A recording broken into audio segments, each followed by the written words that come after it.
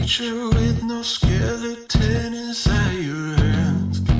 Got no home address, I come and go as you command. And it's fine with me, and it's fine.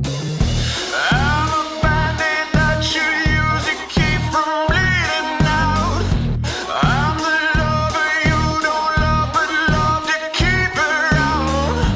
And it's fine with me, promise that it's fine.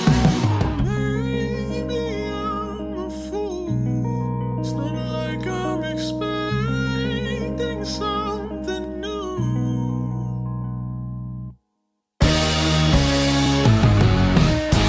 You need examination. I'll be your medication. Whatever, whenever, I'll never tell you no.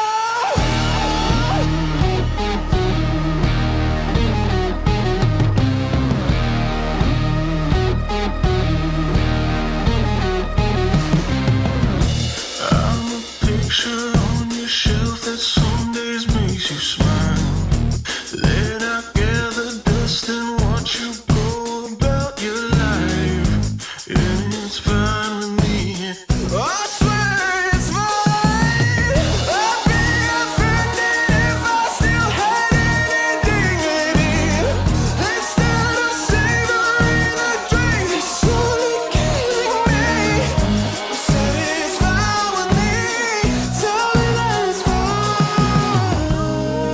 I'm such a fool, but I don't have the will to run from you.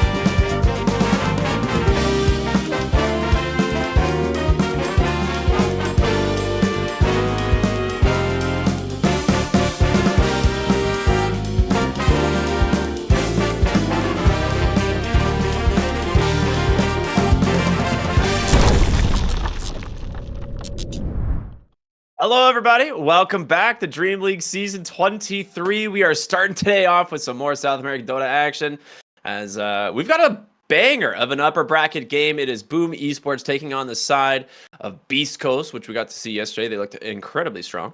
My name is Cryptic. I'm here with Z Quixotics, man. How you doing? I am good. I'm ready for some more Dota, dude. I think the teams are starting to get a feel for the patch. Yeah.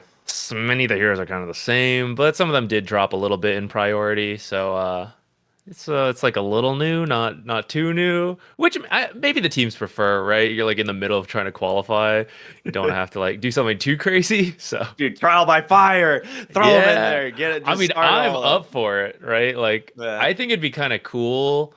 I mean, this would require Valve to hit a deadline, but I think it's kind of cool if you have a tournament where it is very much like who can adapt the best, right? Because that's a skill of Dota as well, not just like the prep. Here's what we've practiced is like the top meta who can execute the best, but it's like, hey, brand new patch. Everyone knows going into the tournament, going to be completely blind. And everyone's just got to figure it out, right? Like, I think that'd be kind of fun for the viewers. I don't know how the teams would feel. I mean, they're here for our entertainment. Let's be real. So So if true, it's so fun for the true. viewers, then it's good. Well, we've got a draft. These teams are ready to go. Like you said, it's going to be an awesome series. They know it too. So they're already in here. We got, what was that? Primal Beast first phase pick after mostly standard bans. Maybe Grimstroke's a little surprising. That one has been getting a lot of attention here in South America, though. I think half of Yeah. the games yesterday we saw Grimstroke in, and I And the teams know like other it. teams are picking it as well. hmm Yeah, and I mean, we kind of see why, right? If you combined it with the Primal Beast, I mean, we saw this in the past in the previous patches. It's pretty good. Inkswell, the Primal Beast, the Soulbind, double ult combo, and it's not just Primal Beast. There's many offlaners who do something similar, so pretty understandable. But it is region specific, like you said. So always cool to see the unique parts of different areas. The response, Crystal Maiden, very strong support. I saw she has a pretty good win rate. And I think it's because you can't like You it can't feels weird pressure to her ban lane. her. Yeah, it feels weird to ban her, but we might be moving that way. But she's like such a good response pick to so many. But a lot of teams don't want to first pick her. They want to hear like Primal Beast, but then it just leaves open the response pick Crystal Maiden, and you almost always have a good time in the laning stage because of it. Yeah, man, she got so nerfed though. Holy heck! Good Vegeta! thing, good thing we adjusted that 40-minute shard she buys. No, it's one of those things that when it comes to Crystal Maiden, like her strength is definitely the lane stage, and it is very strong. hmm Um, there's very few heroes that can put out the amount of spell damage that she can in those early levels. Having an AoE slow is fantastic. You're great at being able to snipe range creeps. You can jungle, like there is, she counters zoo heroes. Like this hero does so much in the first like 4 levels that no other hero in Dota can do, and it's the reason that we're seeing her so often. And we're seeing her first phase in most of these games. Like she's getting first phase picked. Take away 5 more move speed. Right? Like, oh, we got to keep slowing her down. That'll fix the problem. Um, yeah, I mean, she's just. They're probably gonna give Frostbite a little bit of a nerf, would be my guess, in the next patch, because that's really where a lot of her strength comes from. It feels like I'd say so. 10 seconds remaining. Hoodwink, picked up here after the Rubik from Beast Coast, which 5 seconds we've seen remaining. Rubik also quite often in these qualifiers and looking pretty damn strong. So not that surprising. Yeah, I will say, Pulverize is a fantastic steal and super easy to get because it's essentially a channeled ability. yep. And on top of some of the other things that you can, steal, sharpshooter or bushwhack, both very good for Rubik. hmm But we've seen hoodwinks kind of pop off, 10 seconds particularly El Misho yesterday with Beast Coast. Looked kind of nasty as he was like third on net worth that game as So hoodwink. rich, so Yeah, rich. He was living the absolutely support bonkers. dream. I could not believe that. We're like, Yeah, oh, is he gonna go greedy? What is he gonna do? Maybe he saves up for the Midas. And he's just like, I have a Maelstrom. I now have a Gleipnir. I have a Mage Slayer. I have a Daedalus. yeah. Like, Yeah, holy we've seen God. some very good hoodwink performances, and it's a strength of the hero. It's why she's so 10 popular. seconds You can remaining. play more support style, but if you end up picking up a couple 5 kills, which her seconds kit remaining. tends to do, then Yeah. you certainly scale very well. So she's been a very popular pick. Not popular enough to warrant a ban, but because of that, she like always slips through the draft. It feels like, and that's why we see her so much. We see the Enchantress coming out next. I think it's a very strong laner. Kind of going to get a strong laner of your own because they have Crystal Maiden. So now you've got Enchantress. Your safe lane's probably looking pretty good. And the nice thing about Enchantress that Rubik doesn't really have a bunch of spells he wants to steal from her. So it's nice when you can grab those kind of heroes. Puck response, really cool because there's not a lot of instant lockdown right now from Boom Esports.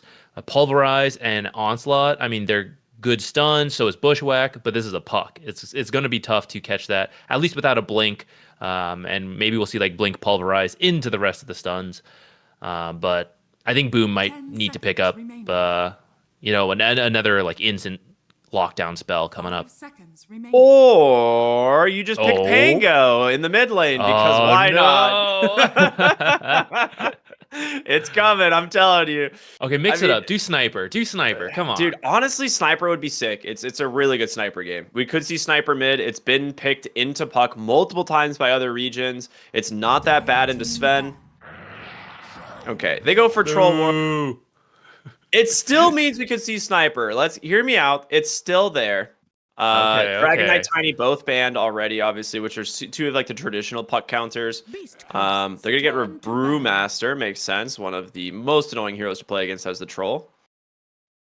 I think we watched a game where he battle tranced a Brewmaster and he just T-posed on him with 99% evasion. And yeah. And he's just missing. 10 He missed like seconds 20 attacks in the row as the Brewmaster just stood there, didn't even bother moving. 5 seconds remaining. Yeah, you That tend was- to want to build Battle Fury on so Troll good. Warlord, and then you Turn don't. to ban. I mean, you can get MKB, but you don't love to. So the evasion from Brewmaster is super annoying.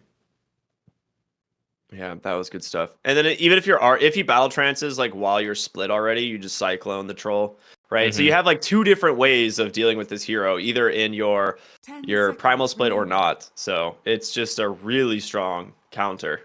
5 seconds remaining. Speaking for of strong counters, we got that Slardar ban. We've seen Slardar, Hell Dumpster, yeah. Sven, and Lifestealer, two super meta carries. But they're melee, and that's where Slardar shines. He would be paired with a Rubik too, which could be really strong. It would be into in. Oh, sorry, I was going to say into an Enchantress, but no, I'm crazy. Enchantress on the other team. Yeah, Slardar Hoodwink would just be a really strong lane. It would crush your Sven. Yeah, it'd be very good. And we've seen like some of the only heroes that struggle, that Sven struggles against, kind of be the Slardar, and it really just comes down to the presence of the 5 positions. I think with Crystal Maiden it's doable, but Crystal Maiden would probably die in the lane if Sven's ever like out of position. She's gonna have to like throw all her spells and probably get ran down. So Yeah, it'd be terrifying. why not just ban it? Remaining. Yeah, it's a safe play. It's also pretty good for Boom Esports. The momentum of the enemy team is already potentially there with the Primal Beast Enchantress. Slardar comes online pretty early, opens up that Roche potential. So not only in the lane, but it'd be pretty strong in the game. Tidehunter does something kind of similar in terms of like speeding up the game with the negative armor from Gush, the early auras, big team fight ult. The lane wouldn't be as good into the Sven, but I don't think he would be at risk of dying either. So I think that's what they're going for with that ban. I think they actually have a pretty decent read on this for Beast Coast because it is most likely going to be Slatums playing the Primal Beast, because I know he's played this hero a lot in the mid lane. Whether or not you want to play it into Puck, it's technically fine just because you have so much damage to work with early on. You could probably opt to go Uproar level 1 since you're going to take a lot of harassment damage and then just use the Uproar to deny more. They ban out the Razor as well. Obviously a necessary ban when you're playing a Troll Warlord. Pick Sniper, please. Just do it for me. All right? Do it. Pakaz, I love you, homie. You're a great carry. But share the spotlight a little bit. Give Slatums the sniper. 5 seconds remaining. Beast coasts. Ho ho ha ha. Dang. Okay, Void Spirit has been a common response to Puck as well. It is a little bit of a skill matchup though, but obviously if you're last picking it into the Puck, you think you're going to come out ahead in that skill matchup. Dissimulate did get a slight buff. I think it's like 10 or 20 more damage, so kind of nice what? for the hero. Really? 5 seconds remaining. I thought so. I mean, you're I'm probably pretty sure. right. I just ignored Void Spirit in the patch. As soon as I got to R and saw that Ricky wasn't in the patch, I just closed Stop Dota. reading. Here, I'll double check. real Wow, quick. it's 20 damage at all levels. Yeah, so should speed up his farming a little bit more kill potential. Granted, it's pretty tough to use on a Puck, so maybe not on the Puck itself. Centaur, so Centaur dropped off even before the nerf. He got like a slight nerf, but I feel like a lot of teams have been favoring other offlaners. But here at the end, you're kind of like, we need an offlaner, pretty solid one. No, Centaur's still here, and he's not like hard countered by anything. So Yeah, not at all. yeah, I think he should be a pretty decent pick. It's paired with the Rubik as well, which we've seen do really well. And Enchantress, strong laner, but very squishy. And this is not a right-click harass lane. I mean, they'll harass with the right clicks, but the kill threat comes from the burst of the spells. So Enchantress might be at risk here. The Hoof Stomp damage did get nerfed, so that one's 20 damage less. That's the nerf Good. Centaur got, along with one of his talents. But that one shouldn't be as big of a deal. I mean, it's the Rubik Centaur lane we've seen plenty of times, right? It's like Shadow Demon Centaur, Rubik Centaur, Batrider Centaur. All these heroes that have a way to gap close for the Centaur Stomp has always just been really strong in this patch, and so it's not that surprising they go back for it. Like you said, it gives you a lot of kill threat onto the Enchantress. You also have the option of just playing for Retaliate here. And I think that's fine. Like, put Cause on the Troll Warlord. One of the things that you want to do is if you ever think you can throw some attacks into the Centaur, you want to start building your Fervor stack. So he'll probably go for like a 1-1-1 build and then play around Fervor. You might even avoid your Berserker's Rage at 2 and just play on ranged form for the first couple levels and just use Fervor as like a harassment tool. And so if you go that route, Centaur, you kind of need to invest into the Retaliate to kind of turn at least some of the damage that comes from the Troll Warlord back his way. So we'll see.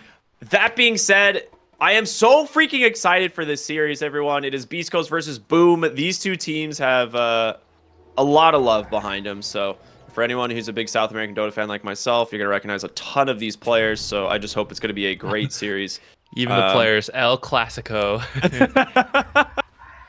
It really is, dude. Like the top teams in South America right now are like they've all been playing on teams together, but they just keep shuffling around. And that's what's so fun about this region is it's like we were actually talking about this before the stream. There's almost no other country that has produced so many top tier players at the same time. Like 30 seconds. it is wild how stacked Peru is. Oh, they do see the Hoodwink. Oh, they saw her for a second. And yeah, Hoodwink also sees them, though. Yeah. So yeah, I'm really excited. I wish there was more ability for South America to play on the global stage because I do think this region is on the up and it will legitimately be one of the strongest Dota regions in the world within the next couple of years. But it's just a matter of time in my eyes. I literally think that it will produce a TI grand finals team within the next year or two. Did you fall out of the nest as a baby? definitely seems to be going that way. And like you said, that's one of the challenges is the international experience. Yeah. But they're slowly getting there, right? Like a team or two makes it every year. It's building. It's building, it's developing, we're getting there. Now, getting into it, they get an immediate D ward in the mid lane, and then Rubik is actually going to lane in the bottom lane.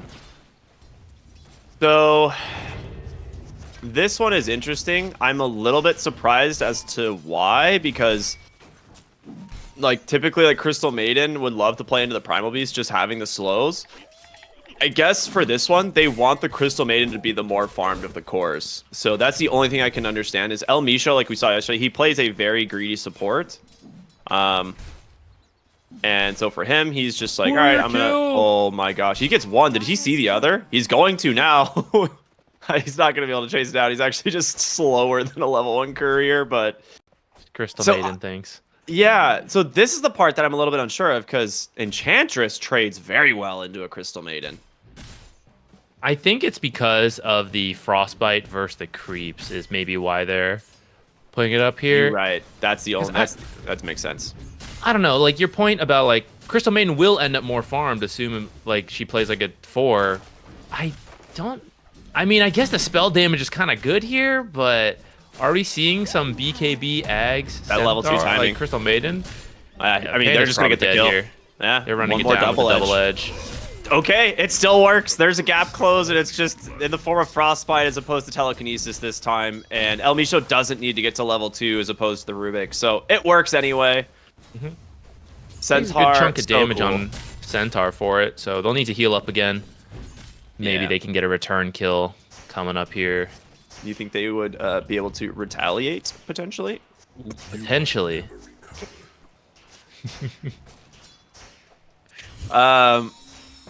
I'm cracked this morning. I'm sorry. So in general, I think what you said is actually the primary reason for why they bring the Crystal Maiden top. All you need is Frostbite to deal with any of the Enchantress creeps. And El Micho puts a point immediately in the Arcane Aura, realizing this. He's like, I don't really need Crystal Nova in this lane. Like, all I need is be able to just spam Frostbite, and we're chill. So, I like this recognition. Vitaly with this First Blood is going to have a lot of extra gold coming his way. So, his Courier has a stick and some more tangos on it. He's almost to his boots as well. So, the game should be pretty good for the Centaur going forward. Not that it's going bad for the Troll, as you can see in the last hits. Yeah, I think the bigger threat is to the Enchantress, and she's got like 100 to 200 less health than the Troll, so they'll just kind of like get through this lane. I feel like getting the Troll to farm.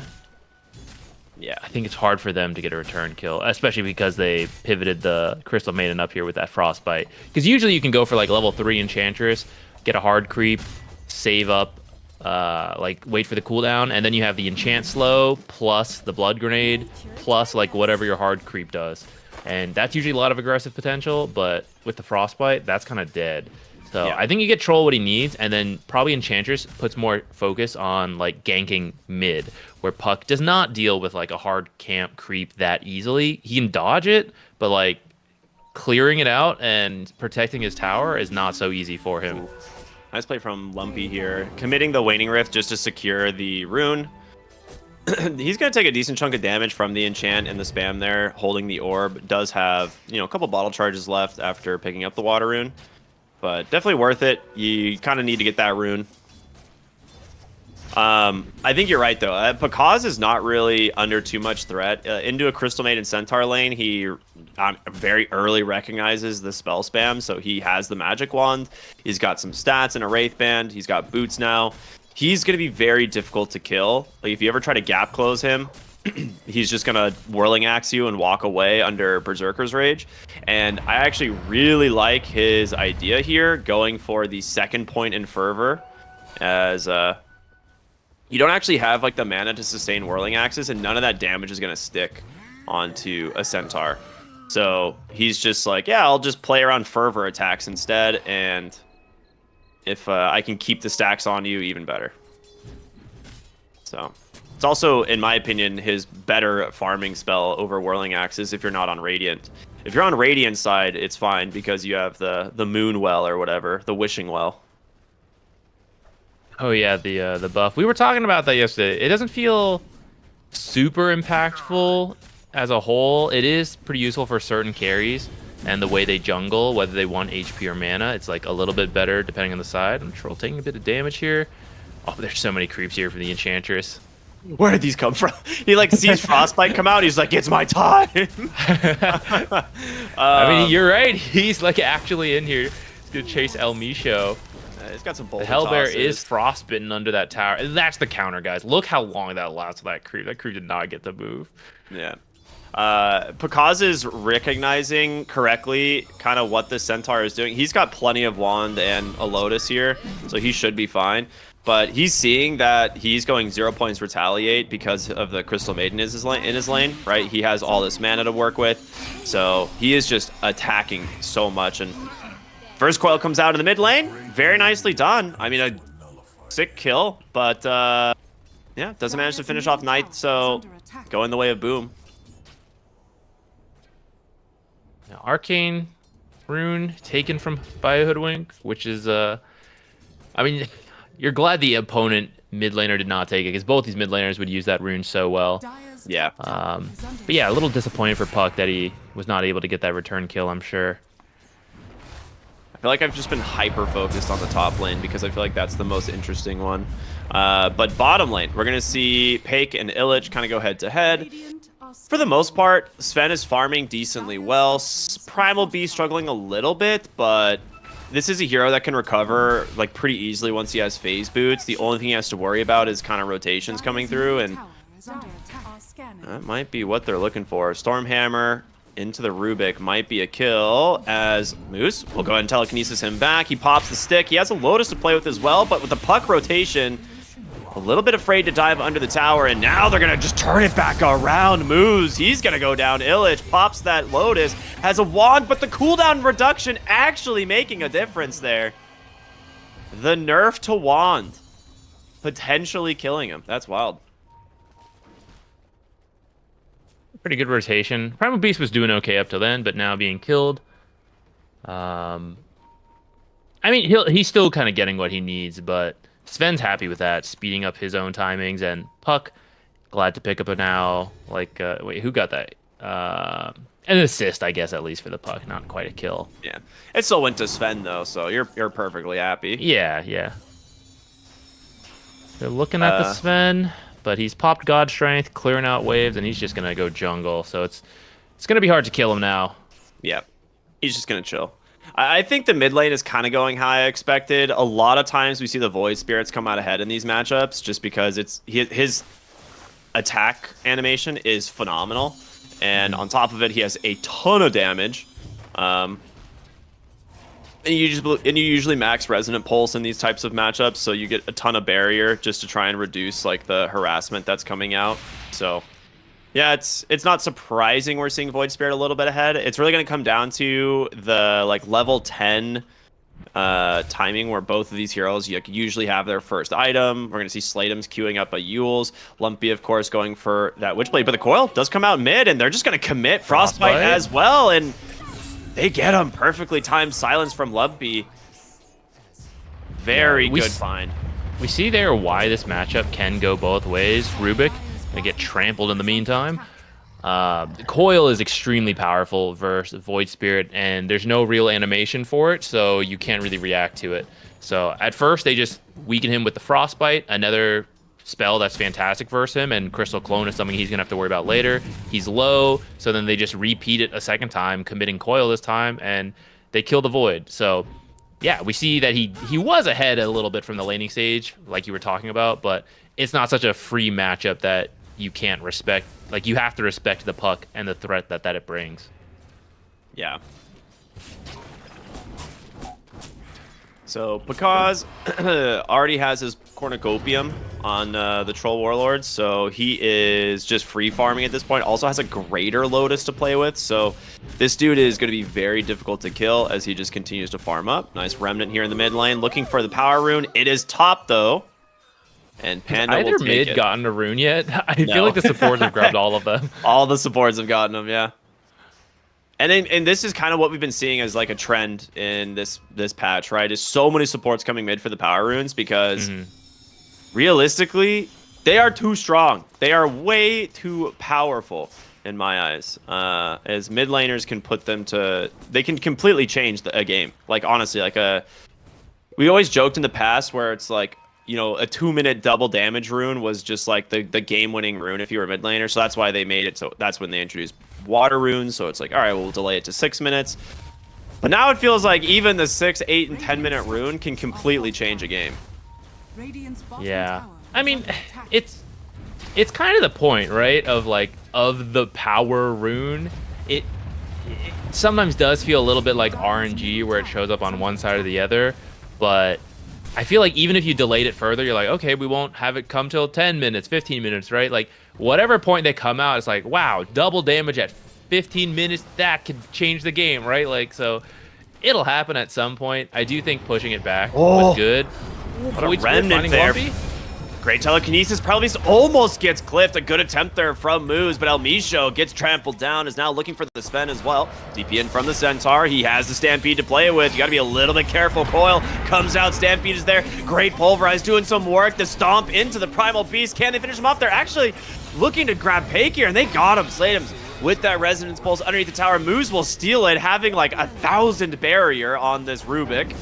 But Centaur falling low. The damage from Panda from this Void Spirit's too much. Lumpy still surviving, but needs to be careful. Good dodge there for the moment. Blood Grenade is out. Orb catches onto 2. They pop the 6, trying to survive. Sladems, he's going to make it out. Is under attack. Gonna have his ult in 3 seconds. I think he should be fine here. Oh, even the safety bubble comes back online. Gets a double damage. Yeah, he baited. He immediately turns around. Big time for the Primal Beast. Remnants will catch him. Pulverize gets committed, but instantly canceled. See, man, the 12-minute power rune double damage is just so game deciding, you know? It's ridiculous. Radiant's bottom tower. Immediately gets a kill with it.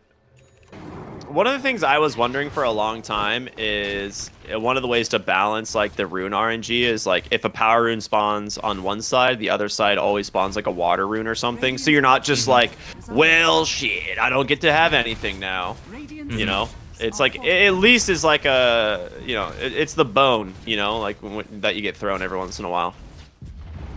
Yeah, it could be an interesting idea, especially like for the bottles, but I'm kind of okay with it being RNG. We talked about it the other day. I kind You of like want the chaos, dude. Yeah. You're crazy. I think it's good in the sense that it adds variety to a game and it is a potential comeback, but it's not like completely random. Like that's why the supports come, because it's like the skill component of trying to control the RNG that whether it spawns top or bottom, you will get access to it. But at the same time, if it was like guaranteed to always go one way, then whoever's winning would just like keep winning, right? And so it, on one hand, like some players are like, well, if I get a lead, I should keep the lead, and I get that. But on the other hand, it's like, well, if I fall behind, I shouldn't just lose right away. I should have a comeback potential, right? What so is this, League of Legends? It's a tough choice. It's a tough call, and I wouldn't say either approach is wrong, but I like it. I like that it's a bit random. Yeah, I mean, I don't mind RNG existing in Dota. I feel like power runes, they've been like actually balancing them for a little bit, which is quite smart. A Yule's to dodge the stomp, very close from Sladems. The coil is there, and they will be able to just run him down. Freezing field committed. In comes Pakaz. Finally, the Troll Warlord thinking it's time for me to get active. Still has that Battle Trance Bushwhack. Holds up that Crystal Maiden, so it's a 1-for-1 trade, but a massive win at the moment, as they're going to look for potentially more here. They'd like to grab Moose on this Rubik. Pulverize is available. He's going to be able to onslaught away. Onslaught. And onslaught back the other way. In comes the Centaur. Instant Stomps him stomp underneath the tower. Great blade mail, though, for the moment. In comes Sven. I mean, honestly, if you're Pakaz, you could try and battle trances, but your team, they're stuck so far behind you. He's got to be very careful. Lumpy looking for an opening. Pakaz wants to turn. Another Stomp comes out and he gets bursted instead. Bushwhack will help find the Centaur. Pake still here on this Sven, but doesn't have much left. They will disengage. So getting active early on the Troll. Not as strong as the Sven, as we keep seeing, as he literally has less than half the amount of HP that a Sven does. These fights are so close too. This is the strength of Sven, just with your ultimate and the cheap items you buy early, you're just ready to join so quickly. Whereas Troll went for the Battle Fury, some damage, but it's not that much. Yeah. Look what you have to do just to... Look what you have to, like... what's the meme? Just to have a fraction of my power. Yeah, look what they need for a fraction of our power. Yeah, it's like you have to go buy this Battle Fury, and Sven's like, 70% cleave? Pathetic. Also just comes to the fight with like 2600 HP, and the Troll Warlord's like, I have 1200. This is fine, right? Illich here. He even We'll had find the out shield Misho. rune, but Yeah, that's the other thing too. It's like he had shield rune and he still like is not even close to the Sven's HP. It's one of the reasons we see Sven as just a top tier pick in this patch. Mid lane, they should get Panda here as well, even committing the coil. Moose almost juked himself. Radiant's top tower is what's under position attack. 4 Crystal Maiden building? Got drum so far. Yeah, this is kind of standard Crystal Maiden farm, honestly. I think he's still playing the 5 just from the off lane. Radiant's top Big tower stack is being under cleaned up here from Pokaz, but completely under vision, and they might find him. The blink stomp in from Atali. Will he get the ult off? He does not, and they steal the whole set of big creeps as well. Oh boy, that is a rough one for the Troll Warlord. Very good timing, and honestly, that whole thing set up from Moose placing that ward like several minutes ago when they were looking for the Wisdom Runes on the smoke. Dire's middle tower has Now fallen. looks like they're gonna find Knight behind the tower as well. And I gotta say, like, the laning stage from Boom started off pretty strong. I'd say they were winning all the lanes. Bottom lane maybe the closest, the Sven versus Primal Beast. But so far in many of these fights, it seems like Beast Coast just comes out a little bit ahead. And many of these fights are so close. So Oh, Centaur I don't Stomp. know, it could like easily go the other way. Puck in a bit of trouble here. He has to coil. Yeah, it's like, I don't know if... Oh, a decently timed Yule's there to try and cancel the jaunt away. El Misho is going to give his life for it. I mean, that's coiled down, low commitment for the most part. So that's nice for the side of Boom. But you're right. I think there's been some very, very close interactions here. Or engagements, I suppose, where like it could have gone either way. Mm-hmm. And I mean, we see Beast it, like, Coast is barely edging out. Yeah, and like even in that situation, right? They get a kill, but like if we look at who's dying on both teams, it's 13-12. It sounds close, but Oh, no. Beast Coast, they're mainly losing their supports. Crystal Maiden has died 5 times, Rubik's Oh, died no. 4 times. Because Not again! He's like, all right, guys, they have a ward still. He bought a ward, brought it out, placed it on the front side, being like, it's got to be over here, right? When did they make it to the pillar? But no, it's actually on the pillar behind him. They're looking for a hoodwink now. Yule's trying to buy him a little bit of space, but in comes Illich on the Primal Beast, doing a decent chunk of damage, but it's just Lumpy on this puck, silencing them up, doing so much work with this early Whisper of the Dread as well. I think he's going to know where their ward is now at this point. dude, he doesn't get to it soon, it's actually just gonna die. Nah, Panda's coming. Dire's top No, he doesn't have a tower is sentry. under attack. It's coming. It's on the courier. He's gonna get killed before he can do it. He might Look how live. slow that attack is. Yeah. Double edge? He's gonna have one more double edge. Oh my god, frostbite cooldown. Dire's Unbelievable. top tower is Look, and by the time he respawns, the thing's gonna die. The sad thing is, he's gonna get there, he's gonna place it, he's gonna see it, and then it's gonna die. Dude. That's actually so true. It's dead at 36 seconds. Yeah, Pokaz was like, alright, I'm farming top, guys. I'm done. I'm out. Don't want this. Dire's top tower Despite is his under back-to-back deaths, he's still relatively farmed this game, but because of those back-to-back deaths, Pake has been allowed to do whatever he wants on this Sven. He's got a BKB done. He is almost halfway to his Blink Dagger. So 3,000 gold lead all of a sudden for the side of Beast Coast. Definitely going to pay off for them. We're seeing Knight kind of go for another greedy hoodwink build. Ends up rushing Mage Slayer as opposed to the Maelstrom, but going to go back for the Maelstrom anyway. And then it's going to be the Shiva's pickup on the Centaur. Yeah, the fact that Troll is still fairly farmed. Oh, wait, mid lane? That is a Okay, very nothing good happening. dodge. 1, shows how good Pakaz is at farming, but 2, shows the importance of killing him 3 times. Like, if this guy had been farming that entire time, oh my god, that'd be such a scary Troll, right? And that's why it's so good Yeah. that they were able to kill him that many times. Yeah, he's going for a BKB here, and he definitely needs it. Dire's It's just, top again, tower is the under nature attack. of, like, agility heroes versus strength heroes. Well, BKB comes out from Illich, able to dodge that Centaur Stampede right away, but Lumpy finds both supports on the backside. Coil will get dropped. They're trying to get out of here. They might reinitiate. Lumpy just keep dancing back and forth. He does manage to finish off the Enchantress. Really well played. Is now Sladeum's. Yules does have an Astral Step away. He will be able to dodge out that storm. And okay, Oh, so you that end up losing Bushwhack would only one connect. hero. I thought they would have Lumpy there. It looked like Bushwhack should have connected, but I guess all the trees were dying and the acorn shot didn't land in time. Unfortunate. I think Bushwhack would have killed him. It's pretty low, so the damage from Bushwhack plus like 2 more auto attacks from a universal hero like Void Spirit. Unfortunate for them. Fallen 5k behind now, 6k behind now. 21 minutes. Yeah, they are just getting a lot of area to farm now. Yeah, and it's gonna be tough. Like, Troll can kill a Sven. Is one of the reasons they picked the hero, where Sven brings a lot of burst, but thanks to your ultimate, and I mean, once you have enough farm as an agility hero, it's difficult to be burst by a Sven. Yeah.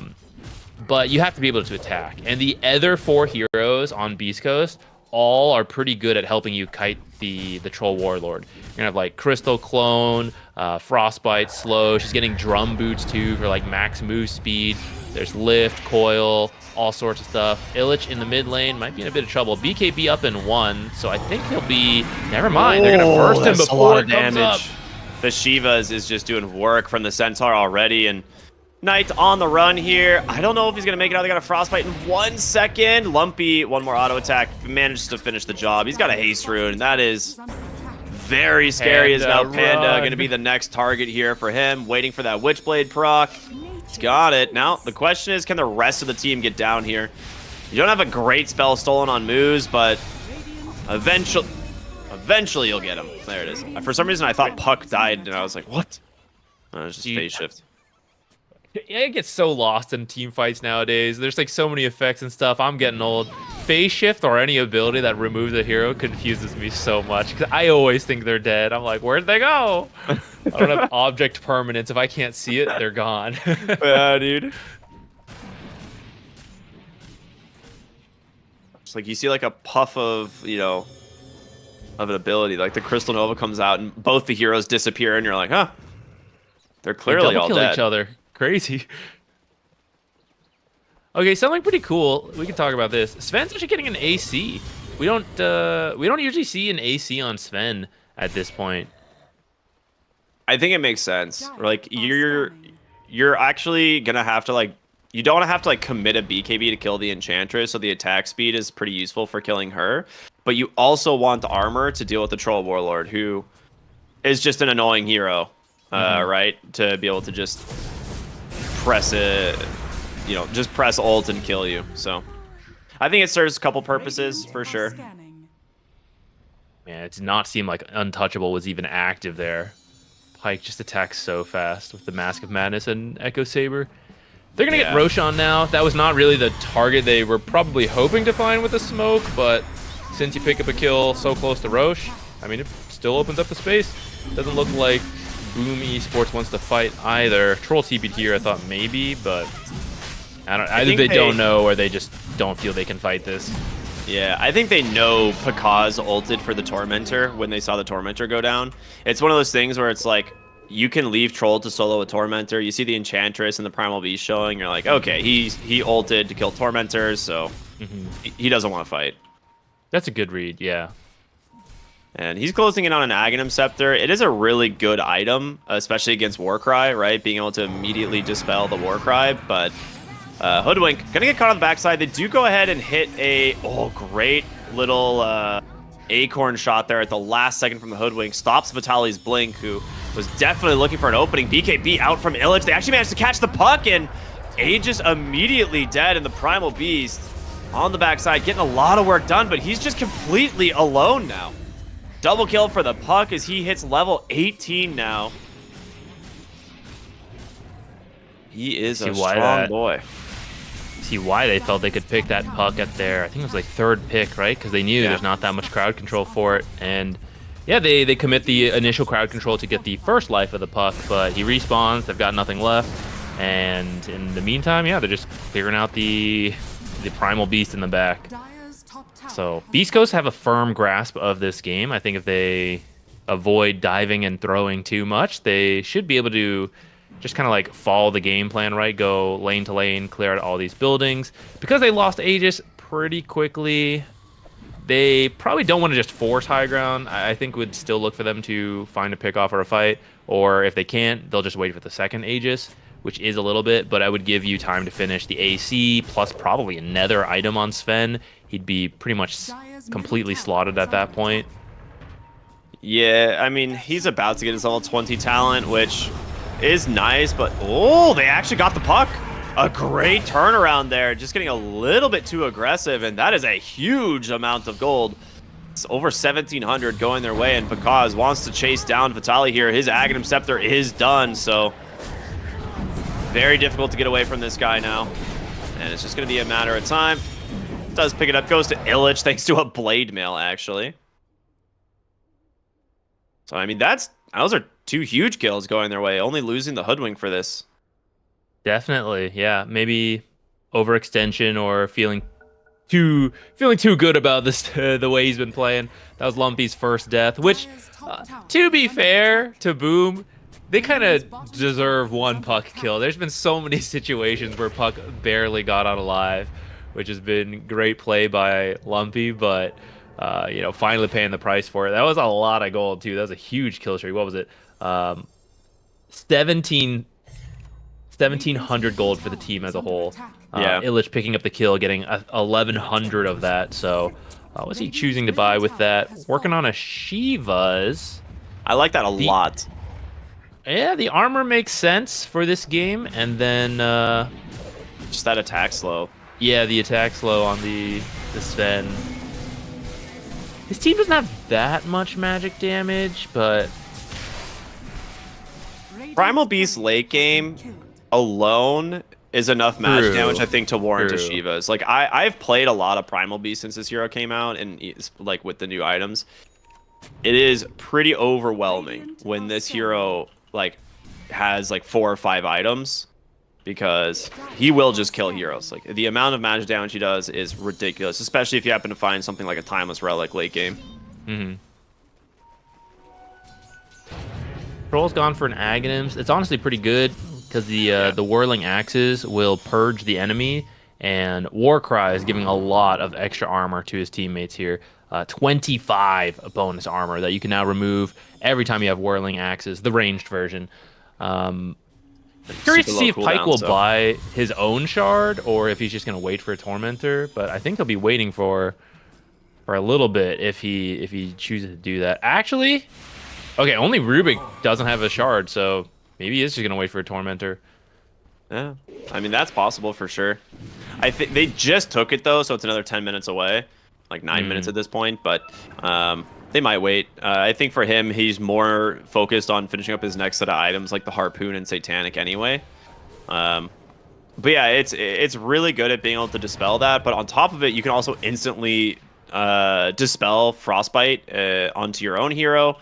True, yeah. So or Crystal Clone, right? Like, there's a lot of good dispels for Pakaz to use on the melee form. So I think pretty good. Also, just some major quality of life buffs to Troll, so you don't have to like swap back and forth between the stances easily. Good pick off mid here from Lumpy, setting that one up. Has a Nemesis curse, so adding insult to injury, as he is getting very, very farmed. He went back for a BKB. He had an Aghanim Scepter queued up for a while, but BKB done instead. I think probably a much safer pickup here, considering the Aghanim Scepter from the Void Spirit, right? Yeah, I think that's exactly why he needs it. The double silence potentially coming out just ruins your hero. It's long enough to get you killed. Puck, very mobile, but not that tanky. Oz is actually in a pretty good position here to try and take a fight. If they can get on top of Pake, the Remnant does connect, and the Battle Trance is out, and immediate pulverize. Sven, you're not getting away from this one. He's trying, but moves next, looking for El Misho. Beautiful read from Pakaz. Triple kill for the Troll Warlord, and that is a lot of gold. Lumpy will make it out. So does the Centaur. But yeah, boy oh boy, that is a 4,000 gold swing, and 1,350 of it going into the pockets of this Troll Warlord. Now neck and neck in net worth. Pretty much even with the Sven. Yeah, like we said, you can definitely kill the Sven as the Troll Warlord. So you gotta be really careful about that stuff. They thought that was a free tower. They weren't being contested. but he was actually just waiting in the trees, which was a really great call. Maybe could have been scouted by like Crystal Nova or Illusory Orb before just kind of like committing that far to the tower, but great pickup for Boom. This game's really close. I mean, they're behind on towers a little bit, but I mean, we're about to see how fast Troll can even that out. I mean, just look at this guy go. Yeah, they do manage to find a nice kill in the mid lane onto the Enchantress once again, but this does mean they force the fortification out bottom side now. As for Void Spirit, he is taking a beating here. They drop the coil. The Yules just barely doesn't snap it. He tried. It was very close, but that will end up being a kill on the Void Spirit. I don't think he dies if he gets that coil snap correctly. Yeah, absolutely. Which He had both you guys, Astral Steps. yeah, for the people that don't know, you can walk to the edge of coil without snapping it, activate your Yules, and because you like spin around a little bit, it'll pop coil, but it doesn't affect you because you're in the Yules. So it's tough because you can't see like the exact range you need to step in. And I mean, it comes into play right there. He tries to get as close as he can. Could have got a little further, and then he probably lives there. Yeah. All right, round 2 on this tower. This time it's Illich hiding in the trees. Not the same as a troll, though. Dire's bottom tower is under attack. Yeah, they're going to give this one up. Knowing that the Void Spirit's dead, I mean, that's your major initiation tool as well, so Dire's bottom they will tower clean up the has tier 2. Sven, he's going to back away now. I mean, they don't want to go high ground. They don't want to threaten this. They obviously know Roche will be respawning relatively soon, or at least potentially. And is max spawn Dyke almost. near max spawn, 2 minutes 50 seconds. So that is rough. Pakaz has gone back for a Skull Basher into what will eventually, I'm assuming, be an Abyssal. So huge pickup for him. That is like your end game counter to the Sven, right? You attack so fast, as soon as you get your hands on one of these heroes, if you get a single bash, they will be bashed for the rest of the duration. It might let him kill Puck as well. If he starts, if he finishes an Abyssal, you just Abyssal the Puck and then just pray for a couple extra bashes or some help from your teammates. So You also both can teams go are going to Swift push. Link. Oh, yeah. That's a great pickup for him, too. I wouldn't be surprised. That might be his next one. Yeah, I think you start will. Working on it, and then maybe he has to consume the Ags first, but Yeah, we're going to see a fight break out on the bottom. Little twin gate here as they do look for Vitali. Stompede is down, and with that, they can get pretty aggressive here on the side of Boom. In comes Fake, but the Battle Trance BKB out from Pakaz. He's just trying to get his hands on something pulverized. Will find the Crystal Maiden, but you need to get more out of this. Rubik will be next. Taunted catches Puck on the backside. As now Slatums, he finds this Sven. His BKB's available, but guess what, man? This Troll, he's happy to take this fight.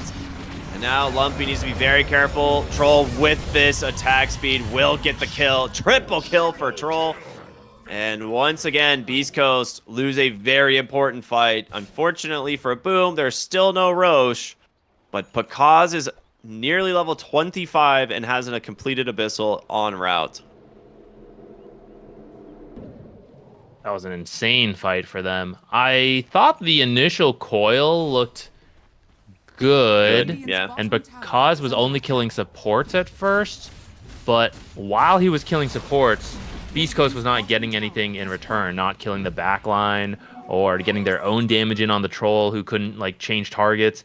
So after killing like quote unquote just supports, they're like, well, it's 5 versus 3 guys. How about we just keep going? And they just find him in the trees, and I think Sven popped BKB and immediately got rooted by the troll. Yeah. And took him a moment to like process, turn around, start hitting troll. The troll already had like the stack, so Yeah, once he has a tough. few fervor stacks, it's over. yeah, it's very you pretty much have to depend on RNG to like not be bashed, and then like that you get some big hits on the troll, which he did not go dataless this time, so he really can't burst the way maybe he'd like to. And he's Coil even getting comes MKB. out. Lumpy, BKB committed. He's going to be able to get away for the moment. El Misho not looking good for him as a Sproink will finish the job. Centaur will be next. Goes down to the hands of the Troll Warlord once again. But you're right. It's like you kind of just have to pray for the RNG that this Troll Warlord does not get a bash or a root. As soon as he does, there's no saving you because he can commit BKB and tunnel any hero down. How do you Or he feel commits about? Battletrance. Yeah. How do you feel about Sven's build where he went AC? He's gonna go MKB. This is a much more consistent damage output, but it means he doesn't have the like, here's 2000 one damage stun, crit. double crit, you're dead Yeah. kind of output.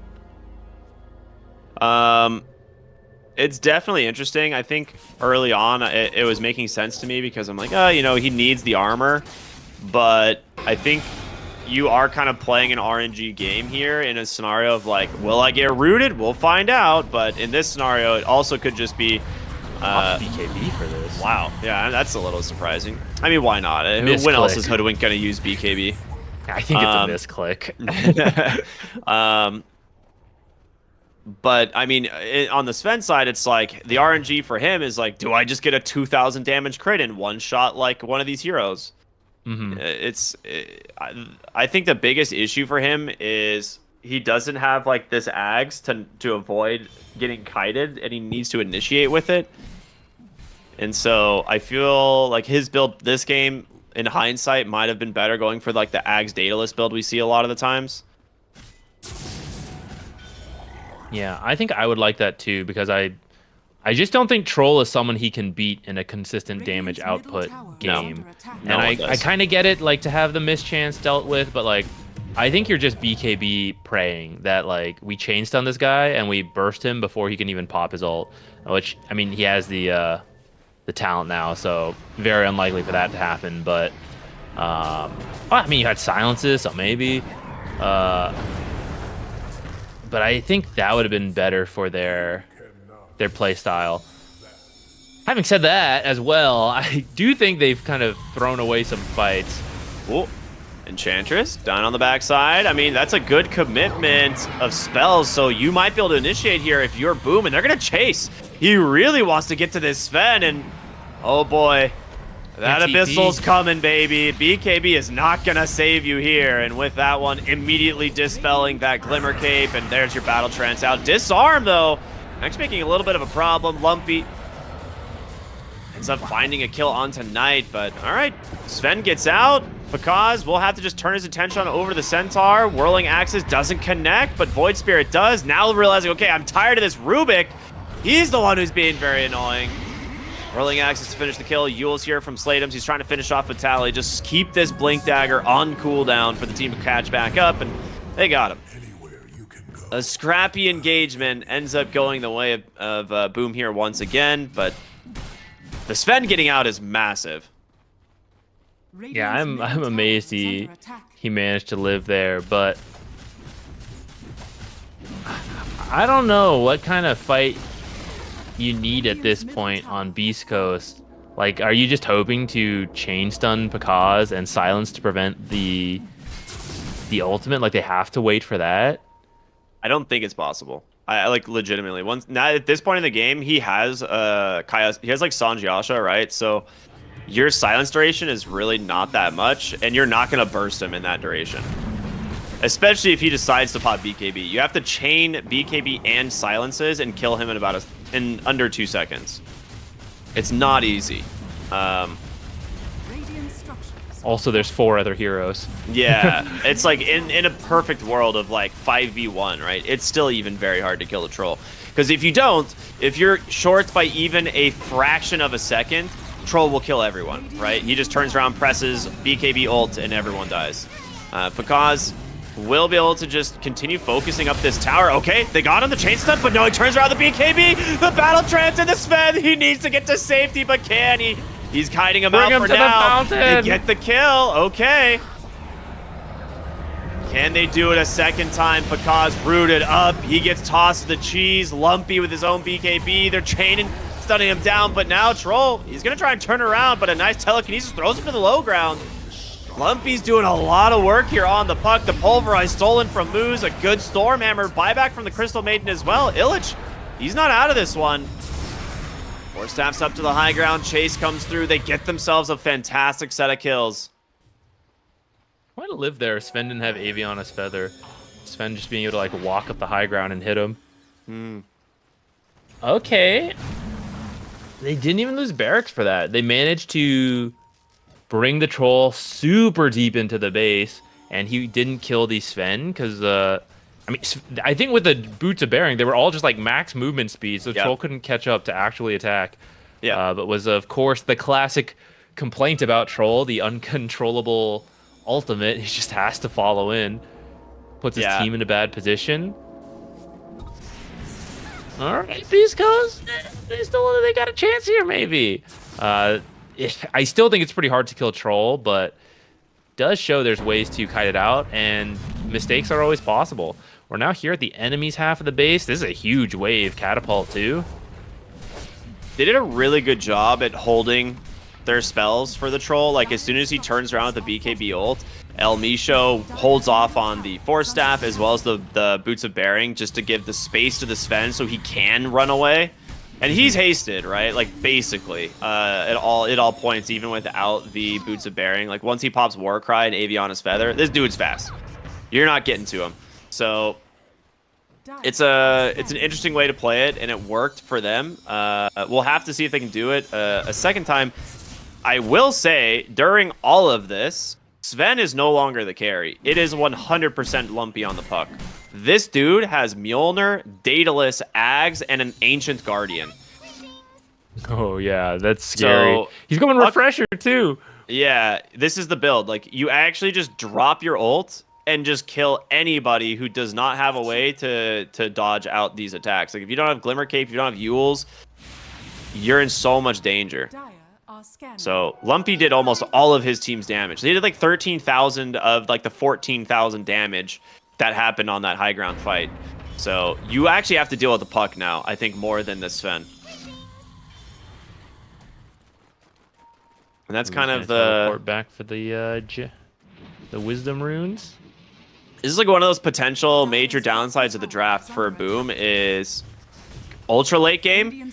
Yes, you have Troll, but you don't really have a second major carry outside of like Void Spirit getting really farmed, but he does not have that. He's at like 10,000 net worth behind a puck, right? So if your Void Spirit had like Parasma Scythe right now and like a Daedalus or something, then maybe, but you're not even close.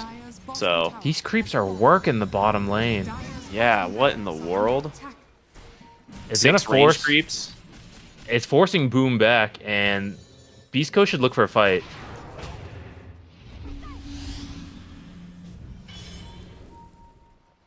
Lumpy wants a kill so bad.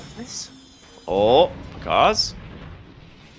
I'm a little surprised they didn't just immediately commit to that. There's no way Void Spirit could have been there yet. But he did leave pretty quickly, so I guess that's what they're scared of. They know he's still just standing there. Yeah, he literally TP'd and the team was like, "Get back here!" like, oh shit, my bad. But the issue is someone's got to go back again soon. I mean, these creeps they're gonna do it. Smoke on smoke. Slatums jumps in. Manages to dodge the sides from Lumpy. Stampede as well. Slaves BKBs and they're stampeding away.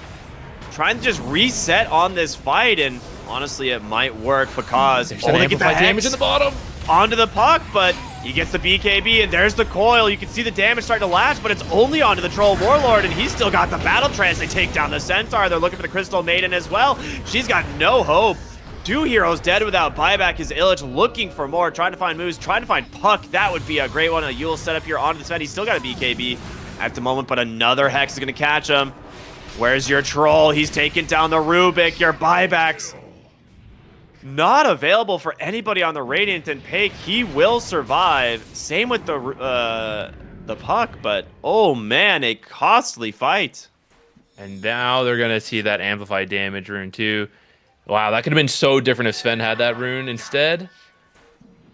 But now Troll kills everyone. Now he's got the amplified damage. And there's no buyback. So I don't think they know that. I think they know Crystal Maidens because she used hers earlier. But they're going to walk in. And you're about to get some sets of racks here. Yeah, they would love to just force buyback.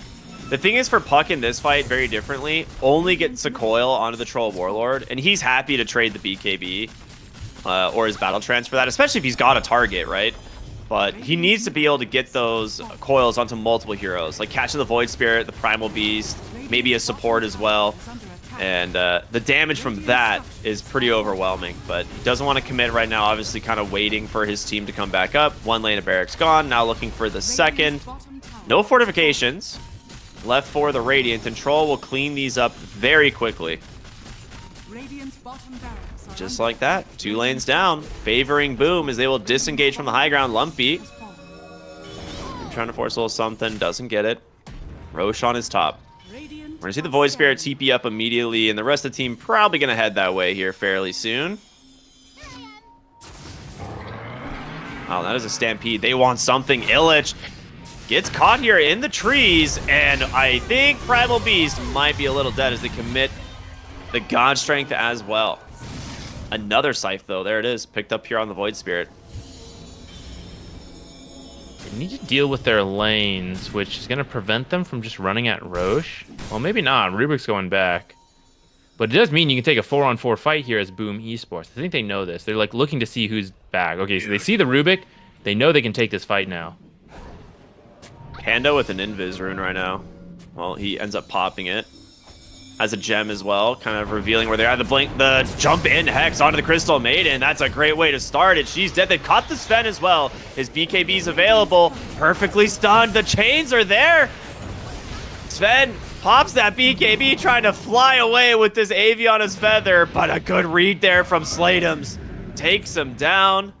And no Sven, no BKB, no God Strength. Not worth the buyback, most likely. Harry Puck trying to cut creep waves. Do they have any? They have 4. That is more than enough. There's no wave clear here. Troll's going to get Megas for his team. There's no Fortify.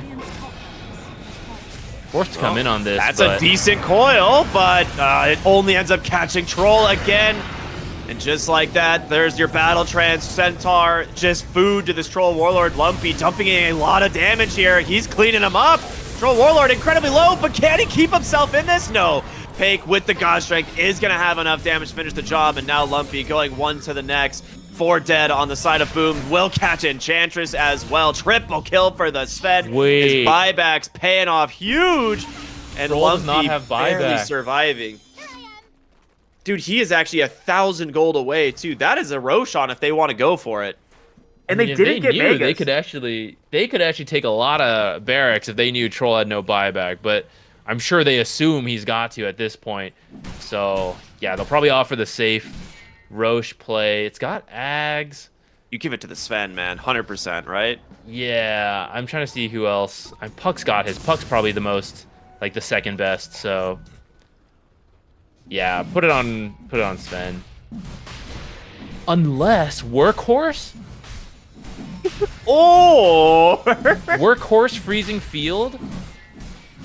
Whoa, wait a minute. Actually, this is one of the games. I was like, it was like a meme. I was like, what ranged hero? Puck? But you're right, Freezing Field. Holy pog. I mean, it's a meme for sure, but... Oh, dude, they're actually doing it. Oh my god. Oh, they're doing it! All right, Workhorse. Here we go. Freezing Field Workhorse. It's time for El Micho. He's waited all his life for this moment. This is why it's position 4. Dude, he's level 22. He has his Freezing Field damage talent as well. He doesn't have his Ags though. Yeah, it doesn't have Ags. I don't think it's fine, right? It just increases the number of explosions and applies Frostbite. In general, it is still a lot of damage. I can't believe they gave it to Centaur. Dude, I mean, on a more serious note as well, outside of the CM interaction, it is a great way to save a hero being taken by the Sven. That's right? true. He can like blink in, Workhorse his ally, and then Troll's like, wait a minute, I can't attack that anymore. Yeah, probably won't use it on the Crystal Maiden. If Troll gets like bashed up, you'll come in, Workhorse him, pull him away. Oh, maybe this is how you can bring Troll into the fountain. He is basically hasted under Battle Trance and stuff, right? So a little bit of a demonstration here, yes. he's like, how does this ability work, guys? I have not used it. And they're like, okay, just use it here real quick. It's only a 30-second cooldown, 24-second cooldown. Yeah, so. they've buffed this ability so many times because it is widely considered the worst Aghanim Scepter in Dota. And it's like not even close either. Like there is not another Aghanim Scepter that is remotely as terrible as this one. It used to be a 60-second cooldown, I think, when it came out, which is crazy. And it shared a cooldown. Well, no, it used Stampede is what it was initially, right? I can't remember, but it looks like coil instantly on. There's the Troll. refresher. Second coil. Oh, wait. He gets the he almost chain stuns down Pakaz, but that's gonna be his ult, his BKB, everything expended, and now Pake's like, whatever, man, I'm gonna fight you. They get the troll, he's dead. What an incredible play from the Puck as they're looking for more. The stomp has caught Illich onto the backside. A stolen pulverize from Rubik, grabs him from downtown, dunks him into the pavement. What an incredible catch. Beast Coast not going down without a fight. Troll does have buyback this time. God Strength is how long left? A quarter duration left. All right, they might wait out some cooldowns here. Wait for this. They still have some time to work on the Aegis, but I don't know. You kind of want to force something, right? I mean, you definitely have to wait for Coil, and Puck needs mana really bad right now. He committed a lot for that, and Coil's coming up off cooldown in 7 seconds. They're just going to commit into the base. They get the buyback from the Primal Beast. Here's Sven. He's in deep. Stampede to get him out. You still have the Workhorse as well. Give it to El Micho. Give him the Workhorse. Do it. This is your time. Illich, nice stun. Good Coil. Again, going to connect. Sven trying to hold the ground for the moment. Does manage to get grabbed here. Oh, there's no freezing field. You can't do it. Lumpy, however, on this Puck. Pops the cheese. Looking to go for more. Sven ends up blinking in aggressively here. Great stomp from Vitali. Manages to find the Void Spirit. Slatem's able to get out for now. Dissimulates very far away. A lot of spells committed. A buyback from the Primal Beast. But no deaths. Wait, they're not going to see the double damage. They got to get it. Oh, Puck sees it. Okay. Puck, yeah, take it yourself. You're doing more work than the Sven. All right. We have a scenario here on the Puck where he's going to start doing some ridiculous damage as well once he gets his Swift Blinks. They did reduce the scaling of the attack speed by 10%, but it's whatever. It's really not that significant. But yeah, Swift Blink in, that's a lot of extra attack speed. And it's a extreme kill threat on the Troll now that it pierces debuff immunity as well. It was really scary at first when he was double commitment on Pakaz, but because Pakaz had to then react to it, pop everything, it did let Sven just go in and finish off the job. So I think they're not going to be too afraid of doing that again as Refresher comes off cooldown here. I think if you also get a big coil on like the rest of a team, that's also an option for the Puck. You don't have to like double commit on Pakaz. They have to be very careful of their lanes. They got one set left. It's a melee barracks at least, so it's a little sturdy, but I think that's part of the reason they couldn't push as hard as they would have liked to previously, is because like Enchantress had that lane really far in, which I think is something maybe she should look to do, is like find a troll creep and just keep it somewhere top, so you can just keep cutting that creep wave and putting that pressure onto Beast Coast. She's kind of looking around for something now. 54 minutes, no gold lead, like at all. It is within 1,000. It is ridiculous. I think both teams even brought it up to like a 10k advantage for their teams at one time or another. So this graph is not like flat the whole time. It has gone up and down. Yeah. I love this. I've been hoping for a really good game because we've had some stomps. You know, there's been a couple good games here and there. NA, not as entertaining. At least the best of 5 grand finals was sick. I will say this. If you are Boom Esports here, you have to start getting Wind Wakers. That is your only counter to the Puck, just one-shotting your team. And so Slatem's, he has his cute. He's almost got it. But now, Pakaz on the Troll Warlord, I think rightfully recognizing the same thing. He's like, if I get a Wind Waker, I don't get soloed by Puck. Coil's gonna come out. It will snap. The Force Staff does not get you away. Glimmer Cape will save him for the moment. The jump in. The Hex from the Void Spirit actually catches a few, and they actually get the stun. The Invisible Blade out of the puck. That's the big one. He's dead. A huge play is now looking for more. Crystal Maiden, Force Staff's away, but Vitali, the impetus, the Hoodwink as well. He workhorses, but what an Aghanim Scepter, baby. See, that's the moment where you like have to workhorse it and save your puck, but doesn't quite work, and your puck dead, has buyback, still has a refresher as well.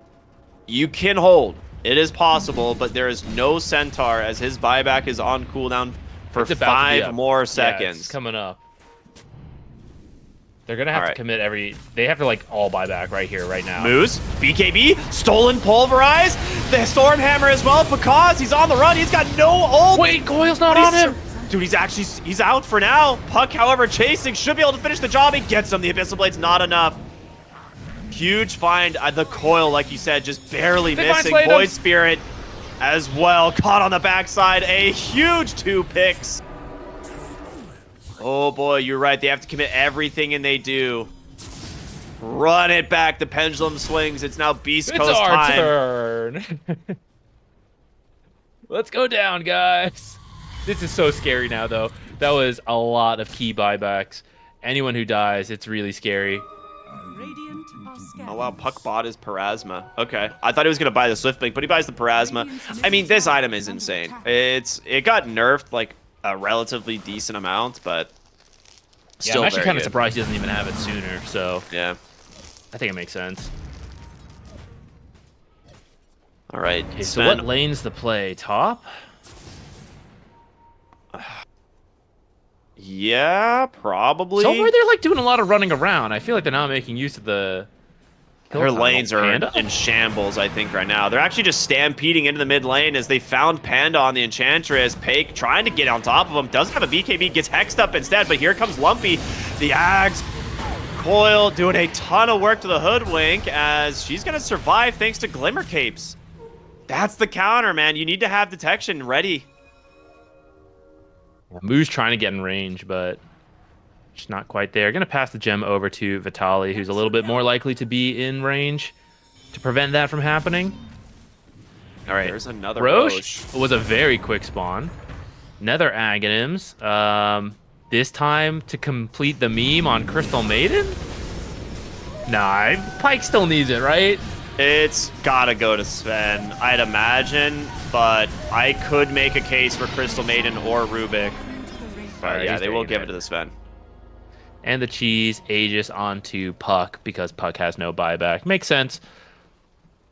Oh, Panda needs to be careful. He's actually underneath ward, and Sentry gets the D ward, but no spells here on the Puck. They actually find him. Again, he's got the Aegis, so his first life is going to be spent. You cannot let Puck die twice. Good stun out from Pake.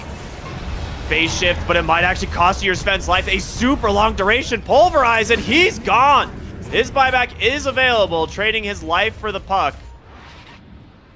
Is You it actually worth had it? to do that. Yeah, I if think Puck you had dies to. twice, you lose. Sven having to buy back sucks, but you can fight. You have a chance.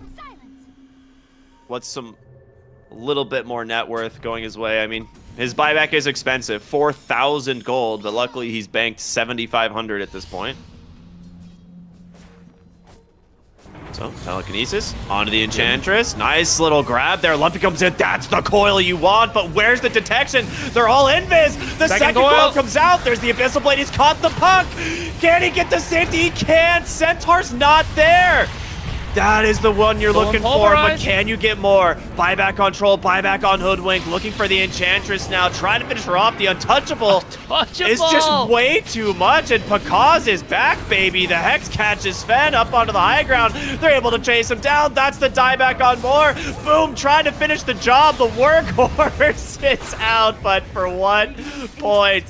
What a terrible Aghanim Scepter this game. Unbelievable.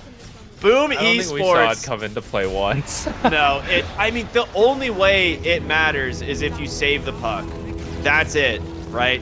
In these scenarios, if you can get the blink in, BKB, workhorse out your Puck, the fights potentially go different. Or, you BKB workhorse in your Crystal Maiden and hope that she just crushes everyone in one of these fights. It's one of those things that, like, teams have not played with this Ags because it is so useless. And it's like, he gets it in this game and he's like, I don't really even know what I'm supposed to do with this. I swear, I don't know if it was a misclick. I swear he was using. He's like, I don't know. I gotta see how it works, guys. I'm gonna activate it here real quick just to like make sure I understand how this works. Man, that was a good one. That was a Both sick game. teams had a shot there, right? So I'm glad it wasn't a stomp. We're not going to see, hopefully not going to see a 2-0. I hope we see, 2 more games of, this level of play. But I think both teams want to clean up a little bit because there were some mistakes from Beast Coast. They had taken a pretty early lead. And then I think a little bit of over-aggression led to a snowball series of events that gave the game over to Boom Esports, who then took a pretty nice lead, and then they made a couple mistakes, which actually I will say I think Lumpy made a really sick play to kind of bring that back in. So balance of the force, it was his over-aggression that kind of threw it. Some sick plays to bring it back in. But yeah, once he was forced to buy back, they had to be so careful around it. And the way those fights just broke out, they just didn't have the detection because the puck can jump so far, but no one else felt comfortable to go out that far. And so the coils were so close to securing the kills for them, but just not enough. Yeah. And I mean, testament to the late game scaling of Puck. He did twice the amount of damage of the Primal Beast, twice the amount of damage of the Troll Warlord, who is the next highest damage. He did 106,000 damage this game on the Puck. The Troll Warlord at 56,000. It is not even remotely close in terms of damage dealt this game. You guys they were dealing with the Sven quite a bit. And he ended up not doing a whole lot himself, but pulls a lot of attention, allows this Puck to become this absolute machine in the late game. Still not enough for Beast Coast to get the win, which is wild. The game ends 45-45. I mean, this game was so close both directions, but Boom coming out with victory. This makes me so stoked for game number 2, and I can't wait to see it, and I'm sure y'all can't either. So we're going to go to a break, and we'll be back with Beast Coast versus Boom here in these closed qualifiers for South America. We'll see you in a bit.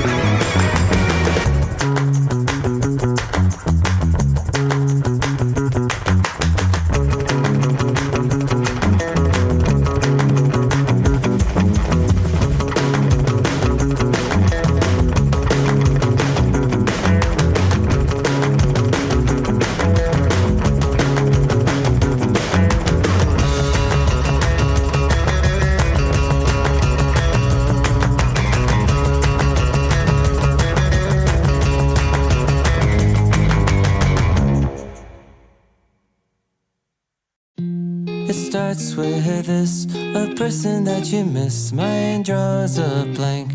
I wanna go back to the early days when life was an escape. Now I just wait for better days. I lost myself in your reality. Lost myself.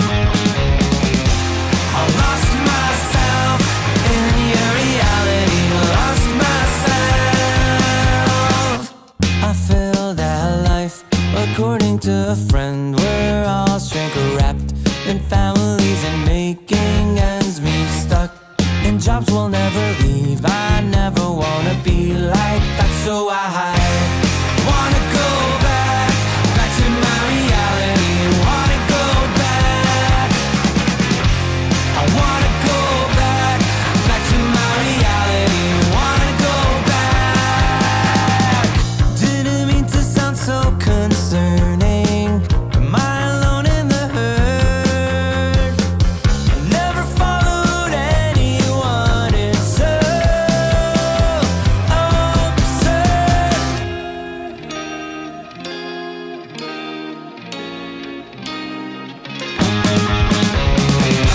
I wanna go back to my reality. Wanna go back. I wanna go back to my reality. Wanna go back. Just go back. Gotta go back. Gotta go back.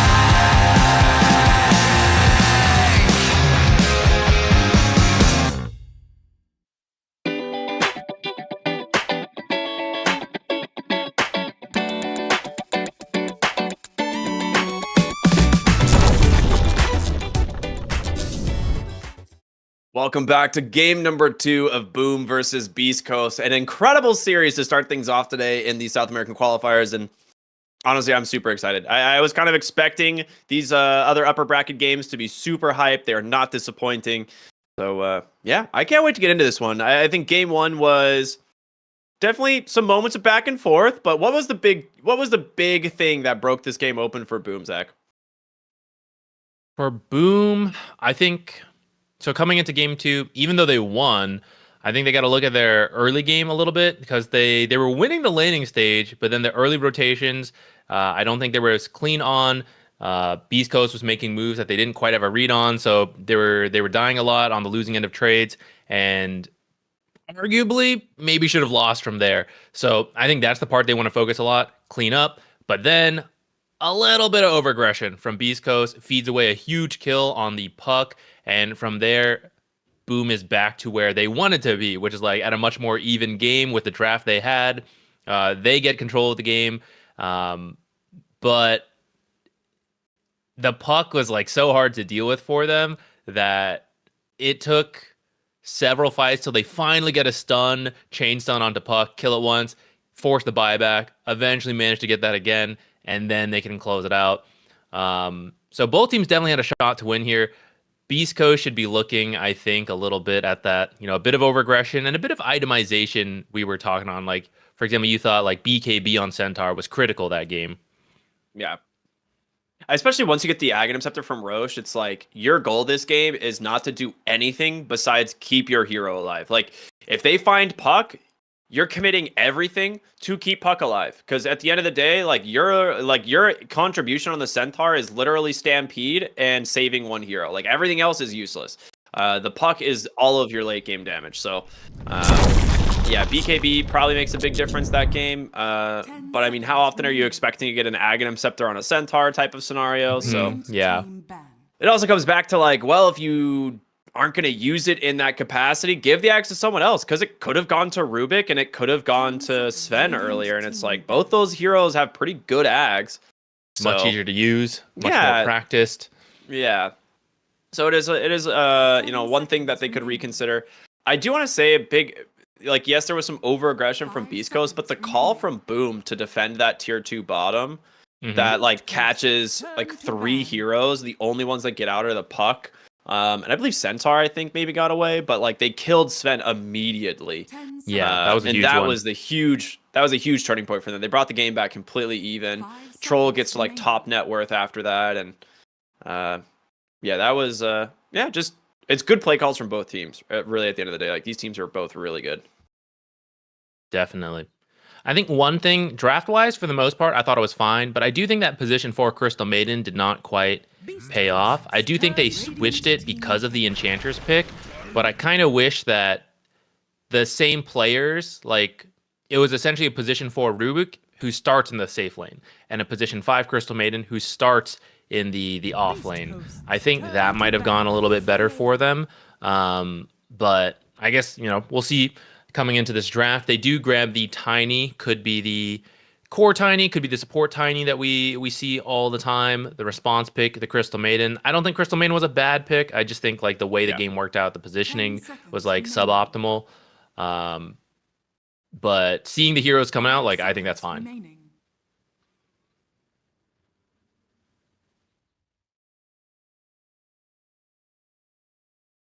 They actually like respect ban out Slatem's Pango in phase 1 here, which is interesting because I think the hero made it through the draft last game. They get rid of the Doom as well.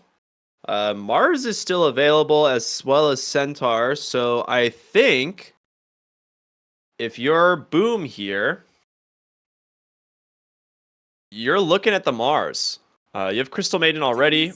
Mars looks very good, especially if the Centaur is left in the pool. So you could ban out like one of like the rough lane counters to the Mars. You already have the Crystal Maiden, which is one of the more frustrating ones. Maybe you get rid of the Shadow Demon, pick up Mars. We'll have to see what Beast Coast do on the bans here.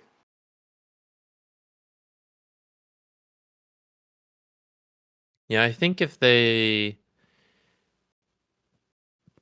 Boom grabs the Mars, I think you might be able to like Shadow Demon Lifestealer on Beast Coast. And so like their ban here could be used to protect Lifestealer. Doom already banned out. That's a good one.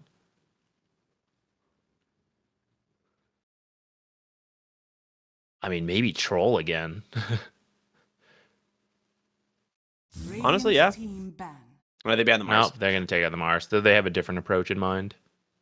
I mean, I think the Mars is too good with the heroes that are left in the pool. It does mean Boom could go for the Centaur now if they want it. Didn't quite work out last game, of course, but it's still a very good hero. 10 seconds. In terms of maybe ban offlaners that are left, yeah, it's hard. Yeah, maybe ban, yeah, you're right. I think you're right. Ban Lifestealer and pick Centaur. Remaining. Shadow Demon also, Radiant I team think, pick. could be okay ban. Oh, Faceless Void could also work. Chrono, pretty good response to Stampede. Beast Coast's turn to pick. Okay, go for the Rubik. I feel like we've seen this support duo somewhere. Switching hands here, though. Show them how it's done. The crazy thing would be if they also ran position 4 Crystal Maiden. Coast's turn to Radiant. Holy heck, there's a Oh, Chen? Didn't even notice. I get so used to just assuming Chen's banned, actually. Okay, so Crystal Maiden with Frostbite is kind of good at dealing with Chen to start, but eventually there's 4 creeps and you only got 1 Frostbite because you don't have Crystal Clone yet. Rubik does have Fade Bolt, but it doesn't actually kill all the 5 creeps. seconds So remaining. you need core heroes right now who can survive this early Chen aggression. You do know it's going to be a core Tiny at least, so you can use that to help you pick some heroes here. I got one. Okay. Sladen plays a hell of a Keeper of the Light. So I think you can go Coddle mid here. And it should kind of own the Tiny lane. And then you have early aggression in your own form.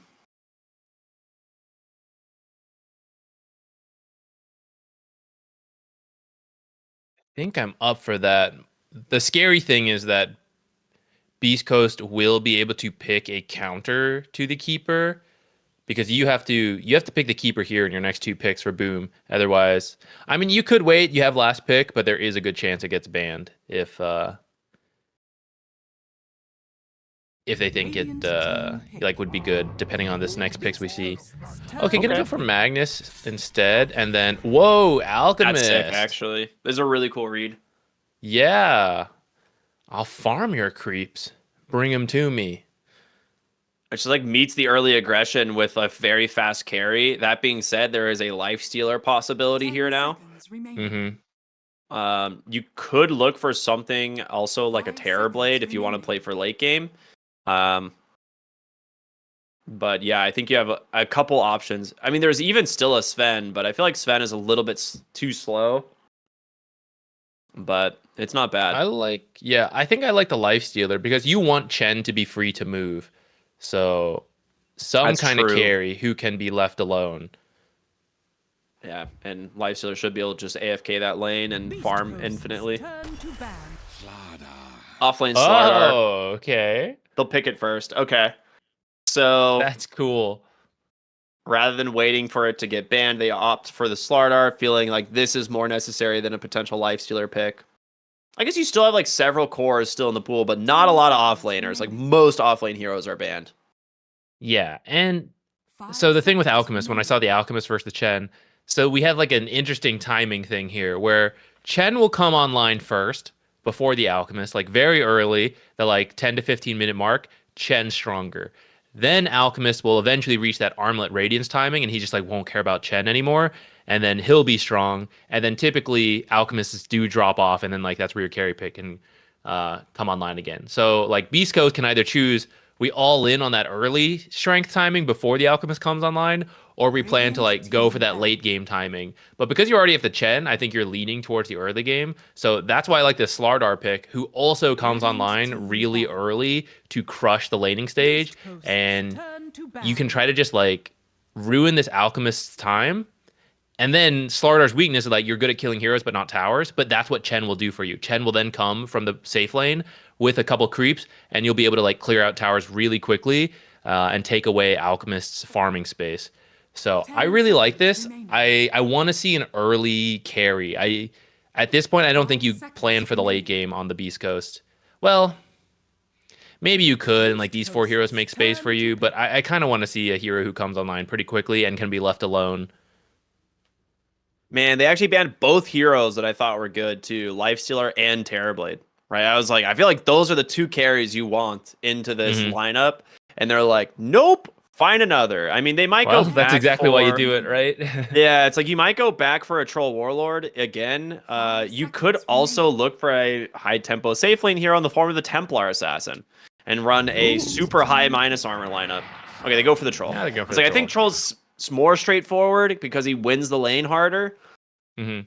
Still has a lot of physical damage output, especially with the Slardar, but takes it away from Boom if they were like thinking of moving this Alchemist 10 somewhere. seconds remaining. 5 seconds remaining. What carry can you go for here? I mean, you could put Alchemist mid into the tiny lane. It's actually a very good Alch lane.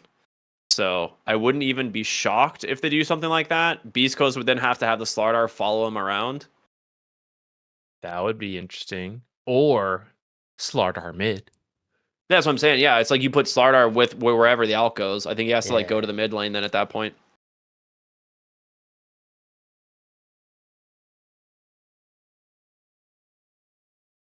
I feel like you're okay with Alchemist and you pick an offlaner who could dumpster the troll. Like that could work, and then just mag mid. I think you just pick Razor. That works. I think you just for go me, Razor I carry think. here. Really good into the Slardar lane. It counters Troll late game. And then you just put like Alch mid or something. Or you can go Razor mid either. I think both Razor has good matchups across the board here.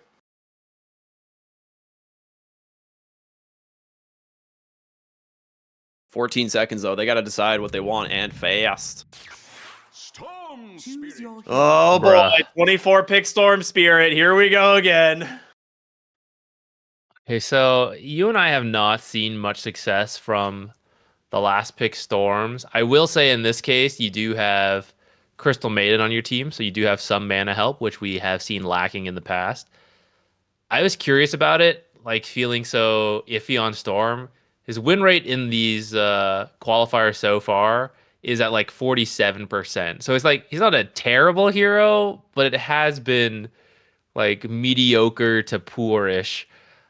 I don't know about this. I don't feel like it's gonna win the lane versus Lumpy, and it will be an initiator, which I think is what they wanted. But I don't know, if you lose the lane and then Chen comes and takes your tower, like, how are you initiating? You know, like you're just gonna die when you go in. Yeah,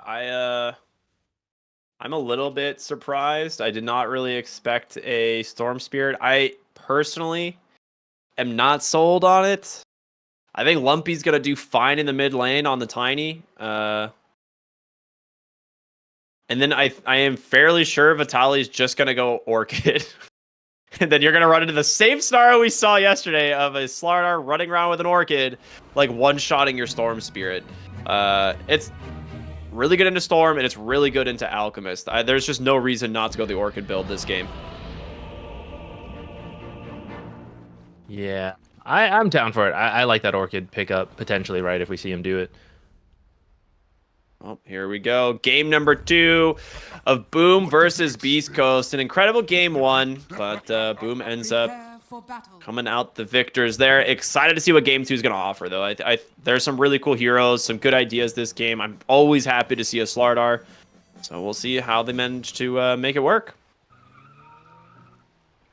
Yeah, curious how much commitment they're going to put to blocking Chen camps. It's something we see some teams do a lot. Other teams just don't care. Rubik's Part on of the the reason why job, Chen's dude. a little too strong right now, because you can either play around the creeps or like, okay, I'll just use penitence, right? So let's see how much he wants to commit. You're right, he is already back here. He's already back here. He's doing the classic 4 position. Like, I'm going to go get these small camps, guys. Don't worry. Knight sentries up the first one, and we'll probably sentry up the other camp as well, in the actual, like, triangle, or not triangle, but front side of the lane. 30 seconds. Yeah, he might wait till like the actual laning begins so Yeah. that Chen can't just like preemptively unblock it either. Mm-hmm. Besides that, doesn't look like anything too crazy. Alk playing it safe back here. Everyone else hugging the mid lane. Okay, Tiny did get a nerf to tree grab or tree throw. I guess it's tree grab and then tree throw. The battle begins. I don't know Like if that's a really certain going to amount make of a big damage or enough something difference. reduced, right? Yeah, it's like 6 damage at level 1. But I mean, it's still more than enough. Like Tiny's base damage is still higher than Storm's, let alone with tree grab. So I don't think it'll really change the dynamic in this particular mid matchup. Maybe in lanes where like the damage is closer. It could, yeah. I think for the most part, like Storm's still gonna see us okay as long as he uses the static remnant to secure the last hits, which looks like that's exactly what he's gonna do. So yeah, decent start to the lane here from Slatums, and Lumpy not getting any denies on the first wave, so that is rough for him.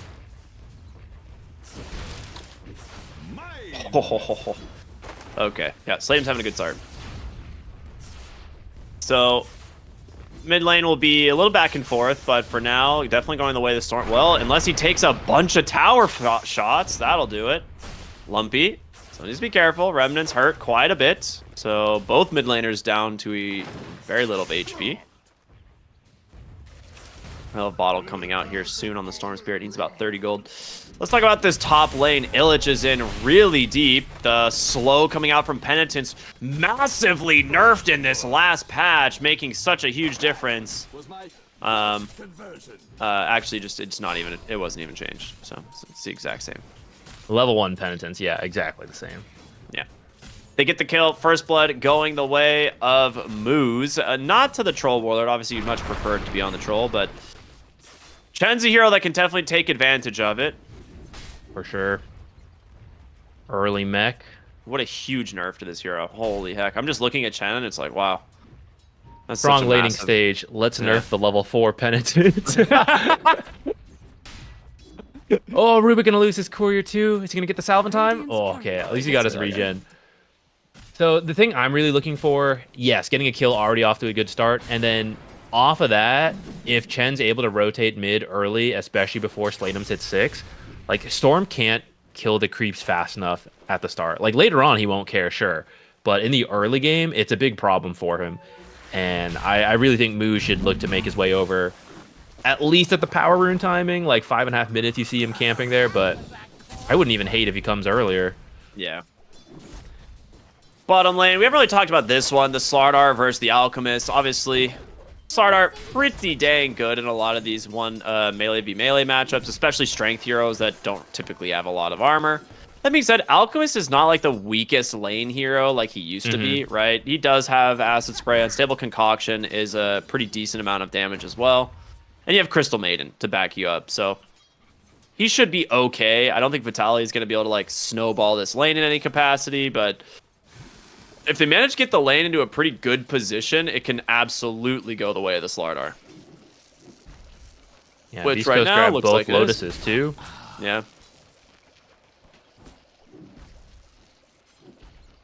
So yeah, here's the spot we might see a kill and end up happening bottoms. Like Slardar has pulled it back. Ooh, actually it ends up under the tower a little bit. We'll be pushing back shortly. Toss back in the mid lane. Elmisho TP's in for this. Wait, That's a Elmisho, you dead can die Storm. first? No, okay. And Yo, that's such a sick play. I think Elmisho TP'd in for the toss back. that is pretty cool. Yeah, and I think with that, I mean, you're very happy. Storm going down first in this mid lane means Lumpy is going to get a pretty decent time to level 6. It's not like the same impact as like a level 6 Storm is going to have, but it does definitely impact some of that bonus damage. And also just getting that extra armor online early makes a big difference in terms of just the right-click harass. Yeah, the bigger thing is the Storm missing some XP, which gives a bigger window for Chen to rotate in and threaten the Storm's life by just running creeps at him.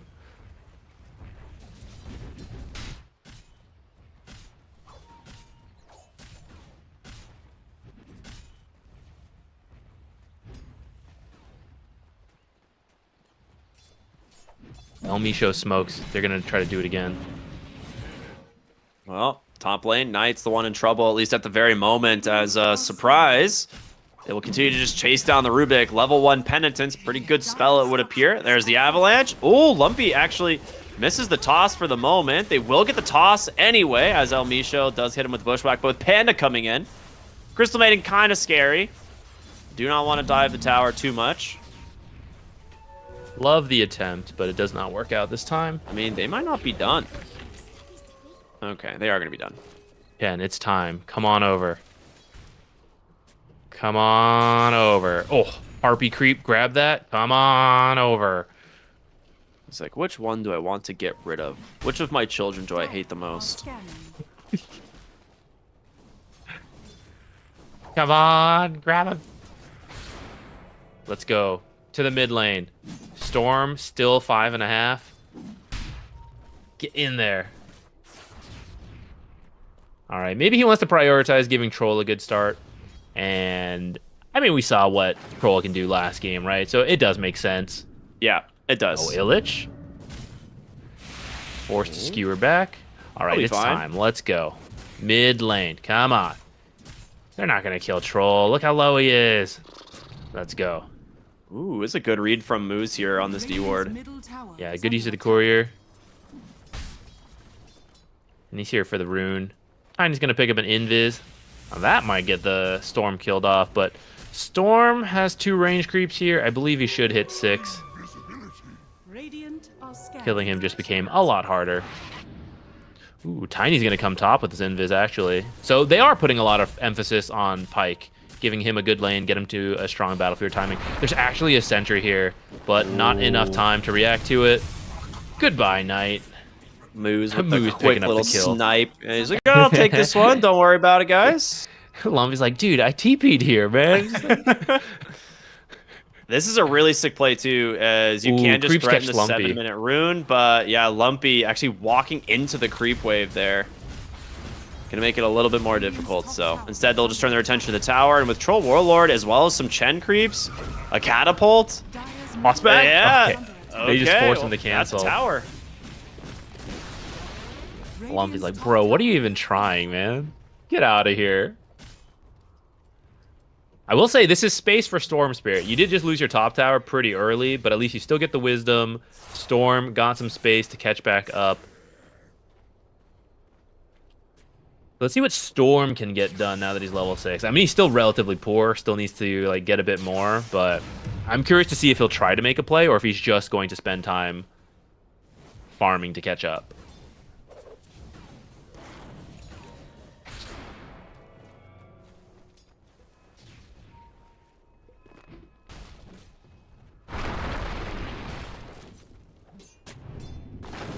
Well, I think honestly, Vitali very happy about the bottom lane scenario now that he is level 6. So there is not really a way for the Alchemist to stay down here any longer.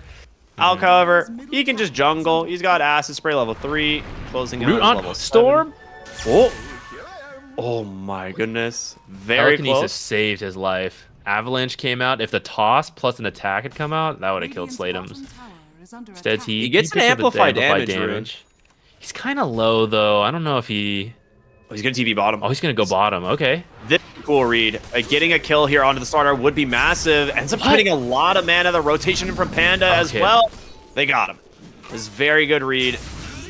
Ends up going the way I was of worried. He didn't Electric Vortex under the tower. That scared me, but Panda was in position, so...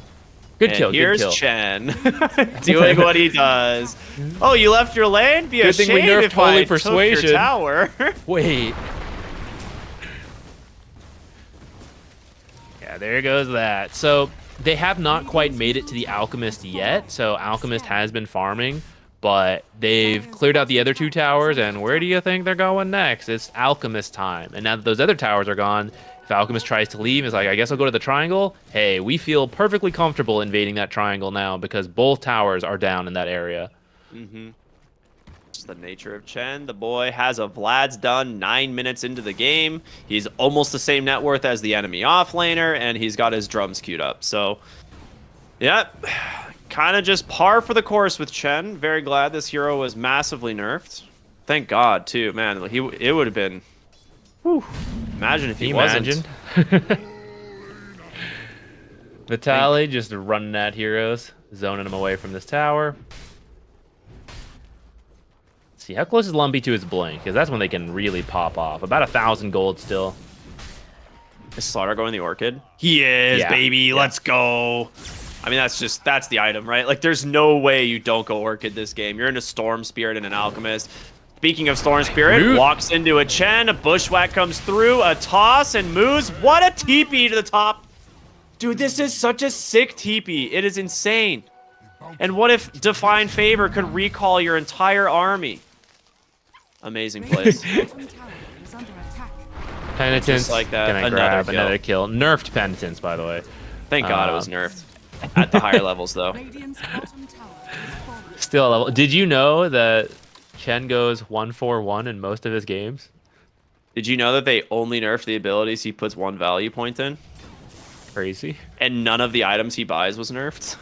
Radiant are scanning. What? Are you telling me this hero's still good? I wouldn't believe Yeah, it. I mean, Divine Favor nerfed, but Divine Favor is just not the reason that his laning is a problem. So, it just, yeah. It's, maybe next patch. Maybe next patch. It's all right. That was an To be like fair- Divine Favor is an egregious ability already. So Yeah. Yeah. Chen was out of the meta for a while, so I guess we're giving him some time.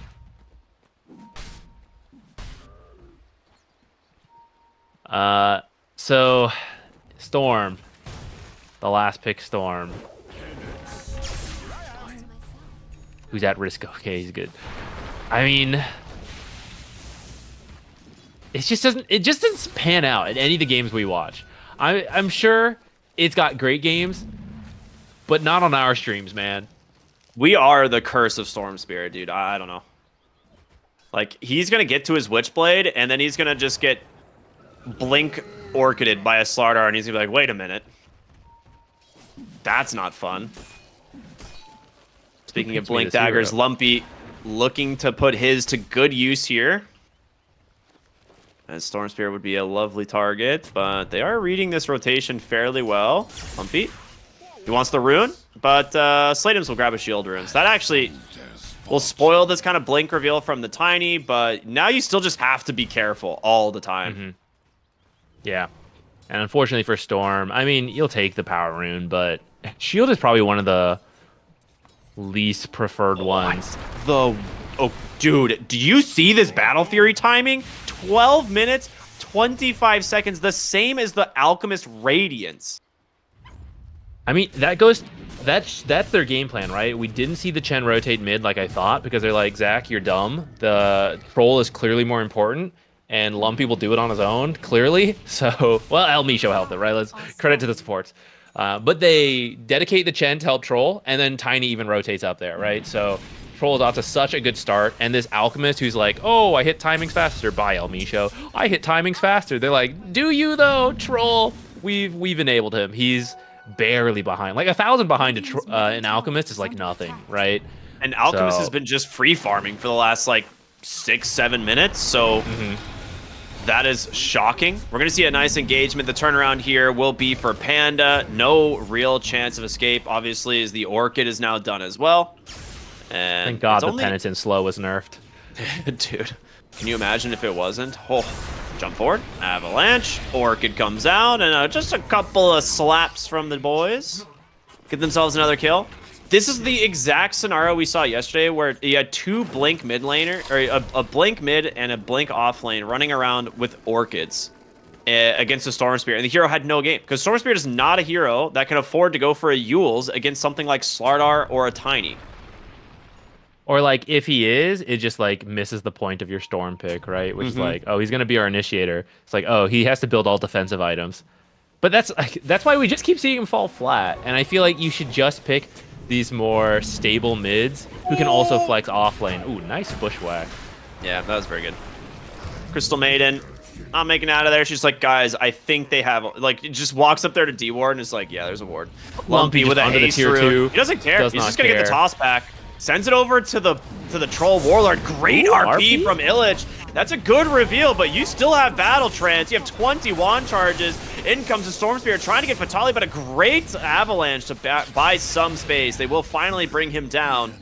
I am honestly surprised they don't just commit under the tower and kill them, but The fortification flak is a lot of damage. And that's how they threw last game, right? Yeah. So getting some flashbacks, Avalanche kind of chill. will self-stun the Alk, so Radiant's top tower You'll back is under away. so- attack. So that's kind of their saving grace right now. As Alchemist has been farming, he did some stacks. He's empowered by Magnus as well, so he is 2k up, not as much as you'd like on an Alchemist, but he will be strong. We're gonna have to see them make some plays around him. Like I hope to see a blink after this Manta, or maybe a BKB, like one of those.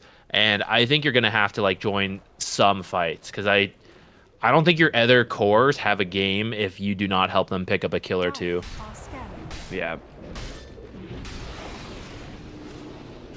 Well, Chen has his drums. Vlad's completed. That's Roshan as they will walk right on in thanks to the corrosive haze. And they got plenty Damn, of thank God Penitent's attack slow is nerfed at level 1. Otherwise, he'd be able to Roche super early. Well, this time you have a Slardar, so it would have happened anyways. Yeah. Man, this Chen's terrifying. Look at him. Vlad's drums. Same net worth as a Storm Spirit. Dire's middle tower. Mid lane, Lumpy, blink in. They're gonna go for a telekinesis here. A stolen avalanche for Knight is amazing, but guess what? Here comes Bay. He's looking for his option. Bushwhack will catch the Storm Spirit. They don't know where the rest of these heroes are, but Storm Spirit will find an arcane rune on the bottom side. That is huge for him if he can put it to use. Dire's middle tower has been denied. Smoked up. TPing Storm in. goes in. That's an Orchid. Bushwhack connects as well. He needs to get out of here. Can he actually do it? Big RP from Illich. They get the kill. Storm Spirit now looking to go for more. Jumping in. You've got to be careful, though, man. This Arcane Rune actually doing so much work as it sets up a stun here onto the Chen as well. In comes Pei, though. He's so close to finishing off so many heroes, but he's got to be careful. Battle Trance is out. Alchemist just running away. And guess burned by what? the Radiance, Warlord, actually. not looking very hot at the moment. Panda ends up dying on the backside. A 2 for 2 off. Roll? Oh, dude, this whole Avalanche actually owning. Dire Knights is doing so much work. Lumpy realizing he has no help coming his way. Dire's bottom tower is under attack. All right. Pretty good fight. That's kind of what we needed to see from the Alchemist to join in. You get the Aegis too, so they aren't able to use that to either just farm the whole time or pressure different buildings. It's really close though. That was a very close fight. Yeah. If Storm Spirit doesn't have Arcane Rune, obviously they don't take that fight, but he lived on just a sliver of HP multiple times. Yeah. And yeah, you can just see how much damage is going to start coming out from the side of Beast Coast, especially when Vitali gets Blink and you don't get to have these like initiations on Boom anymore. It's like he's the one who just like Blink Crush Orchid's a hero and then they die. Illich looking for the Chen here. I got to give props to this Magnus. He's actually been finding so many great kills, and Chen is a powerful bounty. Prada? I don't know why I keep saying Prada. There's another player named Prada, but Panda gets sniped here. Good combination there from Tiny and El Micho. Dire's top tower is under attack. Alchemist is going to get a blink next, so aggression can continue. Slardar also pretty close to his blink, and that's pretty scary. Yeah. Yules is in the works for Storm, but probably still going to need another minute or two to actually finish it. Outside of getting some kills, of course. It's like 900 gold away, right? Oh. Dire's structures Avalanche connects onto 2. He needs some more help. Vitali comes in. They gets the Orchid onto the Rubik. The stun catches the Alp. A good Bushwhack. He's going to self-stun, so this RP doing a lot of work just on its own, but can they bring down the Alk? Manta to get him some space. Another refresh, but Lumpy, a great Avatos once again. And the physical damage, just too much for him to deal with. Slardar, just that counter you always got to be wary of as Crystal Maiden. Sitting at negative 10 armor at the moment. Not a good sign. Cord shot. Chen creeps. Oh my goodness. Well, I mean, that was very close. Honestly, Illich nearly turning that engagement around. If the Alk is able to like lay into the Slardar there when the RP comes out, I think the fight really goes their way, but just really sick plays from Tiny, honestly, going in and out of the fight. Mm-hmm. Multiple blinks are coming online here soon with the Alchemist and the Slardar. So I'm curious to see like who gets the most benefit from it coming up here. Like who can find the next pick off, because we are at that point in the game where kills are mattering a bit more because the death timers are going up. Everyone's worth a little more. So if you manage to find like the initiation first, maybe that's Boom's way back into this. Saving that regen rune for Slatums. Right, both blinks on the way. Let's see if teams smoke up. Or maybe they're just going to get the Tormentors. Who's got a good shard? Ends is like... N. Okay. Well, there it is. All right, Ancient Creeps. Here we go. I mean, he's got double Satyr, which is cool. He's got the Troll. He'll probably keep the Troll, but The now... levels go up too. Yeah, it's like getting extra levels for all of these heroes for all these creeps is massive. They're practically heroes. Under Yeah. Chen, they're heroes. Yeah. He's just gonna sit here and wait. He's like, I need my first ancient creep, and my backfire is his team's getting initiated on bottom. Right? They're looking to go for the Troll Warlord, and boy, do they have him! Everything dumped on top of him. You still got RP as they're now chasing for El Micho. Slate him, sets up some pretty good engagements here. That should be 2 kills. Stolen Bushwhack as well. Troll just finishes his BKB. Like, well, that would have been nice 10 seconds ago. Good find. I mean, that's the Alchemist Blink being able to join in, chain stun that. So Radiant's middle tower they're is definitely on the winning end of that, because I don't think Slardar's Blink has done anything yet. It's a great find. It's 3k up for Beast Coast. Not huge. It is into an Alchemist lineup, though, so maybe a little bit more meaningful than it looks like. But fortunately for their draft, Storm is primarily the initiator for now, and so is Magnus, and the Alk is farmed. So as long as you find good initiations and Alk is allowed to attack, you're going to be pretty happy. He's going to go Smoke, though. for an AC next. I thought he might get a BKB, but... He just got so lucky. He sees that the rune's not top and immediately zips bottom without even realizing a smoked Tiny is ready to kill him.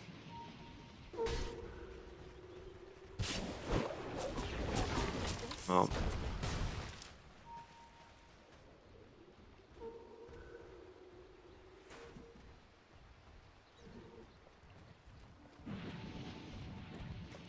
All right, well, what are we waiting for on Boom? Because Slatums, he has his Yules, which is good, like you've talked about. Illich has Harpoon. Are you just like afraid to fight heads up into the Chen? I imagine you are. Wondering that myself. Maybe level 18 plus AC on the Alchemist. And then the Okay, I can shard see goes that. to Crystal Maiden. Okay, you know what? That's actually a huge shard this game because of the Chen creeps and the kiting potential on these cores who are all melee and just kind of have to run at you. I mean, they blink first, but then they run at you. So maybe recognizing, yeah, there's a good chance we get the Crystal Maiden shard if we do this. I mean, that actually is really strong. So maybe we'll see them do something coming up here soon. How much money off from the AC? Not a lot. He'll have it really soon is here. under attack. Yeah, that's like one creep camp to an alchemist, basically.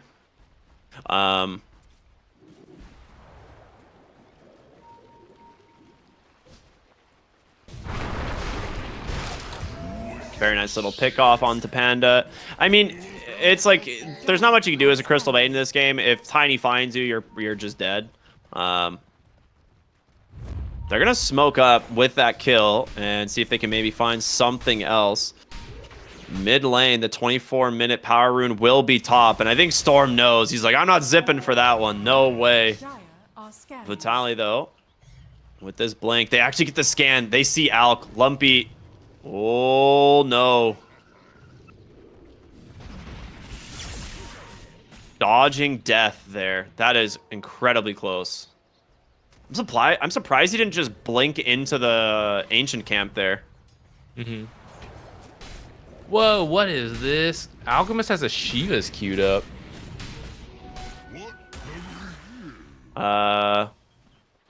more armor, I guess, and like the healing reduction from Chen. But like, why wouldn't you just go a Scotty if you want healing reduction? It's just AoE healing reduction. I don't know. A lot of times we see people like late game go away from this like magic radiance build as well, and they disassemble into things like nullifier, which is a very good item against a troll warlord. Yeah, that's wild. Panda? I don't know how to. Just use Crystal Clone, and they're like, oh, he's here somewhere. Avalanche toss, couple auto attacks. He's gonna go down. Yeah, I'm very curious about that. We'll see how it comes into play. He's gonna be pretty hard to kill with that, and I guess he's got the Magnus in power, so that he's not like missing as much damage as if he like did this without the Magnus. But Roshan number 2. I don't think I understand it.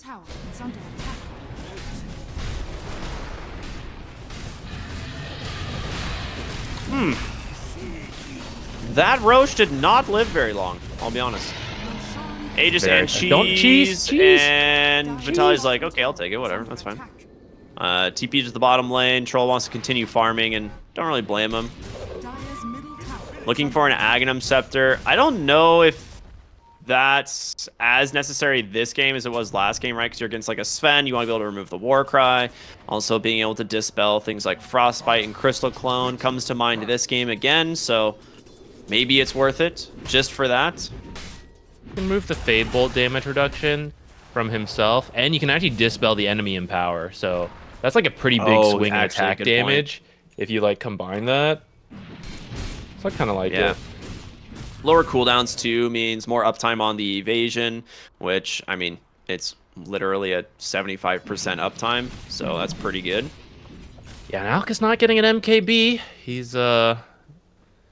hasn't spent his money yet, but it's still on the Shivas.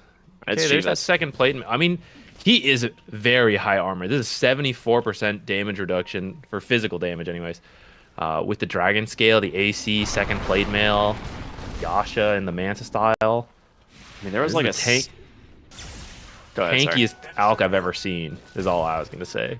Yeah, I was going to say, I don't know if Troll ends up caring about armor late game, because you eventually win, right? Like, he will get a Basher, he'll get an MKB, and he will just sit on your hero and kill them, and there's nothing you can do about it. No amount of armor will save you. Except like the Omni ult that provides 9,999 armor. That one will save you. But outside of that, no amount of armor will save you. Ooh, Blink Harpoon. Very nice grab in the mid lane. Good RP as well to follow it up. Slatem's incredibly low, but good freezing field from Panda. The fact that these guys are still alive, and Lumpy is just at half HP. Troll Warlord, he's going to get caught from the Frostbite. The Crystal Clone as well. Twice. Trying to get away. It works for now, but Vitali's looking for his entry. Can't believe no one died. How did they not die? That's RP down. Freezing field down. Oh, another harpoon. Good Yules. Can he keep himself in this one? They get moves. The Hand of God expanded pay here with his BKB, just laying into the Magnus. Finally does the job, but Alk, he self-stuns, I think. Needs to be very careful. Okay, still has his Battle Trance, still has his BKB. Vitali just goes in a super deep here onto the backside. Gets massively punished. I feel like I have to look at that fight again later because I am so confused how, first of all, didn't work. Then gets harpoon skewered again in that same spot, even though you know it happened last time. And then Alk self-stunned, but his team still cleaned up. I guess it did require a buyback. And now they're going to find Troll. Oh, the harp. That being said, he has Battle Trance. Yeah, I was like, I don't think he cares. He's got that Battle Trance still going. And, well, now it's going to cost you another death. They also managed to find a solo kill onto the Rubik and a sharpshooter to finish off Panda. And Lumpy, never satisfied. He's always looking for more.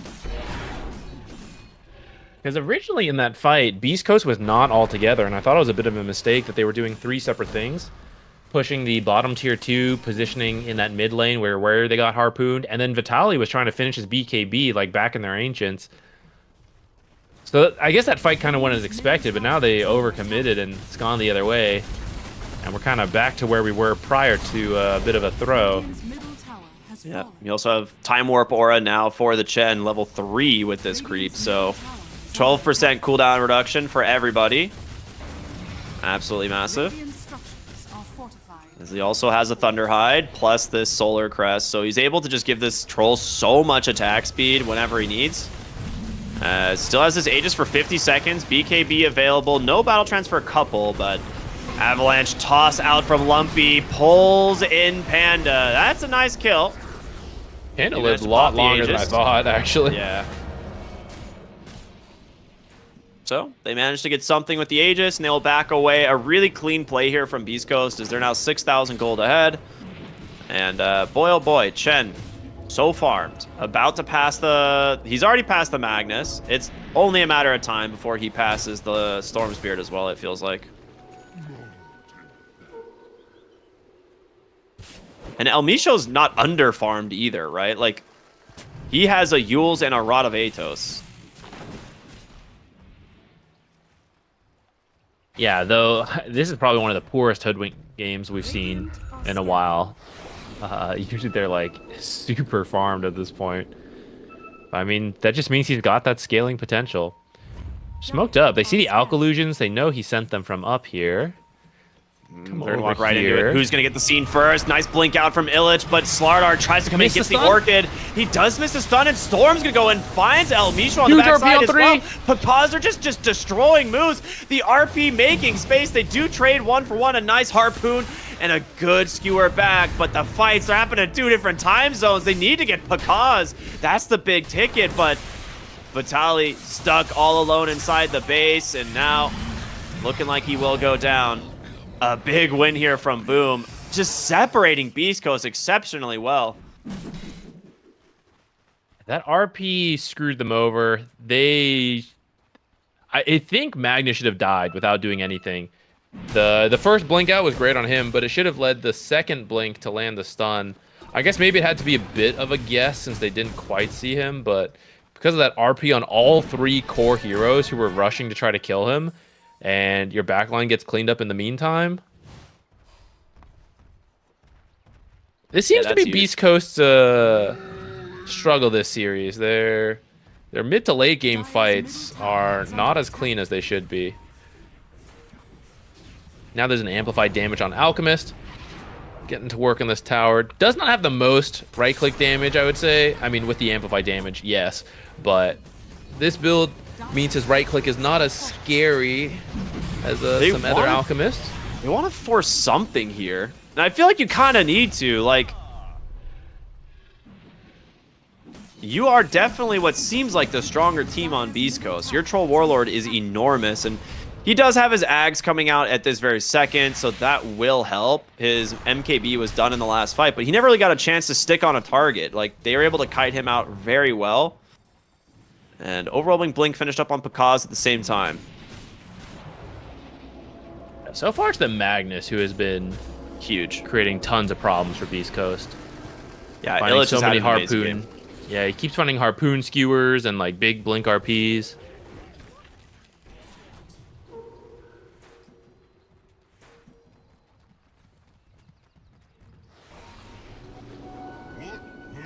We do have a good ward here in the base. I'm sure Knight's gonna eventually probably de-ward this, but it's giving them some decent vision to play around. They kind of know what's up. They see the 3 cores in there. They know, all right, they're not willing to really go too far outside of the base. Storm Spirit will be pushing top. They'll have to come back to deal with this. Looking for He's already TP'd Storm. out.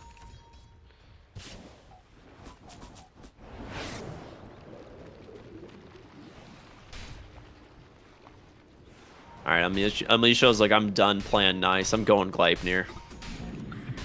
I've tried this supporting stuff. Not for me. I mean, the extra catch from Gleipnir will be really nice. Yeah. Magnus does not have a BKB yet, so if you can root him, he's going to be forced to use Yules, which means you can then hit him with the Orchid. I mean, they're smoked up here on the side of Boom. They've got some decent Oh, Misha's gonna get caught out first. Oh, he pops the smoke. There's going to be the harpoon into the skewer back, and that is a great way to start a good avalanche onto 2. But Pakaz just destroys the Chen on the backside. I guess Shiva's, you can't get away from him, I suppose. That's kind of the idea, it would seem.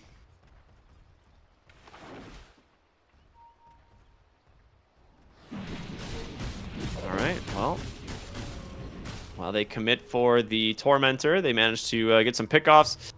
And Boom's looking stronger and stronger. Next Roche might decide a lot here, as it is third Roche, really fast, of course, because of the Chen and the Slardar, and the fact that Roche 2 spawned very fast as well. So 35 minutes, third Roche is up.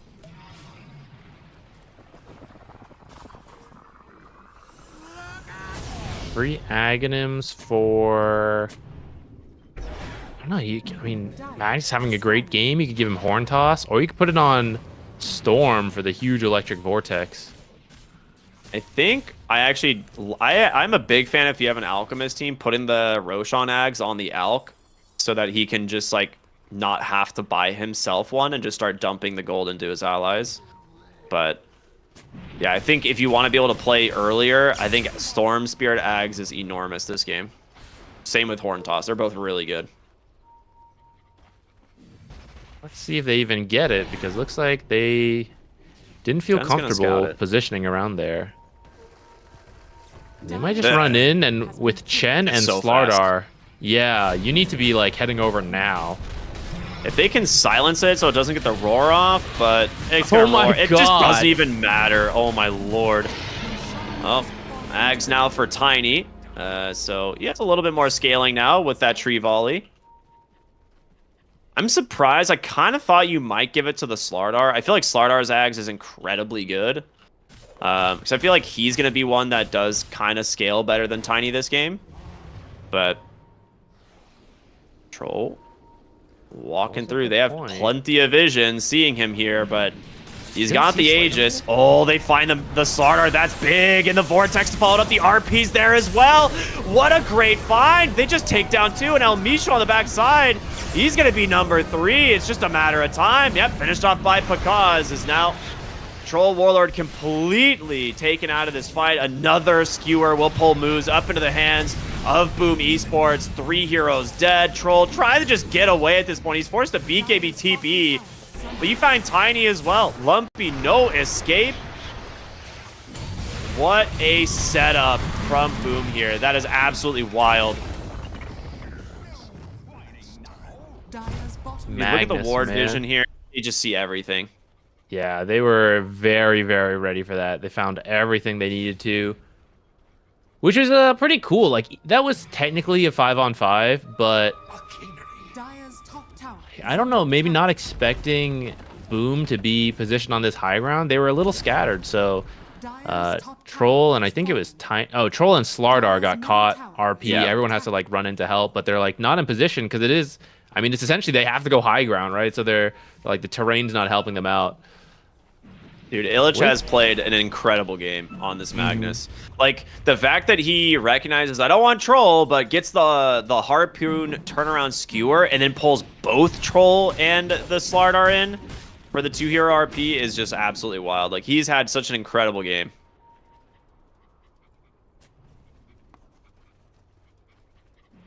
All right, level 25 on the Troll Warlord now, though, so stunning him down is not going to be enough. Alchemist! Ooh, gets the blink out. Okay, I mean, they had the ward, I guess, so he knew. He's sticking around just a little bit too long, but all right, he's out.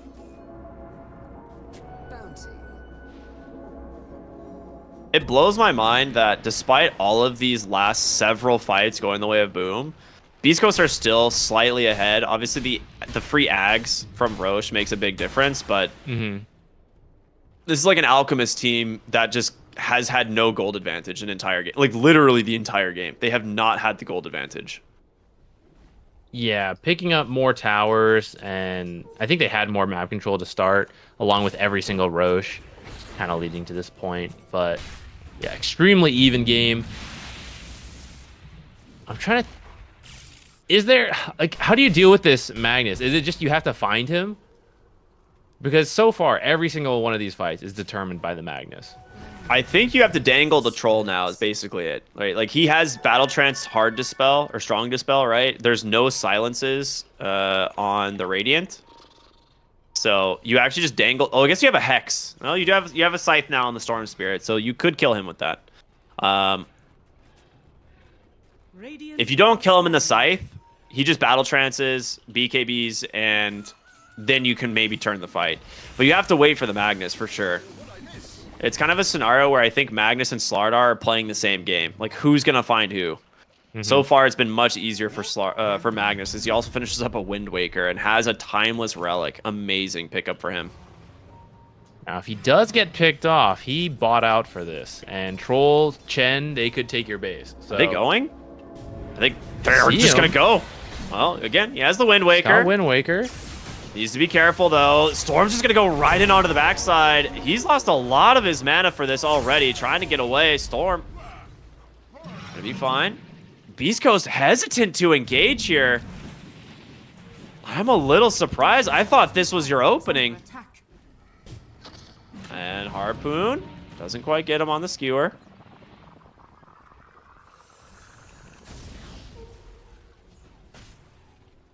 Ooh, Alchemist also has a Wind Waker, actually. What an interesting Alch build, but it's really working out for them.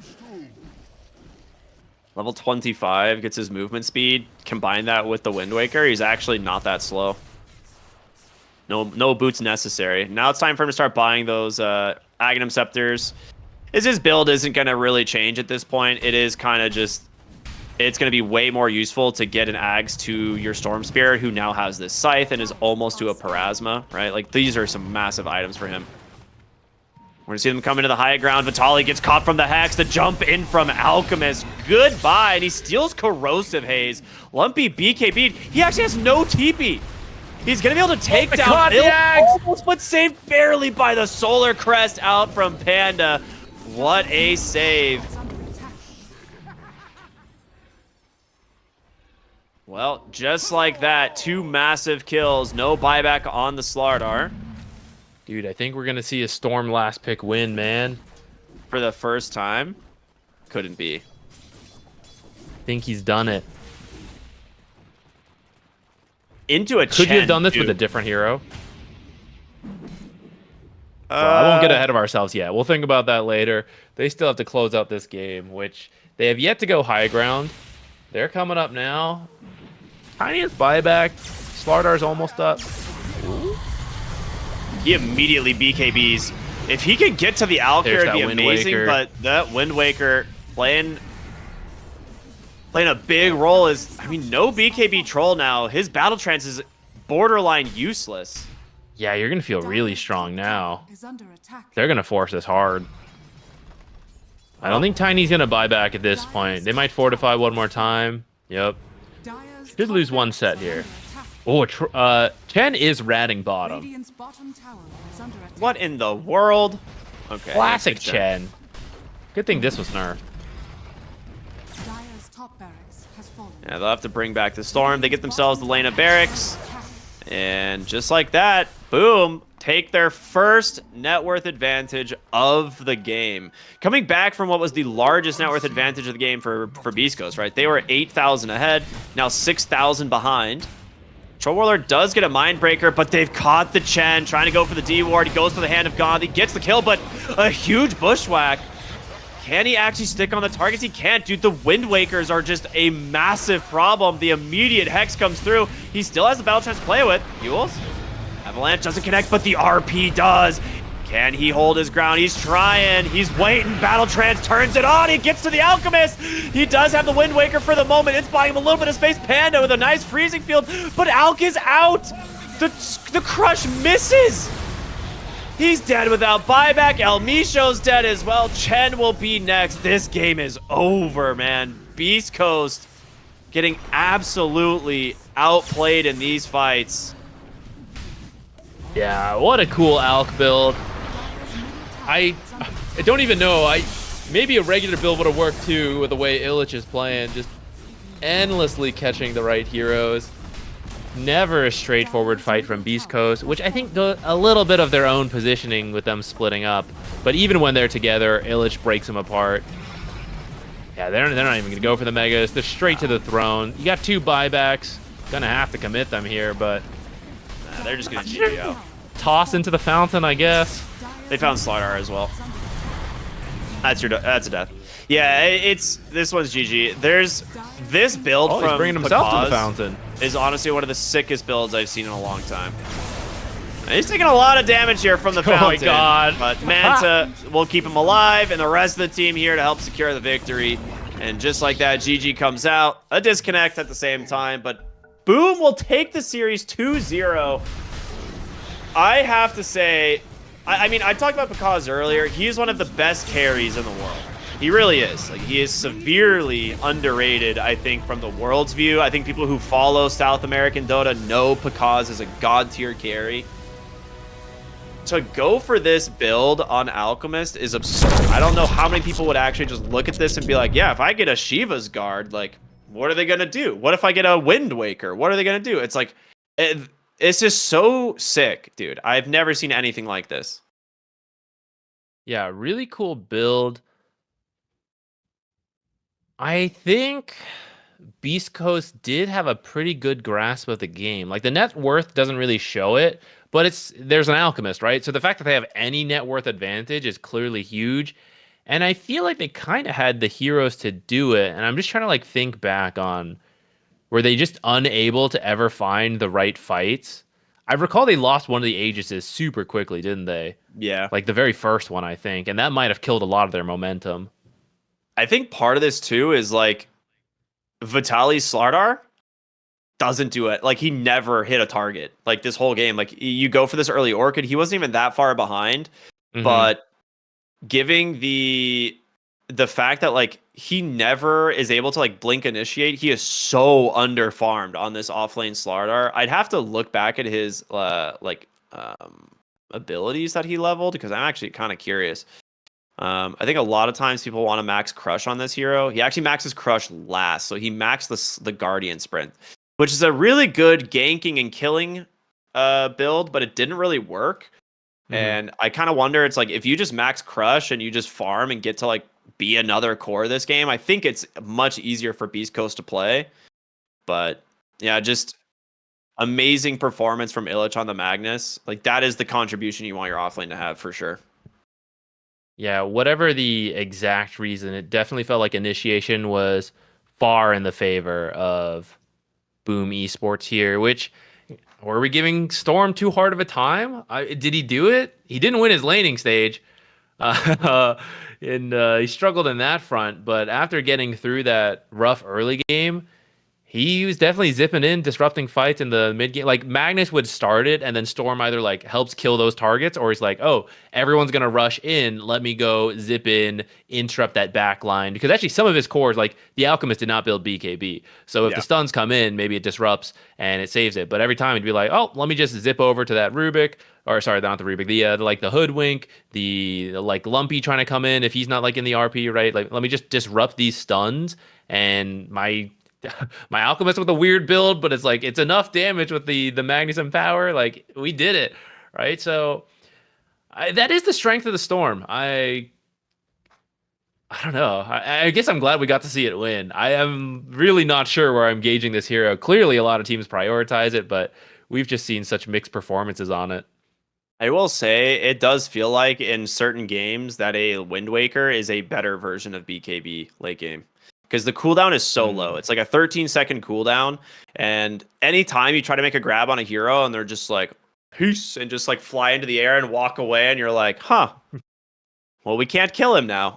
It's it's pretty nuts. They get like 2 Wind Wakers this game, 0 BKBs on Boom. It's like, yeah, this team is so sick. I'm really happy to see them doing well, because they did kind of struggle when the roster like first started, but this is amazing performance from them, and they're going to advance to the upper bracket finals, where I believe they'll be playing up against the winners of Heroic and Midas Club. That series I don't believe is over yet. So if you want to watch that one, you can catch it on over on the Ember stream. as they had an incredibly long game number 1. 77-minute game 1 ends up going to Heroic. I knew that series was going to be close as well. So if you want to see that, make sure to head on over there. As for now, we're going to go to a short, or I guess not a short break. We're going to be going to a long break. We'll be back in about an hour and a half with a lower bracket elimination game, which should be a Starbucks versus the loser of Heroic and Midas Club. So we're going to be keeping our eyes on that series as well. But for now, stay tuned. We'll see you all in a little bit. Enjoy the break. We'll see you then.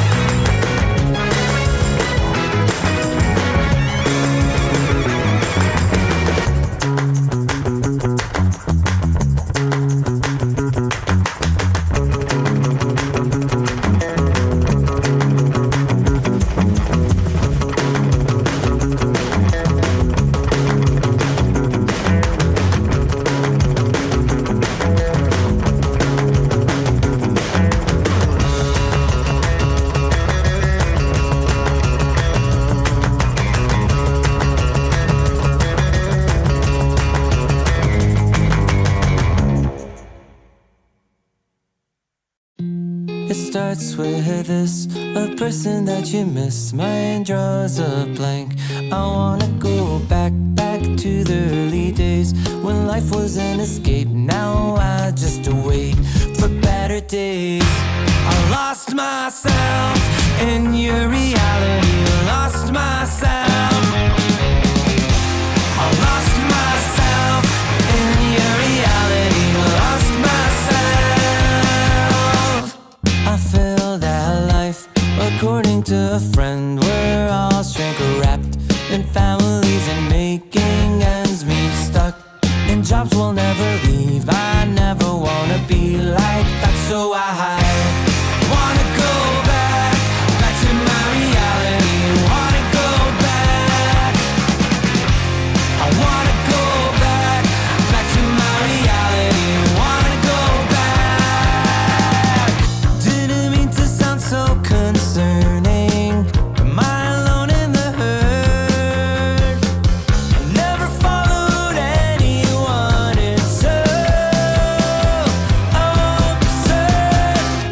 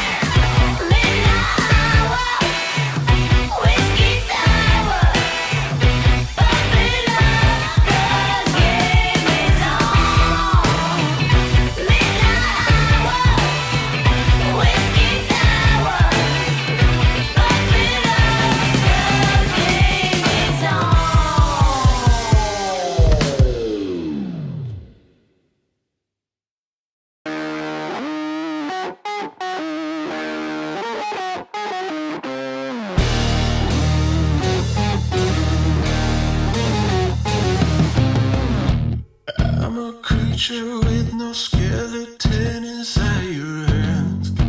Got no home address, I come and go as you command. And it's fine with me, and it's fine. I'm a bandit that you use to keep from bleeding out. I'm the lover you don't love but love to keep around. And it's fine with me, promise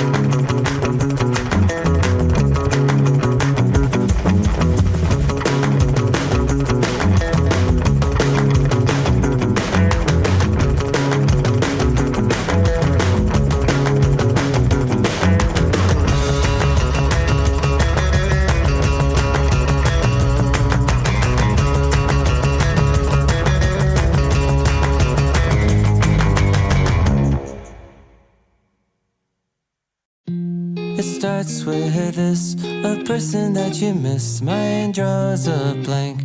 I wanna go back to the early days when life was an escape. Now I just wait for better days. I lost myself in your reality. Lost myself. I lost myself in your reality. Lost myself. I feel that life, according to a friend, we're all shrink wrapped in families and making ends meet. Stuck in jobs we'll never leave. I never wanna be like that, so I wanna go back to my reality. Wanna go back. I wanna go back to my reality. Wanna go back. Didn't mean to sound so concerning. Am I alone in the hurt?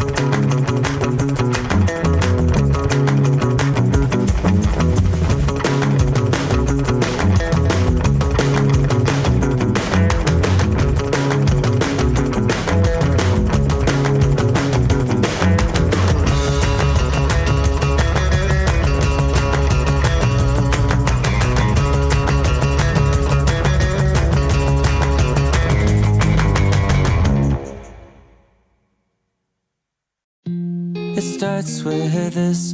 A person that you miss, mine draws a blank. I wanna go back to the early days when life was an escape. Now I just wait for better days. I lost myself in your reality. Lost myself.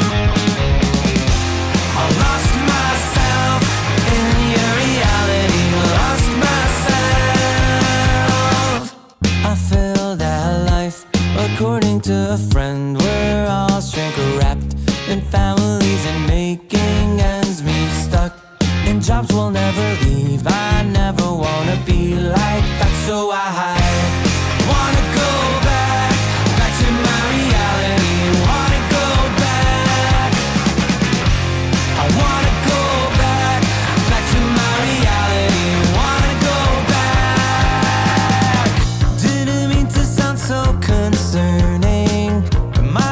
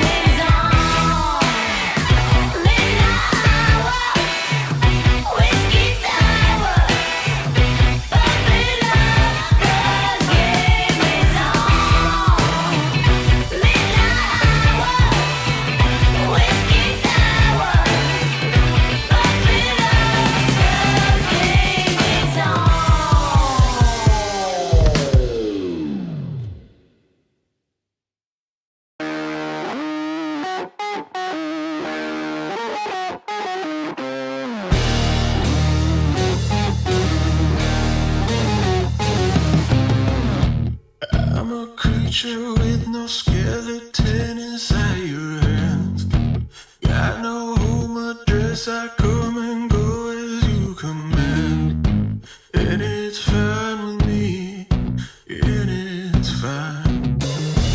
I'm a bandit that you use to keep from bleeding out. I'm the lover you don't love, but love to keep around. And it's fine with me, promise that it's fine. Maybe I'm a fool. It's not like I'm expecting something new.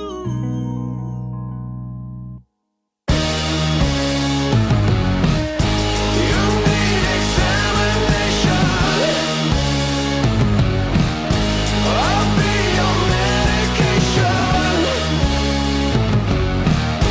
Whatever, whenever, I'll never tell you no.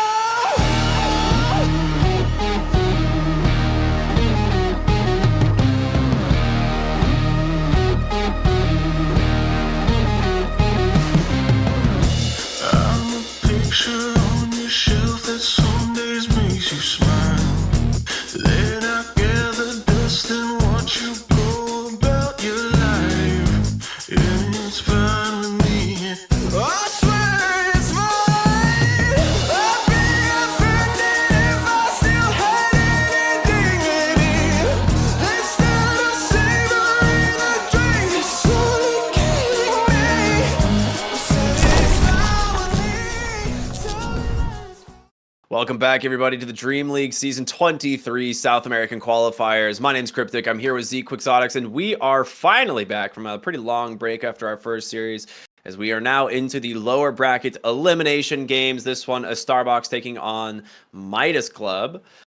We've had the chance to cover both these teams now at this point, Zach. So how are you feeling about this matchup? It should be pretty fun.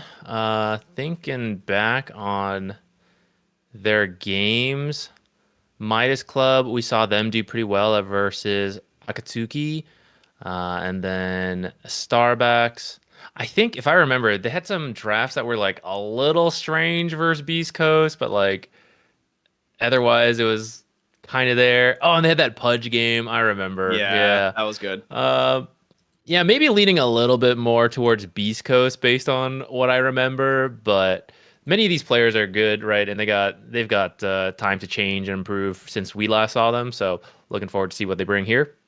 Yeah, absolutely. And this should be I would say a pretty good series. I think Midas Club is a little bit underrated, but if they don't kind of get a little too lost in the draft, maybe we could see them come out looking very strong. But yeah, I mean, I didn't get to see their heroic series, and I think a lot of people might have been surprised to see them take like a 77-minute game against Heroic. Like Heroic, I think, is probably one of those teams that people are expecting to win these qualifiers. Mm-hmm. And Midas Club kind of coming out of nowhere and looking very strong so far. So this should be a good challenge for Starbucks. They looked a little bit rough against Beast Coast, like you said. Some interesting drafts from them. There was another 24-pick Storm Spirit game that was a disaster, right? That was like the Kunkka and the Slardar just running around with Orchids.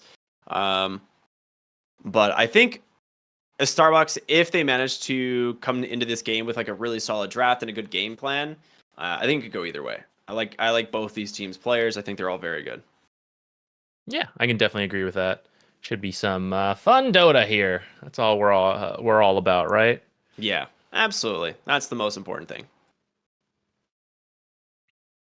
I will say, I'm trying to see the status of... All right, so Midas Club take Radiant, and the Starbucks are going to take first pick. So we haven't been seeing as much of like which team's doing what lately since the patch, if it changed much. But it doesn't really look like it. It seems most teams are still favoring first pick and Radiant. So doesn't look like too much in the draft change or too much of the patch like really changes that. Yeah, many of the heroes that are strong that you kind of want to first pick are still pretty good. But I do think as time goes on, people are figuring out responses to those first picks. So I wouldn't be surprised if we start seeing some switch to the preferences. Like maybe you start wanting second pick. especially in like qualifiers, I think it can help where you have the later picks, you try to get better matchups for your lanes because sometimes the laning stage just decides the games at these qualifiers. So as long as you're not getting dumpstered by some broken hero at the first pick, which hopefully with the nerfs, there's been a decline in that. Maybe we'll see some second picks coming up more. I can see that. We're going to see some interesting first phase bans here, though. Pudge and Wraith King. I was talking to someone yesterday, and or I guess like I wasn't directly talking to them, but I overheard some people saying that when it comes to bans on Midas Club, Astini just throws away his bans a lot of the times. Like he against a lot of teams, he's willing to just actually ban a bunch of nonsense and like force his team to play into whatever is happening. Because seeing Pudge, Wraith King, Muerta, and an IO band in the first phase here from Midas Club, I can't even imagine why this would be the case. Yeah, except for some like extreme targeted bans, which maybe these are like slightly throwaway, slightly targeted bans. But honestly, I can respect that approach.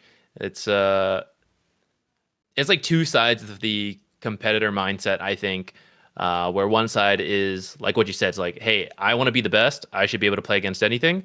And then the other side is, in a competitive sense, it's like, well, those are the broken heroes. I don't want to play against them, right? Like, I want to win, so I got to take them out.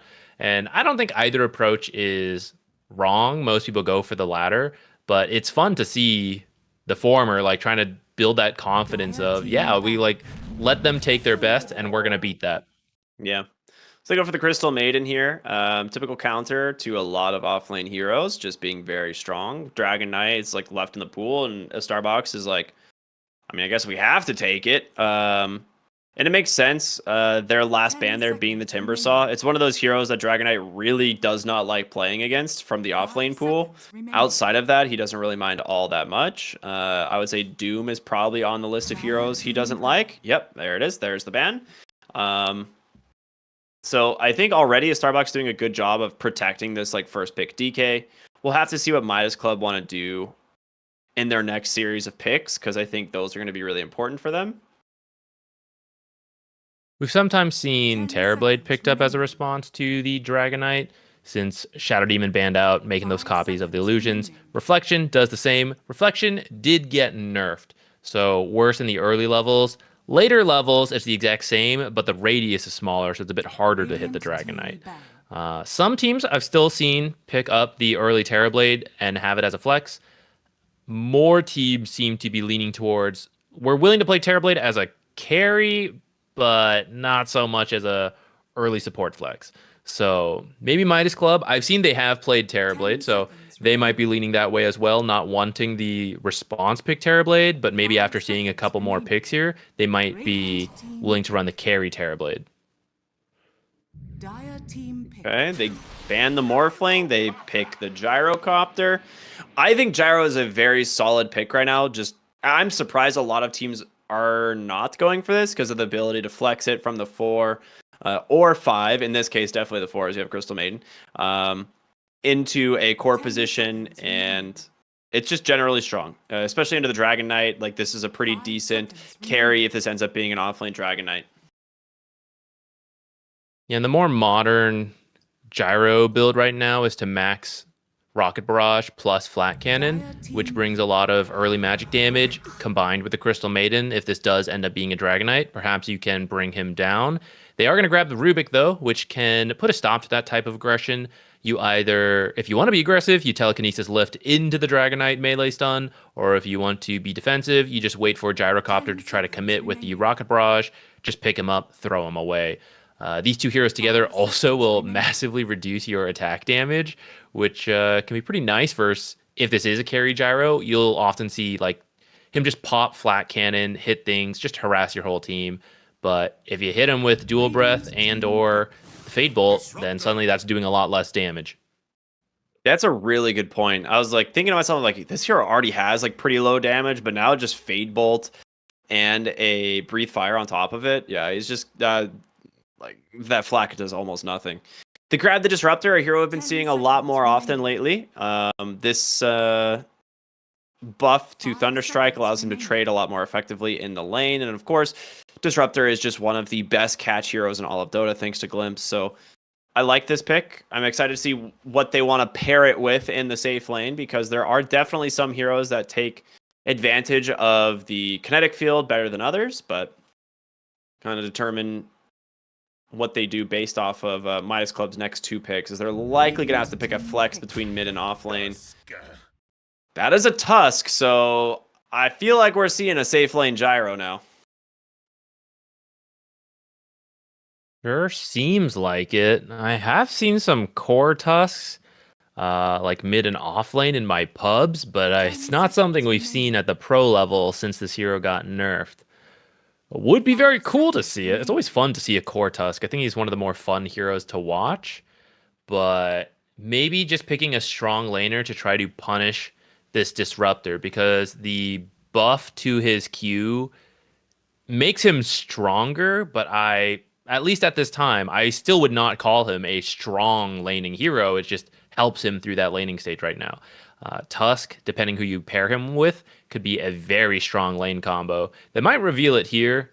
They do have to pick something coming up here. And then you'll know kind of what to pick as your carry. So that's a bit of the downside of this Tusk pick.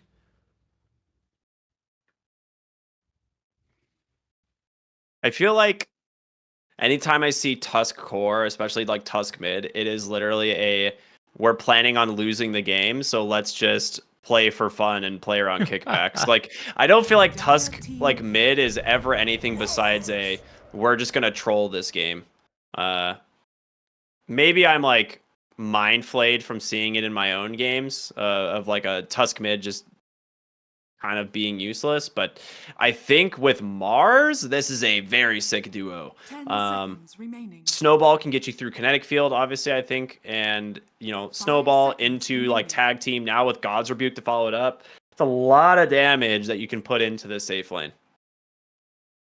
I will say later on, if you snowball your team in, you can grief everyone by going into a static storm. So they'll have to be a little careful of that. But the lane at least should be pretty good. You do have your counter pick as a carry now, though. So you can pick something to... I don't really know if you can pick something to fight back into this with a Disruptor, but more to avoid it and to be able to potentially jungle pretty early. I like maybe someone... Slark or Monkey King, maybe? Yeah, I think I'm up for that. I think I like Slark a little bit more. Monkey King, tree breaking versus the arena is a bit of a pain. They're going to go for the Faceless Void. You can time walk away from the arena, and you can Chronosphere as the snowball is about to connect if there's a bunch of heroes in there. So kind of cool. I do think this lane should favor Midas Club, though, if it is, assuming it's the Tusk Mars, which I think makes the most sense, versus the Faceless Void Disruptor. I don't think it's easy to get kills outside of like some mistakes from Midas Club. That is true. That That is true. Lone Druid ban, interesting. Not a hero we see all that often, but definitely could create some problems in the mid lane. I will say the last pick. Yeah, I will say the benefit of DK mid, like DK opener, is you still don't know what lane this is. It's like it could be mid, it could be off lane. You don't really know. And if it's going to ends up being a DK mid, then you kind of have to pick something that slows down its ability to push your towers. The benefit for a Starbucks is you do have last pick, but it makes these last 2 bans very difficult. Radiant team ban. I see Kunkka is still in the pool. We've seen him getting really popular, and you could actually flex him with the Dragonite too. Maybe you have to ban a melee hero destroyer like Huskar potentially, but that way you can see whatever the final pick from Midas Club is and decide like what's the best matchup there.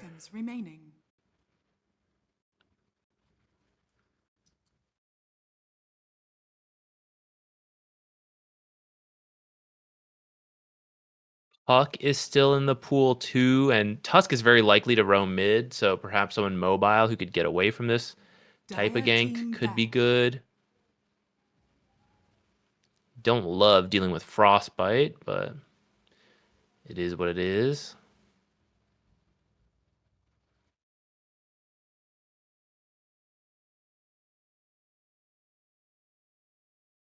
Ten seconds remaining. 5 seconds remaining. I'm trying to figure out like what mid laner you want on Midas Club. I think it needs to be something that just plays with the arena and call down very well. I don't like. I understand the Lone Druid being a little bit of a comfort pick for Midas Club, but you have decent damage coming out from the Gyrocopter. I think if you have a mid laner for 40R here who, well, I mean, could you go back for? No, you can't go back for a carry. There's no way. You're not going to run Tusk mid. Not without griefing. Or Dire would team you? pick. They banned Slardar.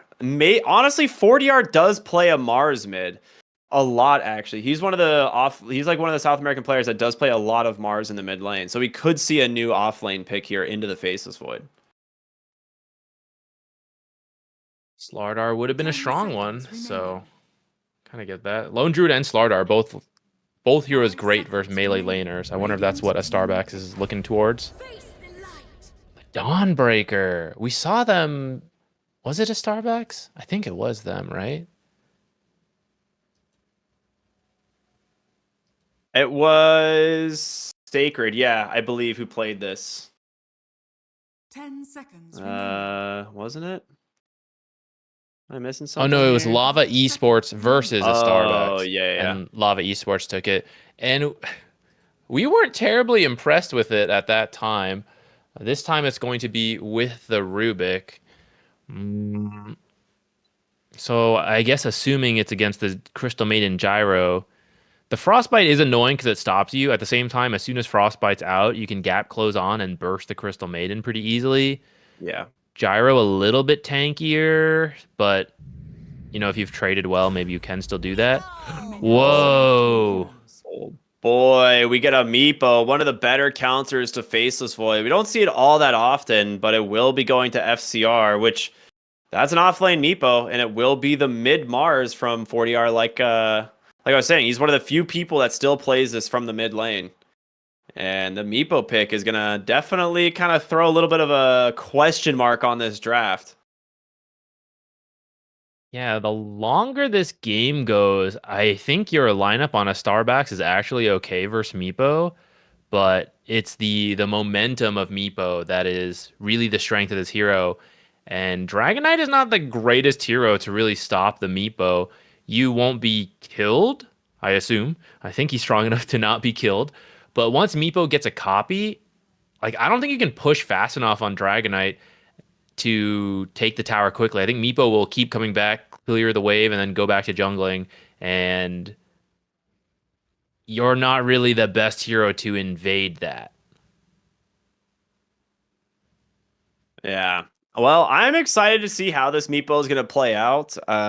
If it happens to have like really good tempo from the off lane, I think this could be a pretty sick play from Midas Club here. And you do have your core Gyro, which Costabile is quite the farmer. So if he's able to do well in this offlane matchup, I think, which I mean, honestly, he should. I don't think he's going to struggle too much in this lane now. So I like this. I think this should go fairly well for Midas Club here. What do you think? You're having a hard time saying Meepo? I'm trying to decide how good of a game. Last pick Meepo. I'm trying to decide how good of a game I think Meepo will have. I think as soon as Meepo, like assuming Meepo gets killed at some point and loses momentum, I think his game gets really tough because of Static Storm and all this various AoE like Fade Bolt and Dragon Breath reducing the Meepo's damage, the Chronosphere being able to hit everyone, Dawnbreaker being able to hit everyone. Like that's the part that really scares me. But I've seen many a Meepo win the lane, hit these insane timings, and then even into supposed counters, you just win the game. I think I'm gonna believe in this Dragon Knight. I think Dragon, even though I talked about how I think Dragonite can't punish Meepo hard enough, at the same time, eventually you'll get to the Ags and all that, and I think that will be good versus Meepo. I think a Starbax can deal with it. It is a mid DK as well, so he should get a little bit more farm priority as opposed to the offlane DKs that we've seen. And it is into the Mars, which Mars is a good hero, don't get me wrong, but you don't do anything to hurt a Dragonite. Like, your damage is God's Rebuke and Spear. The funny thing about this matchup is they both kind of play the exact same way from the mid lane. Like, DK typically abuses Dragon Tail to go for denies. Well, Spear of Mars is the exact same thing. He spears you back to your tower and denies creeps, or he'll spear you into the wall and deny some creeps. And if you're really out of position, he'll spear you into his own tower. So it'll be curious to see, you know, who gets the better of the last hits. Should be much easier for the Dragonite. He doesn't need to build a bottle. He just goes straight stats, but yeah, should be a fun matchup. Not one we see all that often. Late smoke. Faceless Void's going to pop it. They see him here going for the Watcher. And they're going to swing back the other way. 30 seconds to battle.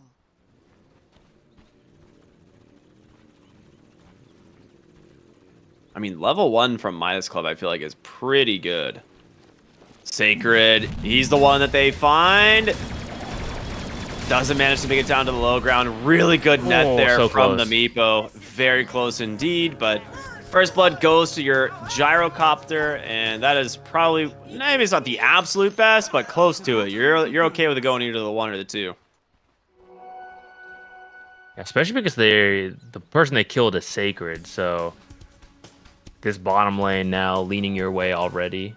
Yeah, he's gonna have to TP out.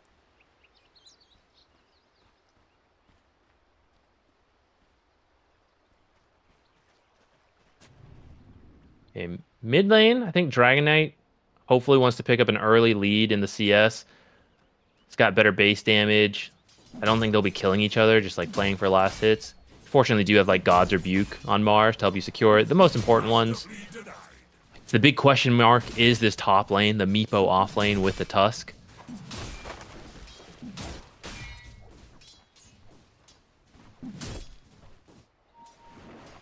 Yeah, I have to say, the Tusk Meepo is definitely a little bizarre to me. Meepo, the lane gets really scary once he gets his clone, right? Then you can play around the tag team, double clone, and stuff like that. But you can't really go for the Faceless Void. You have to make the play for the Disruptor, and it's not super easy until you have, you know, Snowball or Shards to block him off.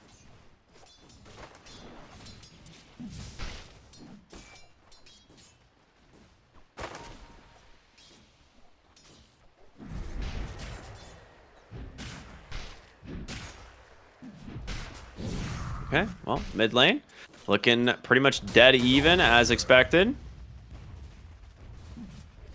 Mars actually has a couple extra denies at the moment, but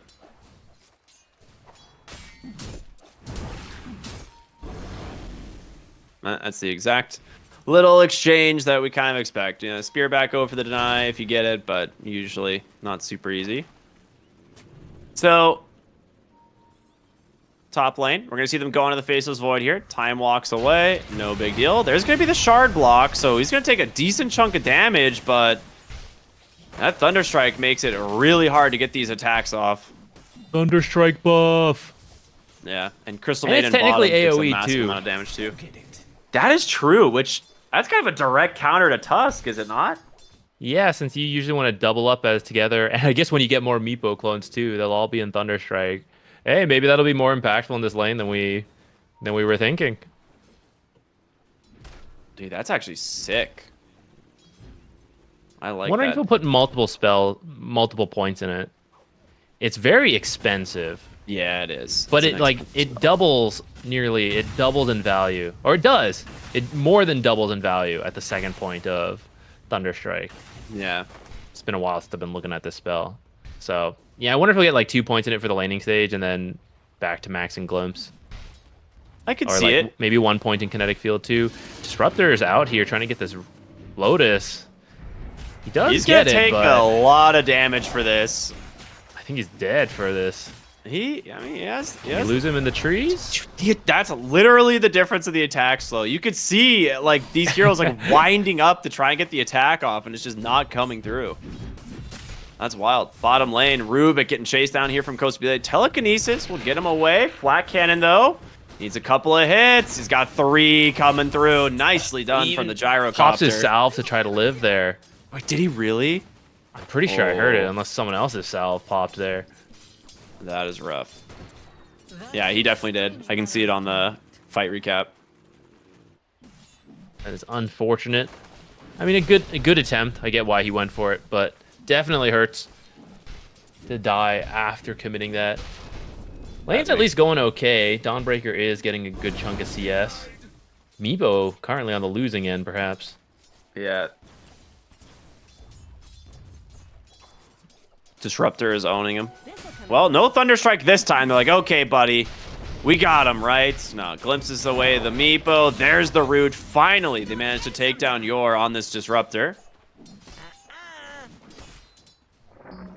In a way, I think you're kind of glad. You were getting low on mana. You'll come back full mana, Thunderstrike spam some more. At least not the Faceless Void that died, right? Yeah. That'd be okay. I don't think Faceless Void should ever really die in this lane, right? Like, Time Walk, Time Dilation, gonna be really annoying to deal with. Yeah, but Root is really good versus it, and especially as you get that second Meepo, perhaps there is some kill potential. True. You could definitely make some plays once Meepo clone comes out. Mid lane. Extra value with tag team too. Yeah. Dragonite is basically the immovable object now. He's got 2 points Dragon's Blood, 2 points Breathe Fire, and 40R is going to start feeling the matchup here fairly quickly, as you are going to be playing at like a 30 damage disadvantage. So, Oh, they're going on the Faceless Void top. they are going to try. They're bringing Widge in from the back, and Frostbite. perfectly timed, dude. Really well done from the Crystal Maiden. Faceless Void was just about to get out of there too. Yeah. Yor's gonna scout that now. He's like, all right, I'm putting a ward up here. We do not want to see that Crystal Maiden rotation ever again. They're not able to punish bottom in that time. Widge is going to come mid now for the rune. She does not see the Rurik place the wards. Michael's trying to play around this, not get spotted. Well, he's trying to body block him as well. Just like, no, don't let him get it. He just steals a haste. That being said, they find another kill onto the Disruptor top, as they're kind of just ignoring MNZ when they don't have like more help, and I think that's fine. Bottom lane, Costa Belay taking a lot of damage, but so is Sacred, man. This is 3 points in the Rocket Barrage. He has a stick available. Does he get it off in time? But the creeps are here, and they will soak up so much of that damage. So really well done. Good rotation from Michael. And with the gyro going down, that opens up a decent amount of base for this Dawnbreaker to get closer and closer to that level 6. Meepo sent a clone down here. Maybe they're going to try to get a return kill. Oh, Mars is coming too. They're going for the rune. If they start pushing mid, Dragonite could get a lot of damage in. He's got a catapult. Let's see how quickly They're read way this. too late for this read. Like, they're way too late. So they might get a kill, but Michael's already grabbed the rune. He's going to be able to throw an ensnare and The 40R. tier 2. He has Arena. He's going to throw it. Spear's going This to is cast so a Dragon awkward. Knight. This is not what you wanted.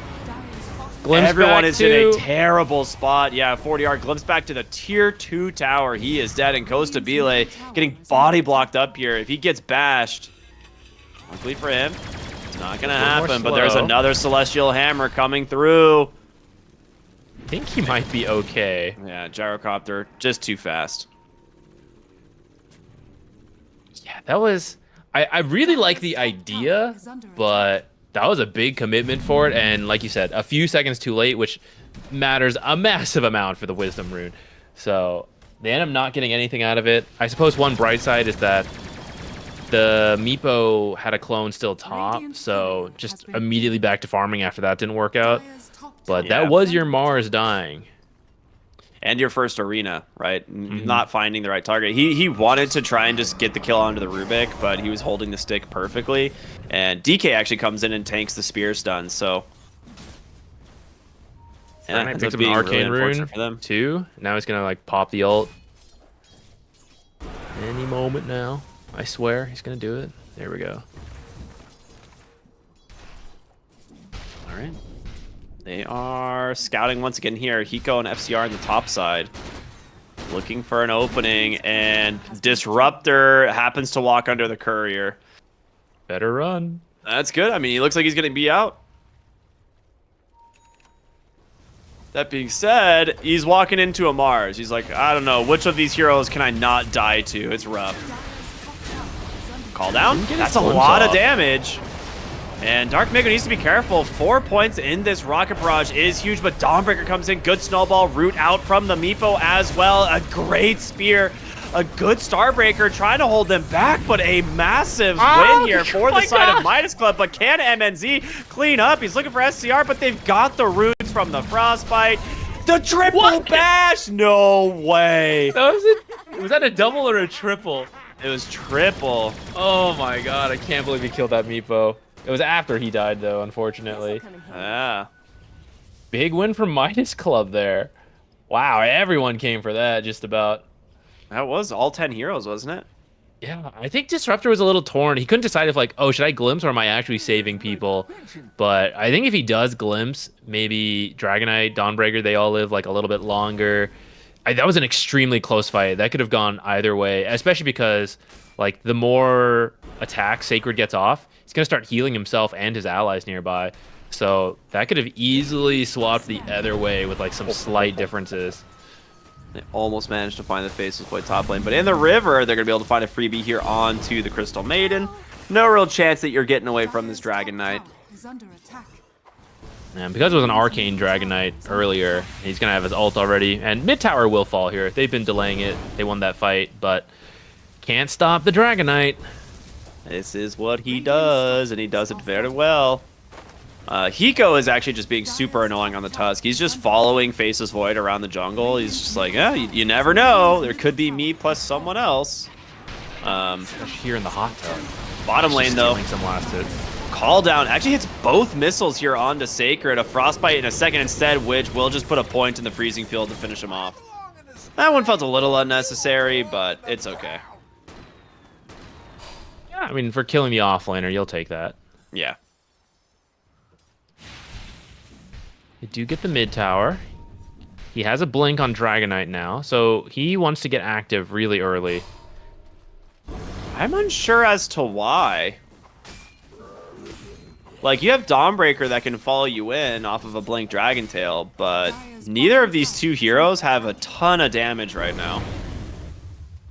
Yeah, I think that's kind of why, though, like, him, Disruptor, and Rubik, like, if Dawnbreaker is split push farming and Faceless Void's farming because he's the carry, and you don't have some kind of active playmaker, then the support can't really do anything. So I think he's a bit forced to get it. Plus maybe the pressure of the Meepo, feeling like they need to get something done. Both sides ganking at the same time. MNZ knows something's up. Snowball gonna come through. He just chronos defensively.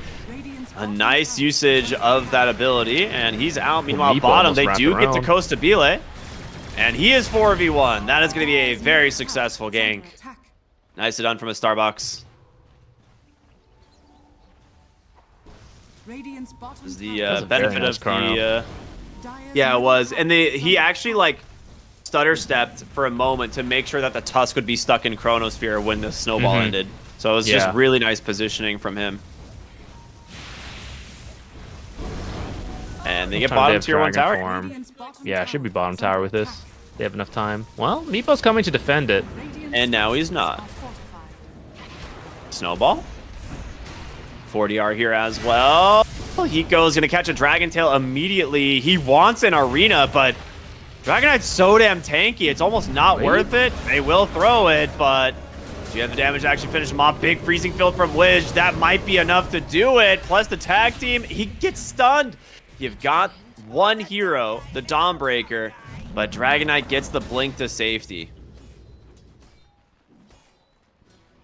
All right, I was worried about that. It looked a little forced, but they at least pick up the Dawnbreaker kill. It was a pretty big rotation, which you're often worried about, like losing overall map efficiency. But so far, both teams actually keep bringing a bunch of heroes to all these fights. So I think it's kind of okay, especially because you have a Meepo who can easily start splitting back across that map.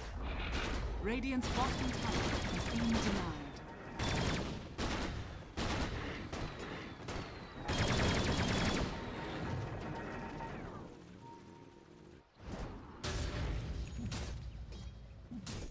Mars just buys his own Blink Dagger.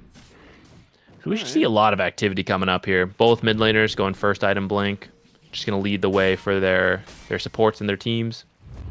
Yeah, I think that is definitely very good. I do start to worry, though, that the Radiant is going to start building a pretty massive net worth advantage thanks to the Meepo and Gyrocopter. And so I really like that 4DR has got this Blink just so he can be the team fighter for his team. Oh, a nice little Blink out from the Mars. They break the smoke. Crystal Maiden's going to lose her life for this one. Michael gave up Spear. Maybe it was about to expire. Ends up taking Crystal Nova.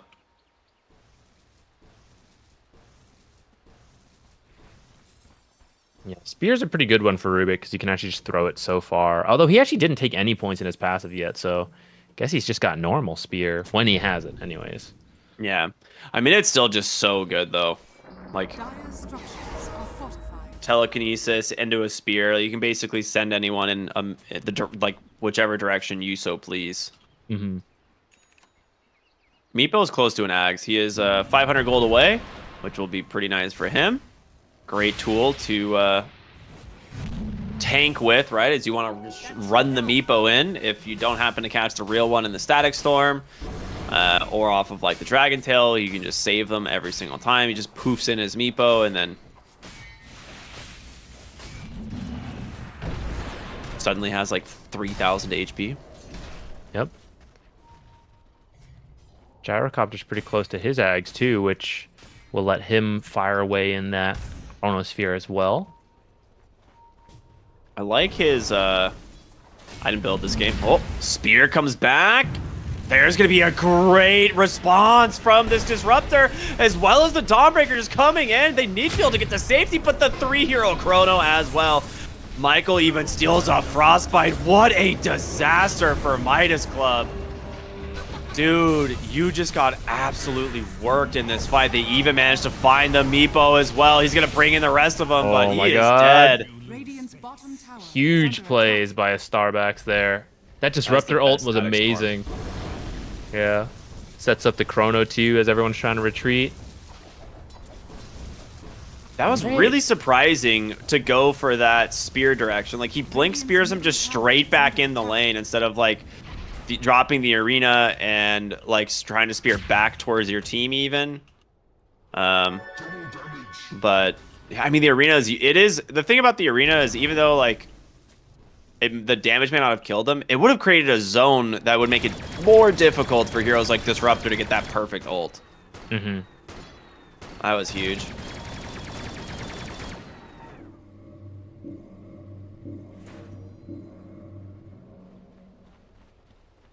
Costa Belay survived that, right? is under attack. Yeah, I don't think he was even there. He doesn't really want to join until he finishes this Aghanims. That makes sense. Well, Rubik now having Frostbite, very scary, as he now has 2 points in the Arcane Supremacy. Dire's bottom tower is under attack. Mega Meepo online, but we haven't really had a chance to see it. They're going to push for this mid-tier 1 tower. Radiant are scanning. They don't want to fight this. They're still waiting for Chronosphere. The Dawnbreaker ult's not up yet. They're just going to give this one up. Kind of recognize big reason they won that last fight was their ultimate. So Yeah. sometimes you just got to give things up when you're not ready to fight. Man, Kinetic Field, a great setup tool for Dawnbreaker as well. If they don't have BKB, that is just huge. They're going to Yeah. smoke. They have some spells back up. They have DK form. He has Blink, Ayasha. Yor, of course, got his whole spell kit back. Dawnbreaker's ult off cooldown, so she can rejoin at any moment. Dragon Tail's going to connect here onto the Tusk. Frostbite out as well. There's going to be Arena of the Spear. Another beautiful ult from the Disruptor and a follow-up from Sacred. You got to be able to get the Meepo, but he's able Mega to Meepo. pop that Mega Meepo. Gets him to safety for the moment, and Sacred is just isolated on the backside. So this time backfiring, not having that Chronosphere, not having that Faceless Void's damage. What a bounty! You know, not quite enough to finish it. As you get more points in Kinetic Field, it will give you more time to do that, but yeah, missing that final piece in the Faceless Void for that fight. I'll say Tusk. Snowball save, very high potential this game. I think he's got to go Blink BKB though, I agree. because that way you can jump into the Static Storm and pick up all the Meepos, because Meepo will definitely not build a BKB, and he'll be screwed over by Kinetic Field and Static Storm. One thing he really has to do is pay attention to his main Meepo location. If he's baiting Static Storm or getting Static Storm, then his main Meepo is still outside of it. He should be able to pull them back in with good micro, right? Like, because he just has to be within 600 range of them. Yeah, we saw that come into play there. Ooh, glimpse back on the Wow, Mars. that was He is from dead. downtown. Well played there from Yor.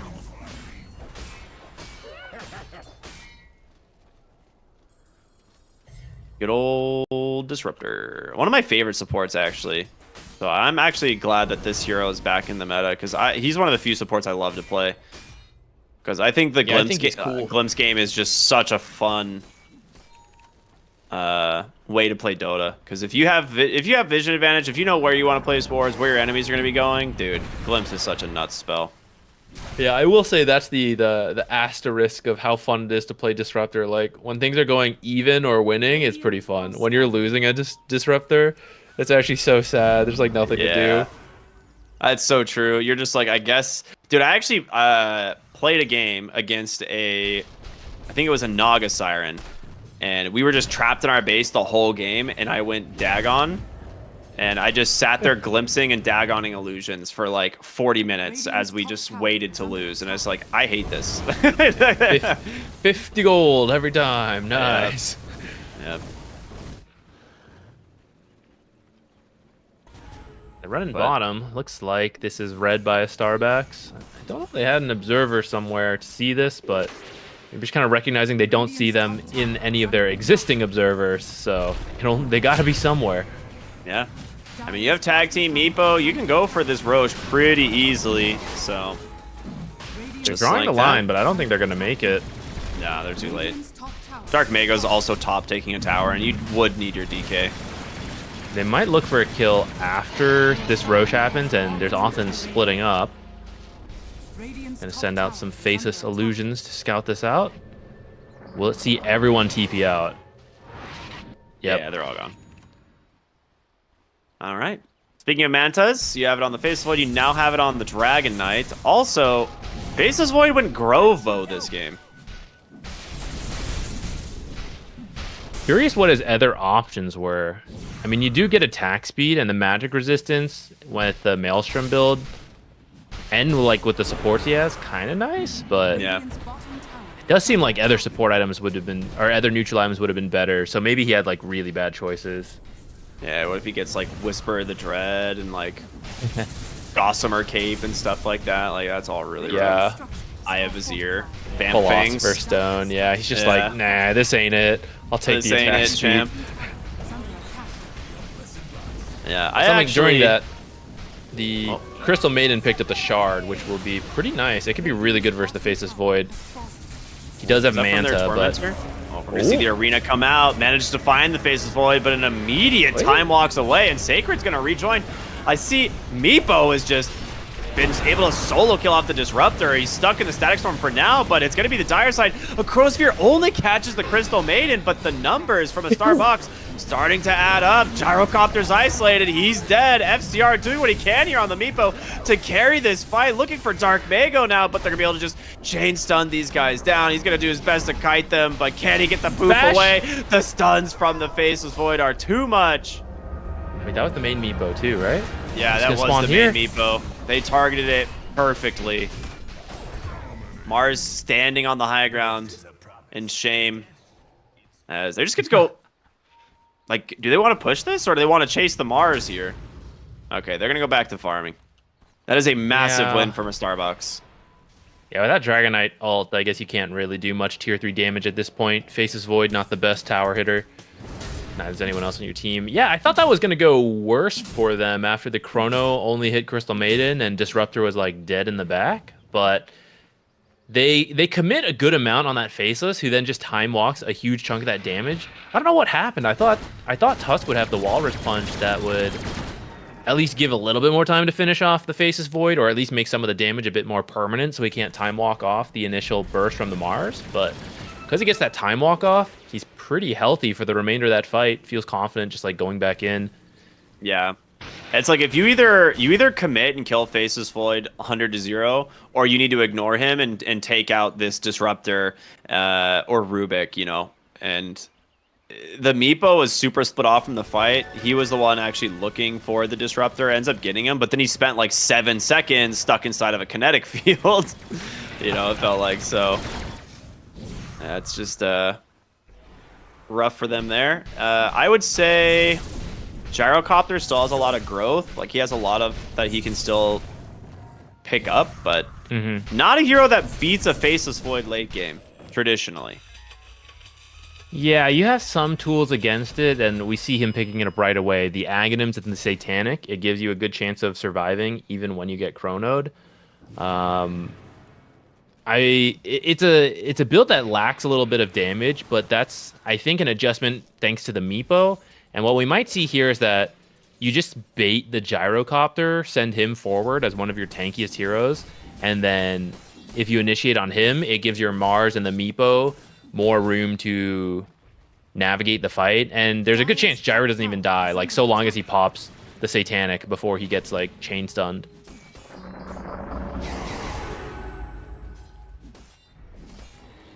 All right, Thunderstrike Shard here for the Disruptor. One that not many people like, and I can understand. The benefit is that the cast range is bonkers on this ability now. And it does have more strikes. So if they can't dispel it, it gives you more time to play for a glimpse, potentially. Yeah, and there's some nice stuff about this, like the scouting potential. You can drop it somewhere. It lasts for 7 seconds. So 1, you can check high ground. 2, like maybe Crystal Maiden is using her ultimate in the trees, right? So now you can just like drop it there to potentially scout her out and then glimpse her. You can kind of do that with Kinetic Field, but the cast range isn't as long as the Shard Thunderstrike, so you got more room there. And then the extra cast range, we were realizing earlier, Thunderstrike's probably really good versus Meepo. So with this extra cast range and extra duration, you're kind of making sure you can drop it on some of the Meepos during this fight. Absolutely.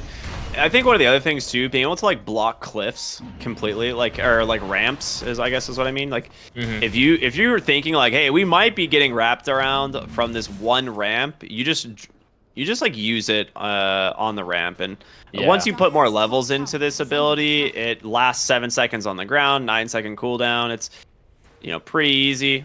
You can use it to cancel blinks too. I think that's one of Tusk's main jobs, right? So you throw out the Thunder Strikes like where you think he's going to be, and if he gets touched by it, he doesn't have a Dispel. So, I mean, Blink's essentially canceled for the entire duration, which is, I think, 7 strikes puts it at like 14 seconds or something, right? Oh, 6 strikes. So like 12 seconds, the Blink is essentially canceled. Yeah. So that's pretty solid. Oh, Husky is going for Tail. that BKB. They're looking for 40R. He gets the BKB off, looking for a great arena here, but where's your follow-up? There's going to be a great turnaround from the Disruptor. Dawnbreaker comes in, MNZ as well. How many times have we seen this combo? Gyrocopter barely surviving at the moment, but the chase continues. 2 more dead on the side of Midas Club as FCR here on the Meepo. The main Meepo is still here, but they're just like, whatever.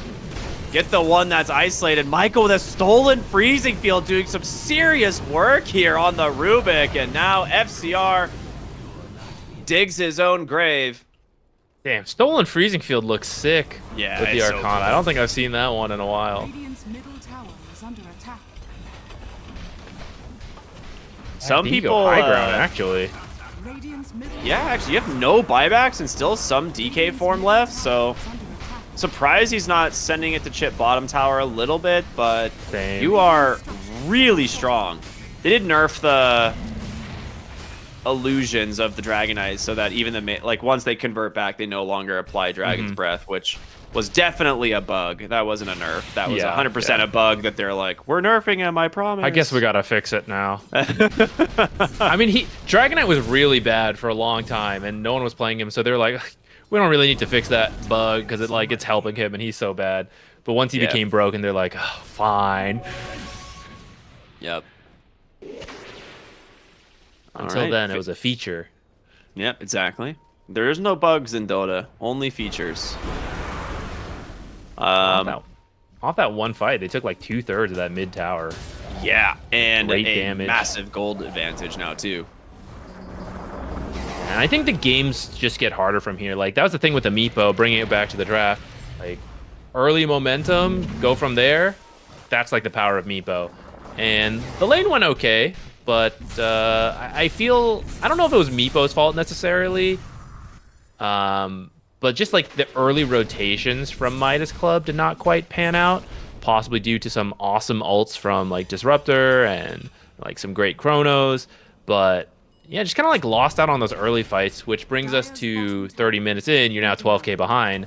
Not sure if your lineup really outscales. Dragon Knight making it impossible for the Gyrocopter to chase anybody here. As MNZ will time walk through that stun. They did get a He's good just ward walking place in. back here. He's simply going in. Yeah, he just throws the chrono, it catches the Gyrocopter. Meanwhile, Rubik's dead, so not a bad start if Kostabile can actually get out of this, but he's just lost everything. Full resources committed, and an amazing ult from the Disruptor, trapping every Meepo.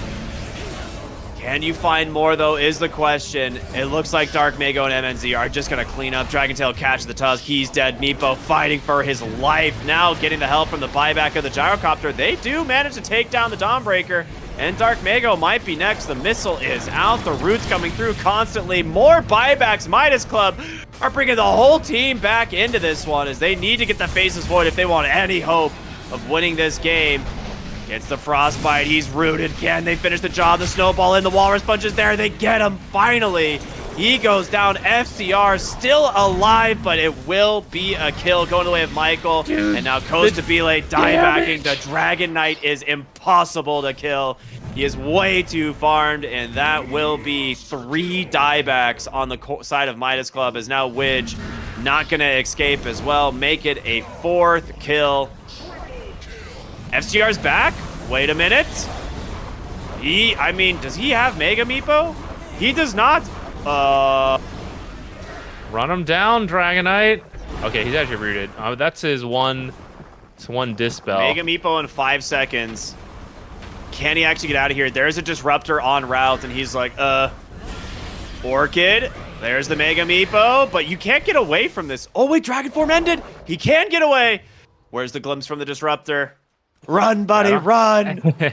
I don't think he's getting the kill here. Well, Dawnbreaker. oh shit, I forgot about Wait this. a minute, global re-engage, baby. Backup has arrived. The Orchid is there. He just types GG. They're like, oh, damn it, dude. They got him. No way. Dude, What a sick I want to see play the from Dark Dragonite's Mago. damage. It must be so huge after that last fight. He was splashing on every single hero for like 20 seconds. He did 30,000 damage in that fight. That is insane. Yeah. 30,000 damage from the Dragon Knight in that fight alone. That is absolutely insane. He finishes the game with 48,000. So like 3/5 of his damage is all from that one team fight. That is crazy. Amazing performance from the DK. I mean, you were right. You're at the very beginning of the game. You're like, I'm kind of leaning towards DK. This hero looks very good. And yeah, there's a reason people ban it out. So maybe Midas Club will actually ban some heroes in their first phase next time. It's hard to say. Yeah, I think Midas Club recognized what was going on there. It's like, hey, we've kind of missed our timing. We're going to commit buybacks. Maybe if we win something big here, we can get some momentum back, like the next Aegis, some tower, stuff like that. But yeah, they were already too far behind there. So even with the buybacks, they can't win, and they recognize like this ain't it, guys. The Meepo pick didn't work out. I like the idea, but like looking back at the net worth, they just never picked up a big enough lead. I think maybe some of it starts with that like 7-minute over extension. They try to like make that cool play for the wisdom rune, but just a few seconds too late, then you're like, oh, we committed so much, like we got to get something, right? You like dive a tier 2, end up losing the mid Mars. From there, just again, like over and over, each fight not quite going their way. And when you're the Meepo lineup, you need that. So just felt like an uphill battle from there. Maybe if you ran it back, it could work with the slightly better execution, but I think there's easier drafts to play as well. Yeah, I want to point something out in this last fight that's very funny. Okay. So going into this last fight, Dragon Knight was level like 19, I think. Mm-hmm. He finishes the game level 24. I saw that. Unreal. Like 9. He's involved in 9 kills at the end of the game, 2 of them being the level 20 plus Meepo. So he just skyrocketed in levels. Maybe it was level 20 to 24, almost 25. But like, yeah, that is a ton of XP. At that point, you're like, yeah, we lost. He's got AoE Dragon Tail now, basically. He's probably got like 5,000 gold in the bank. So hard. Yeah. Really funny fight. Really fun way to end the game. But Starbucks will take game 1. Of course, this is an elimination series, so all on the line for both of these teams. We'll be back in a little bit here with game number 2. Stay tuned. We'll see you then.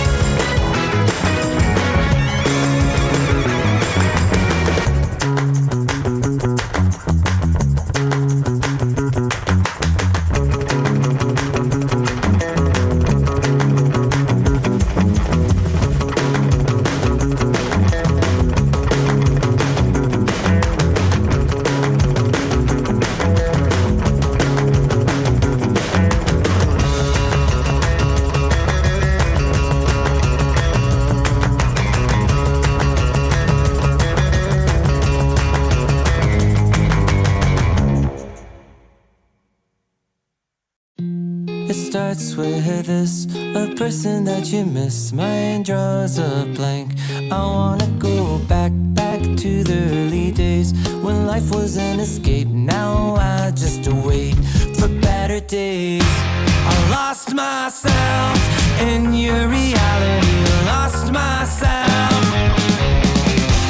I lost myself in your reality.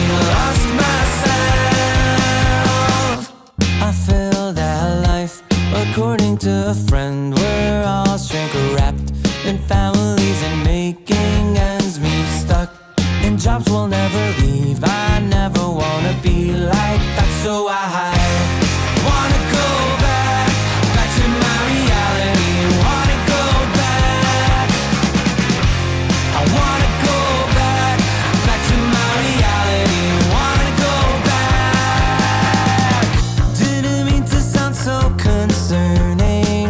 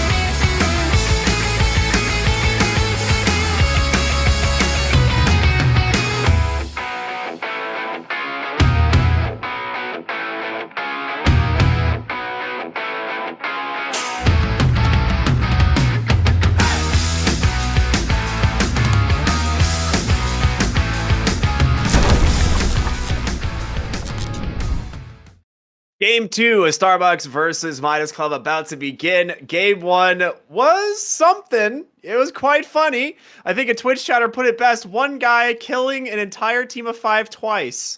You don't see that very often in Dota 2. It's not great once you get to that point, man. I don't know if it gets better.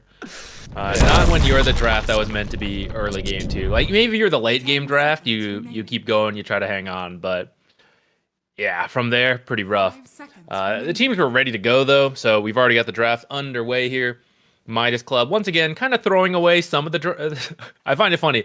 Throwing away some of the bans, like, oh yeah, get rid of it, get rid of it. Dragonite, though, not that hero. Ban that one. Legit ban. Okay, throw another one away. Tinker. They don't want to play into that Dragonite once again. The hero that killed them all twice.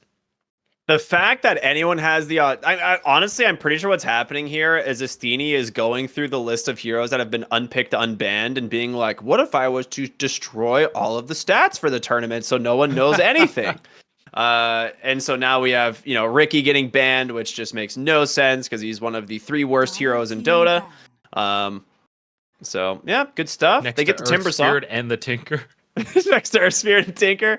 Potentially. I feel like Earth Spirits, I think Crit tweeted about it, and it was like the perfect tweet. He was just like, Rolling Boulder buffed from 30 to 60 damage. Wow.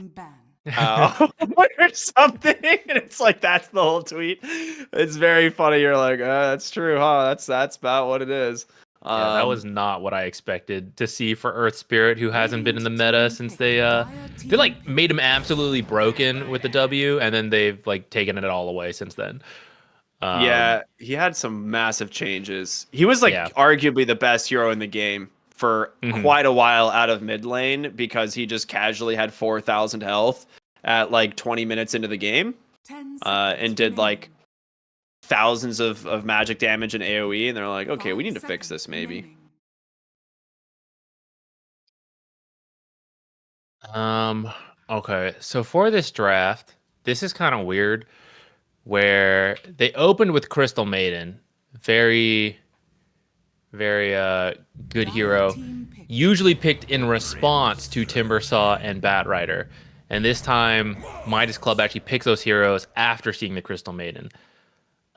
We'll see, because people do rate Timbersaw and Batrider high enough that it's pick them even though Crystal Maiden's in the pool, so you kind of know that you're going to have to play into her. So in that sense, it's it ended up being the same, but it does feel funny. It feels funny to not pick something better against the Crystal Maiden when you have the possibility to do so, especially when you're a game down now in a lower bracket elimination. Yes, and I think they played Batrider 5 last time, if I'm not mistaken, that they got this hero. So this actually could avoid the Crystal Maiden lane, which I wouldn't hate. So if they actually play this as a 5 position, you could still pick a 4 for the Timbersaw lane that plays really strong. And I think Starbucks recognize this, and they actually ban out 2 4 positions. So get rid of Tiny and Hoodwink, heroes that are a little bit more difficult for Crystal Maiden to play into.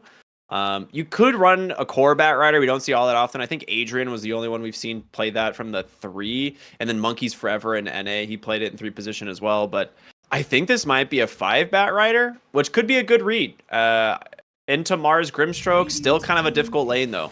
Yeah, because you're gonna have to go into the Inkswell and into Mars Gods rebuking and spearing you back. So might be a bit tough for Batrider 5, but Naga Siren, pretty strong hero, not necessarily in terms of getting kills, although Ensnare could give you a lot of Firefly time. But it's hard to punish a Naga and prevent her from doing what she does, which is I stick in the lane for a little bit, and then now I'm bouncing between the jungle and the lane. Okay, definitely not a 5 position Batrider anymore. Or is it? Or maybe... Yeah, I think it's probably a 5 Ancient Apparition. It does have some synergy with the Naga Siren at Ensnare into Cold Feet. This hero feels so weak in lane though that I would honestly be down to see this flexed as a core somehow in mid lane in a good lane, but it's just not going to happen.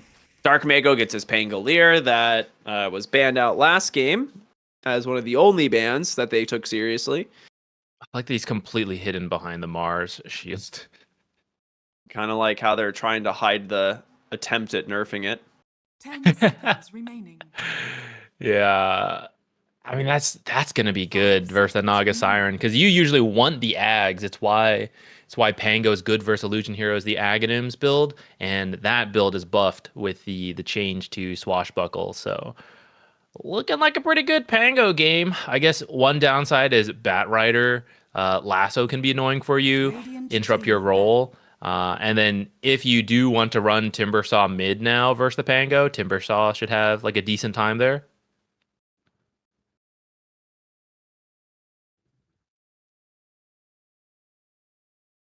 I like that. Yeah, I think you could actually just do Pango mid. 10 seconds. I don't hate that at all. Or not Pango, Timbersaw mid. I think you could just do Timbersaw mid, pick another off lane in your last pick here for Midas Club that shuts down whatever they decide to pick.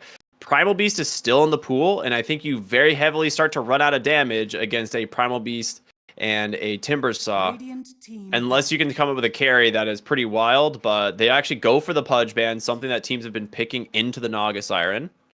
Would have been wild into Timber AA. Yeah, we've seen this multiple times as like a Timbersaw protecting against that Pudge ban. Or against the Pudge pick. I think you could have baited it and just gone with a Primal Beast and been like, what are you going to do, you know? Mm-hmm. Sven, pretty good versus Illusion Heroes. You would have to potentially lane into a Timbersaw, which would be no fun, but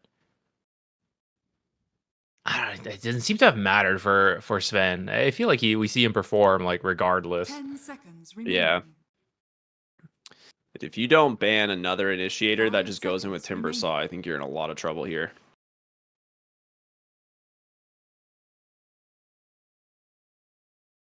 You mean like a last pick Storm Spirit? God damn it. The 24 pick Storm has won a game finally. We did see it win, but wait, did it I don't win? think it was even on him though. I think it was like the Magnus. Yeah, it the was the Magnus Magnus. winning the game for the team. I mean, it's a team game. I get it. You know, no flame, no hate, but it's just not usually what you for like. The strength of first pick is you get the first pick, the most broken hero. The strength of last pick is you get the last pick to counter, you know, the lane and the game and all that. And so far, every time we see it, it just feels pretty mediocre. Yeah. And it just doesn't feel like that's what you want from the last pick. Call me crazy. I'm not going to call you crazy. I think you have a pretty good idea about it. Dire team pick. All right. I'll leave it on the table. You can think about it. Wind Ranger ban. I have a feeling we're going to see a Medusa. Ooh. It's a good Cool. Medusa game. Ancient Apparition does absolutely nothing to that hero. You get Yeah, I'm Ice up Blast for and it. you're like, oh no, I don't lose health 10 anyway. seconds remaining. You tick like one little bit makes it to the hell. You're like, oh no, one of 1900. Oh no, two of 1900. 2 seconds left. What are they going to go with? Radiant team pick. Weaver. Okay. The Weaver. This I actually am a little bit confused on. Yeah. Well, you shouldn't be pressured too hard by Timber and Batrider, I guess, because you can easily run away and keep your 10 distance. They seconds have no actual lockdown, assuming it's Timber offlane. They could pick an offlane here on 5 Midas seconds Club. remaining.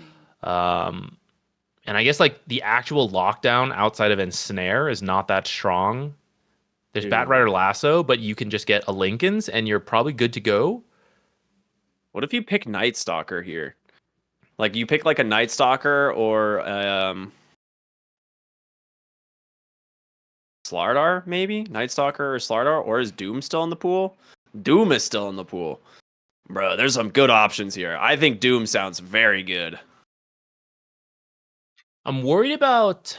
I kind of want something that's like easier to initiate with like lower cooldown because I feel like Lincoln's is really good right now to counter Oh, yeah, you're right. Lasso and Snare and then like Doom, you know? So then essentially you're committing like, oh, I'll pop it with Doom so you can Lasso. And that's like 2/3 of your crowd control down. And then Pango just rolls on in. You're like, oh shit, that last guy, I forgot. Right? So I kind of want something lower cooldown. I don't know, like Tonka. Slardar. Okay, Yeah. Slardar. Yeah. I think that at that point, with what you're saying, it's either Night Stalker or Slardar are your best two picks. And I like the Slardar here quite a bit. It is going to be 40R in the mid Timber Saw. And yeah, this gives you not only your detection for the Weaver, but you have a lot of minus armor already from the Naga Siren. So I like this quite a bit. Another potential Orchid build from a Slardar. What do you think? Oh, it looks pretty good for it, but I also kind of want them to have a blink because otherwise you have to like somehow catch the Pango or Weaver off guard by like literally just running at them as a fish, and that's a tough order. I feel like to get the Orchid off. So 5 seconds remaining. Yeah, maybe you could just actually farm. I wouldn't even hate Slardar being a little bit greedier this build. You will have a Timber Saw with like a blink, but like you just pointed out, he doesn't have like a stun, so it's really hard to be able to like catch Pango Weaver. Mm-hmm. What if Slardar just goes for like a early set of farm, like goes Echo Saber and just like is ancient clearing constantly with like max crush? My concern there is you have a Naga. So then, like, how many of us can be fish heroes that farm, right? Like, if we're both doing it, then who's doing anything else? Like, what's the Ancient Apparition doing? He's like, hey guys, I'd like to use my ultimate. They're like, go aim it at Timber Saw. He's slowing people with his chakram. He's like, oh, okay, I'll try to hit that. So I think I'd rather see like Blink or Orchid, like either one first, and then hopefully second as well. I'd like to see both. Yeah. But if they take a farming build, then I guess Timber Saw needs to be like super active instead. You could go for like a Blink Yules on Timber. It's actually not a bad Yules game in general.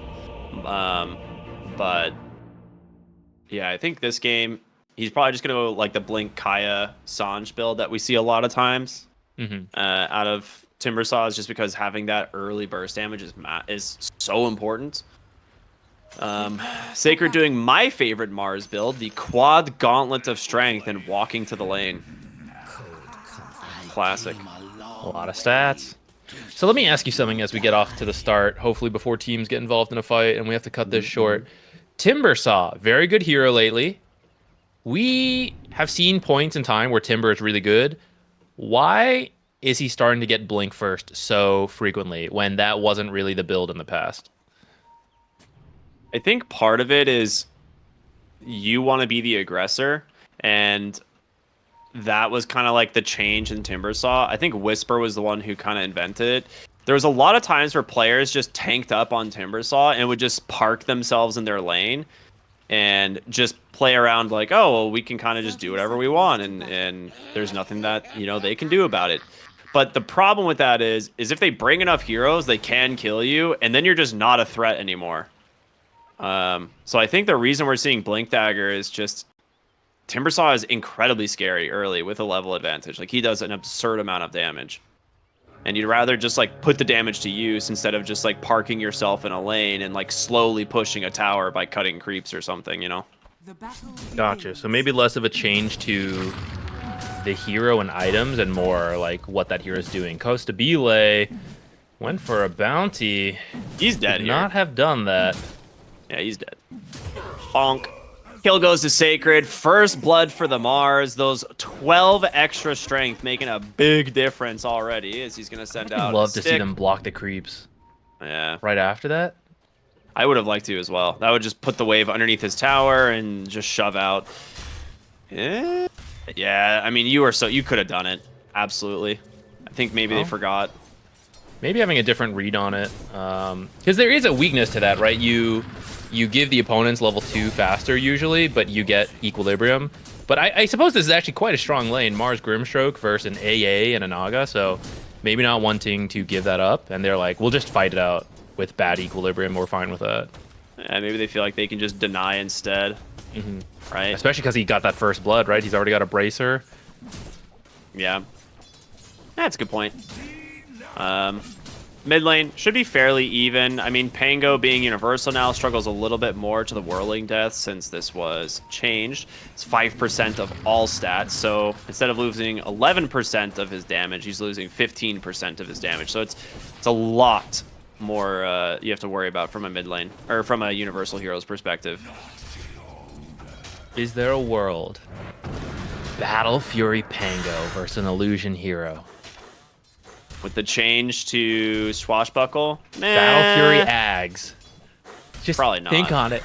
Think on it. Oh, okay. Probably not. I think the other thing I was thinking about when they nerfed this, ooh, nice little kill here in the bottom lane, is the level 2 advantage like you were talking about makes a difference. And Ancient Apparition's now dead. Dude, they're still just denying everything in his face. The one other like actual nerf to this Pangolier is the fact that like, did he just miss his blood grenade? No, he didn't. Okay, did a decent chunk of damage there to Yor. Is the fact that you're less likely to bash on Swashbuckle now. That's like literally the only relevant nerf to this.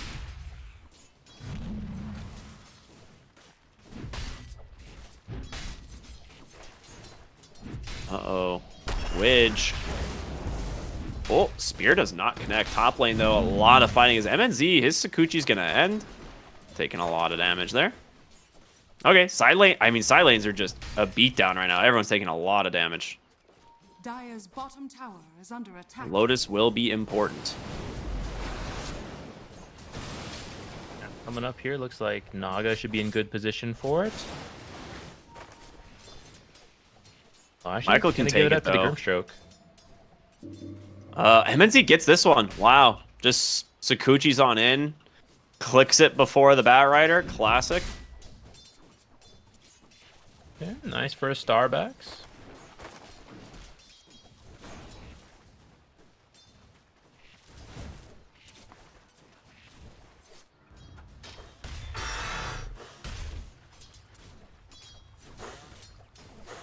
It blows my mind that Pango literally just can't lose a lane.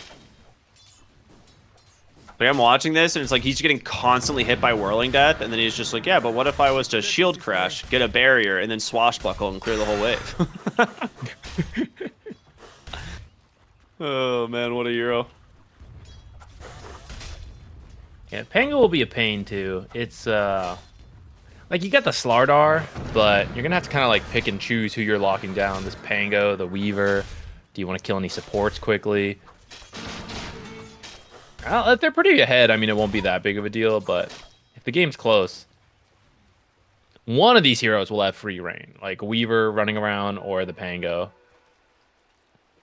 I think the fact that this offlane Mars is going so well for them is like bodes great for a Starbucks, because this Naga Siren needs to like kind of have a, I wouldn't say necessarily not needs, but you definitely want it to have a good start, because you do have to worry about the fact that like this Weaver is going to be really hard for your team to catch. Yours dead. Yeah, looks pretty dead. Tries to pop the stick. Ooh, the MNZ, body blocking. great body blocks. Very nicely done. He's gonna kind of pay a price for that as well, but he's gonna go ahead and get aggressive, do what damage he can. Not gonna be enough to finish anyone off, but that was very nicely done by the Weaver. They can actually get aggressive here. You do have Frostbite back up. Got And 14 wand charges. They gotta be careful not to bait themselves. Smart thing, and just kill the Batrider. Structures are fortified. But yeah, he's got Fairy Fire and 10 wand charges now. Rider. It's simple. Just kill the Batrider. Nice kill on the Ancient Apparition bottom. Similar combo to what we've seen, right? The Ink Swell into Spear. God's Rebuke. Tons of damage coming out from these two. Yeah, this bottom lane is fantastic for them. Sacred. Did he buy out another? Oh, he's bought out Self. So he's going to go the phase boots first. Bought his boots right now. Makes sense when he has the Grimstroke in his lane that he can play around the Inkswell with.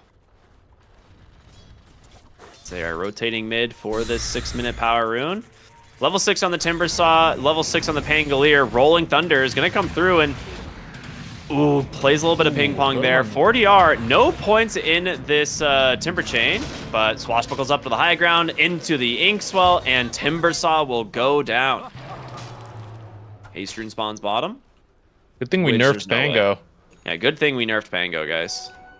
Man, where would we be if this hero was not nerfed?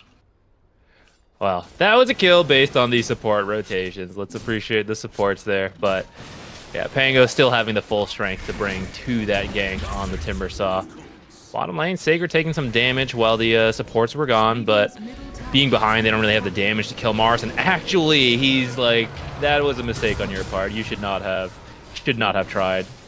Thought he might go for Widge there with the spear, but maybe a little bit afraid of Costabile turning it back around, and he will survive. Slardar, however, getting chased down to the top side of the map, and Dark Mega with a Haste Rune is going to be able to just push them away here.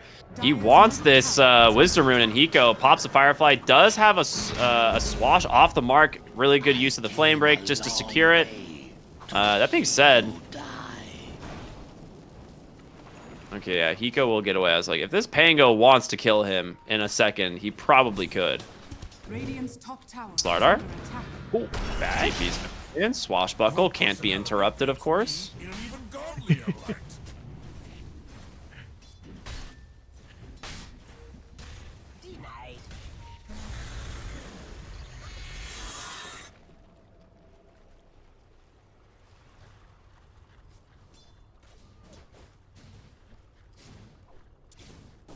We were doing pretty well, all things considered, into the Slardar pick.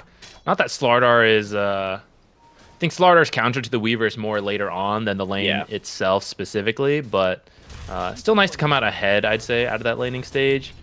Because that could have easily been like some kills. Weaver and Crystal Main are both relatively squishy to the high damage of Slardar Bat. I also like to point out that because of how good this offlane Mars is doing, like this Naga Siren is really struggling net worth wise. Like it is level 6, so it's not getting completely shut down XP wise, but he is by far the lowest farmed core, over 1,000 behind, or about 1,000 behind the Weaver at this point. And this Mars will be able to start threatening, you know, anyone he sees in this lane as soon as he gets to this Blink Dagger. I mean, maybe even before. We'll see. Is they're going to bring in the Crystal Maiden. She has Freezing Field. Whoa-oh. Costabile does see him. Gonna immediately... Guess the real one? He doesn't find the real one, but they have an Inkswell to follow it up, and that will be a dead Naga Siren. Dark Mega with the Swashbuckle to secure it. Good thing we nerfed that ability. No, thank God. It actually just does more damage at levels 3 and 4, which is crazy, but, you know, whatever. Sacred will find Widge here in the bottom lane, as the heroes will eventually surround the A, and Dark Mago's like, guys, what if I was to take the kill? Well, you now have 2 more kills out of the bottom lane, a tier 1 tower being pressured, as he is very close to a defusal now, just about 500 gold away. Timbersaw's going for a Yule's first. What do you think of that, man? I mean, it's really annoying to play against Grimstroke as a Timbersaw because of Phantom's Embrace. So maybe his thought process is to have a Yule's to be able to dispel that. Things like Frostbite as well.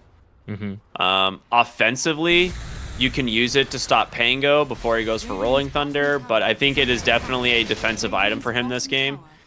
My guess is Midas Club are going to play for late game. I honestly don't think that they are in a position to where they can really fight because of how behind. Yeah, like with how strong these lanes are going for a Starbucks. I think you have to start thinking about scaling. That being said, FCR is going for an Orchid, so ooh, maybe you can like Yule's Cold Feet setup. I hope we see that once. That'd be cool. Oh, that would be cool. Hiko gonna get caught out here, tries to make it up to the high ground, but you've got the Bug and the Phantom on top of you. Too many things you've got to click. Tried to steal some stacks. Paid with his life. Can't believe Dark Mago was kind of in that area, you know. There's that swashbuckle contribution there at the end. He's got his defusal now. I'm not surprised. We see both supports coming over to him. He's pretty strong right now. They're going to fort the wave. They actually just want to be able to dive and punish anyone who comes near this. Is under attack. Does get a bottle refill, but next wave should be coming soon. And Dark Mago has an illusion rune if he wants to use it, but looks like he's going to save it for a defensive application, which makes sense. They saw Hiko coming through. Slardar dying top lane to the rotation of the Mars. But mid lane, this is where all the action actually is. They managed to catch the Batrider. Great scouting from Yor, the Rolling Thunder. Picks up the kill as now he's going to get a freebie onto the support Ancient Apparition, I imagine. I don't know how he gets out of this. Should be able to just cancel. Well, the Frostbite does connect. Dark Mago wants to go in. Has, of course, that illusion root to tank it up. One more swashbuckle. Doesn't manage to grab it. Okay. Could have gone for it to get the kill, but probably would have died for it, or at least there was a very high chance. So Yeah. they'll just take the initial kills they got and get to work on this tower, which actually Timbersaw might be able to hold on to this, clearing out the wave with Chakram. Dude, the ability combos of Crystal Maiden Grimstroke are cracked. If you think about like Soulbind and a Phantom's Embrace and then a level 4 Frostbite, you're It's on screwed. too, yeah. Yeah, that's what I'm saying. Like, you're screwed. Like, you actually just can't do anything. Your only hope is to actually just BKB it. Or have a Manta or Yules, right? Which is why he's got the Yules. But it is a ton of damage and a ton of catch. There's a blink reveal from Sacred into a nice grab. The Ice Blast just completely She whiffed. missed. All right, the question is, can they finish off the Timber? Rooted up, they do manage to get the kill as the Weaver makes his presence shown for the first time here into the mid lane, chasing down FCR and the Slardar Spear, sends him back the other way, but it just goes into the hands of the Pangolier. 2 dead, 5 heroes from a Starbox into this mid lane as they are really pushing the tempo. You're not going to get a chance to go late game, Midas Club. Blink At this Spear out rate. into the arena. They've got the Ancient Apparition.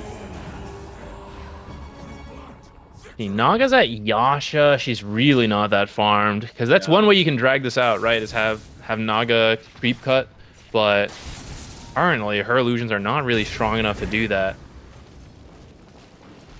Also, a big thing to mention is that Naga Siren, Luna, and Medusa, all these heroes were nerfed by their Manta cooldowns, right? Like, these are heroes that love to split push and can do it very efficiently with Manta, and they don't get punished because they farm on, like, the safe part of the map while their illusions cut everything else. So it's like that little bit of increase in cooldown does make a little bit of a difference. We're going to see potentially a grab here on a Sacred. He jumps in, ends up missing the spear, but he still survives. And now Widge walks into Dark Mago. MNZ cleans him up with a Maelstrom. Good thing we gave this guy more damage onto Gem in an attack. As now Batrider also going to give up a kill here. Triple kill for the Weaver. Top net worth 8,000 at 14 minutes. This game not even looking close. I just looked at the score. They have 0 kills? First person to die gets kicked, guys. Under attack. Dude, how do you have 0 kills? That is wild. Dark Mago is not done. He pops Amplified Damage, trying to get some mana just to get away, and Timber Chain's off the mark, just to add insult to injury.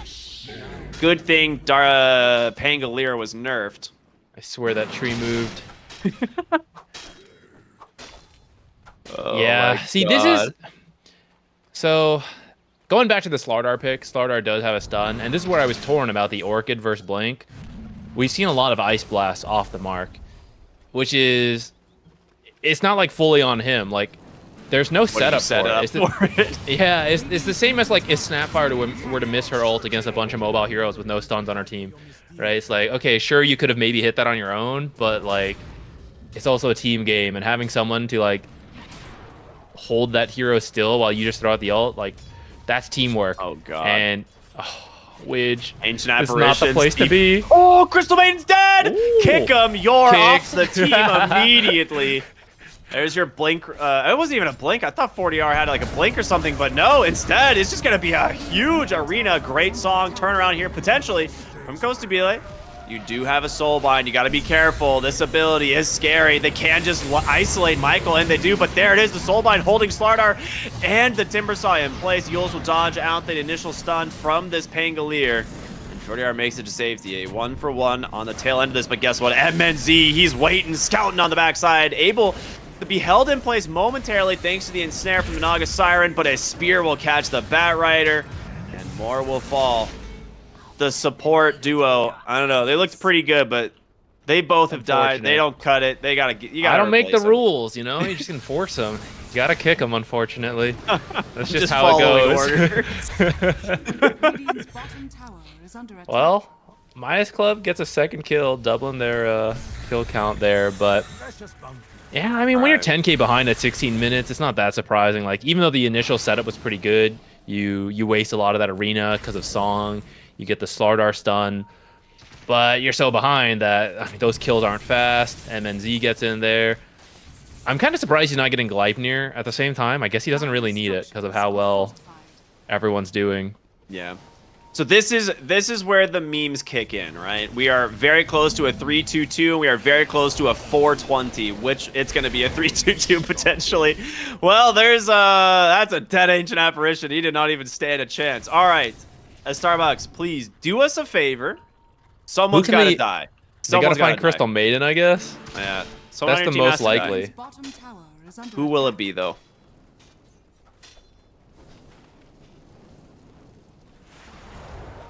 Where's Naga at? Okay, Naga has her Manta recipe. It's in the stash, but She can't she's get got to it. Yeah. Maybe she could just walk into the Wait a enemy base. minute. Michael in some trouble. Backside of the fight. Pango instantly kills the Bat Rider with an So arcane who's Midas rune. Club gonna kill? Oh, come on. Come on. Dark Mago, chill, buddy. Give us a couple seconds here. He's not going to chill. Maybe he's This gonna man go to the cares for fountain. nothing. Oh! Ancient Apparition's dead! MNZ solo kills him again, and now 40 are dead as well. All right. It was technically a 3-2-2 the other way if you just turn the score backwards, but yeah, it's just one after another. They just don't care. Like, nowhere on this map is safe for Midas Club. The Naga Siren, they know he's top lane. They're like, whatever. Just push the lanes. We don't care. Yeah, trying to get her Manta, I think. He beat bottom. Oh, I thought she had Bat Rider bring her Manta recipe from base.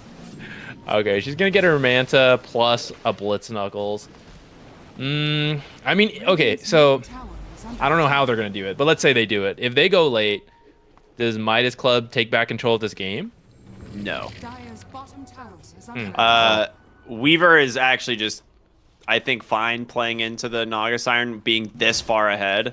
Because eventually he gets, like, Gleipnir, he has Manta, he has, like, I don't know, Butterfly or Satanic, like, just MKB. Like, there's so many items that Weaver can build, Daedalus, and he will just kill anyone. Like, there's no way for the Naga Siren to kill people as fast as this Weaver will, I think. And that's the big problem.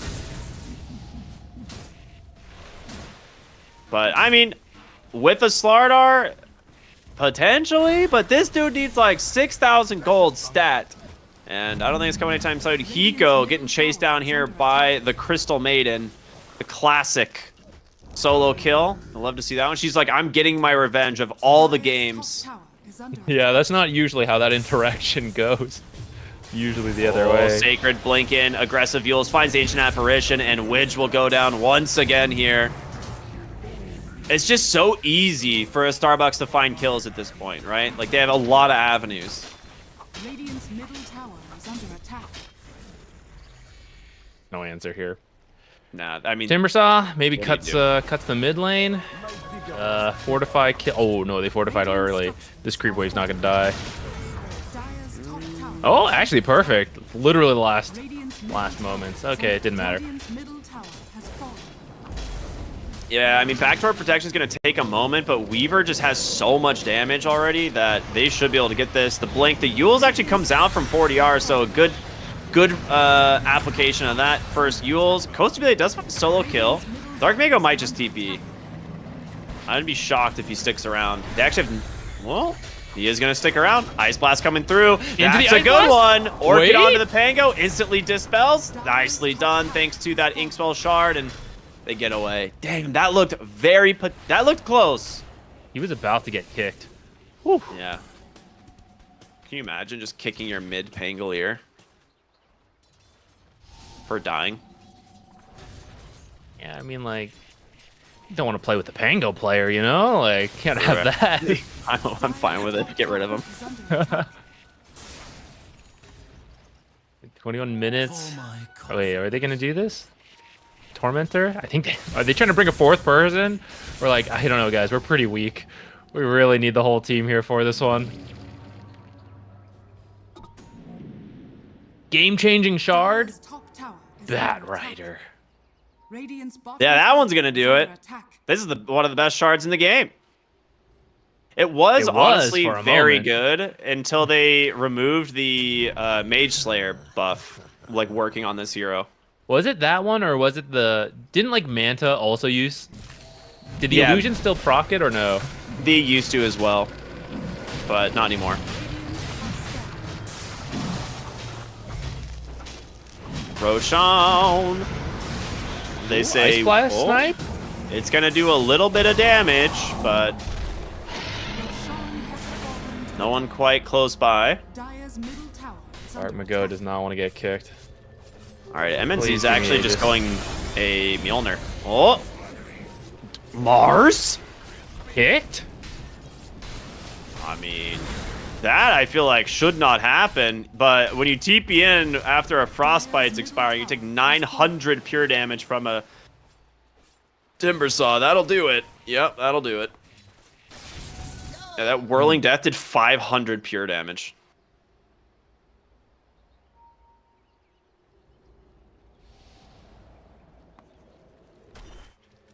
Smoked up. Can he find anyone?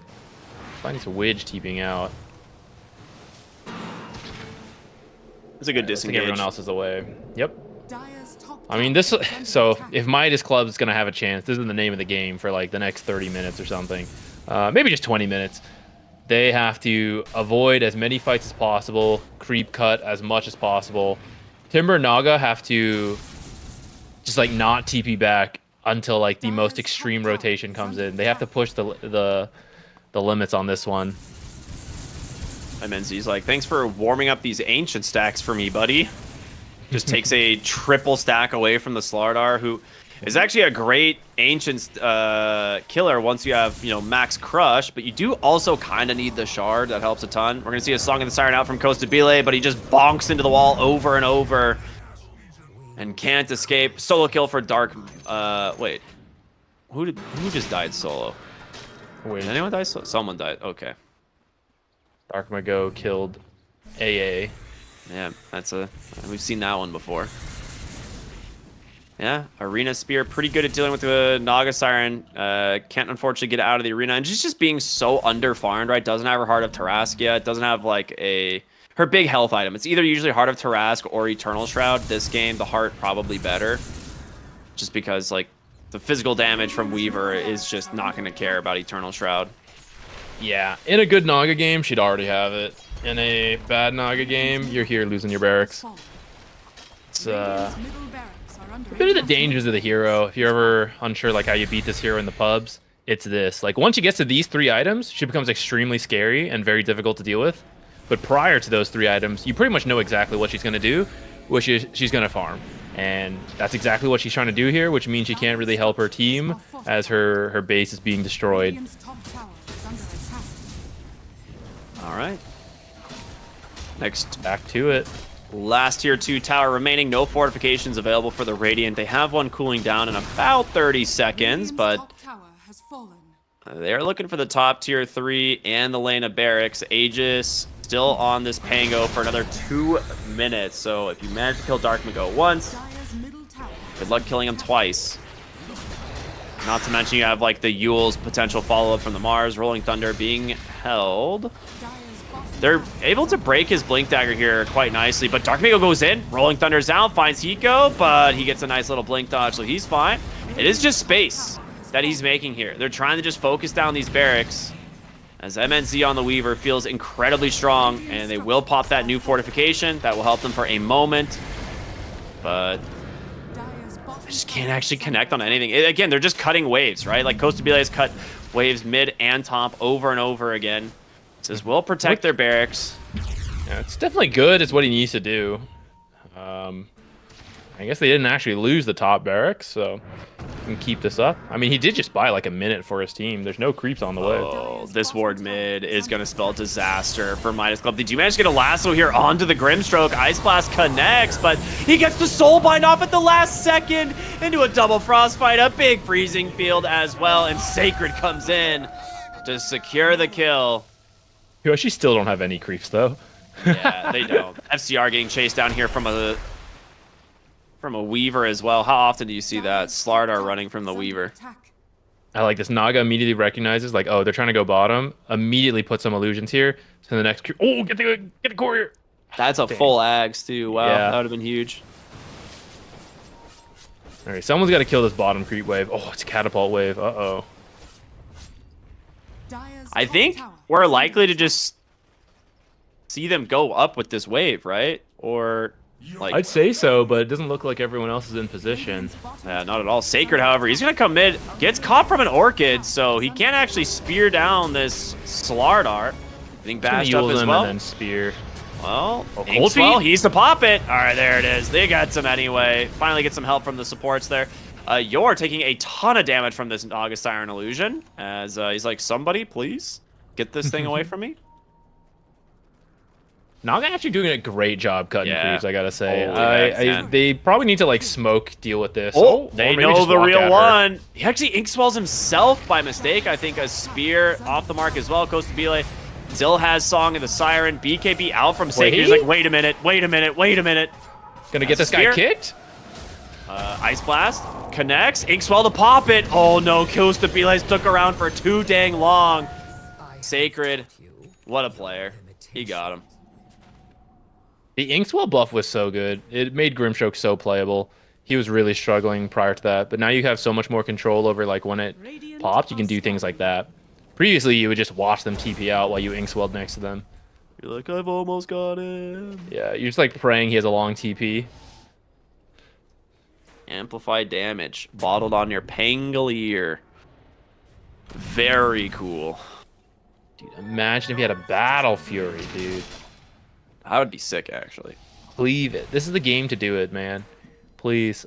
I'm just praying for the day we get to watch a Pango build Battle Fury. If it was Dota 1, he would. I believe it.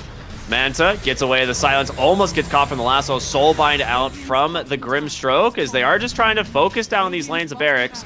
No Fortify is available, obviously, as the Mage Slayer buff being a little bit different. There's the lasso. They got him. Ice Blast coming through as well, but is it enough to even kill the Pango?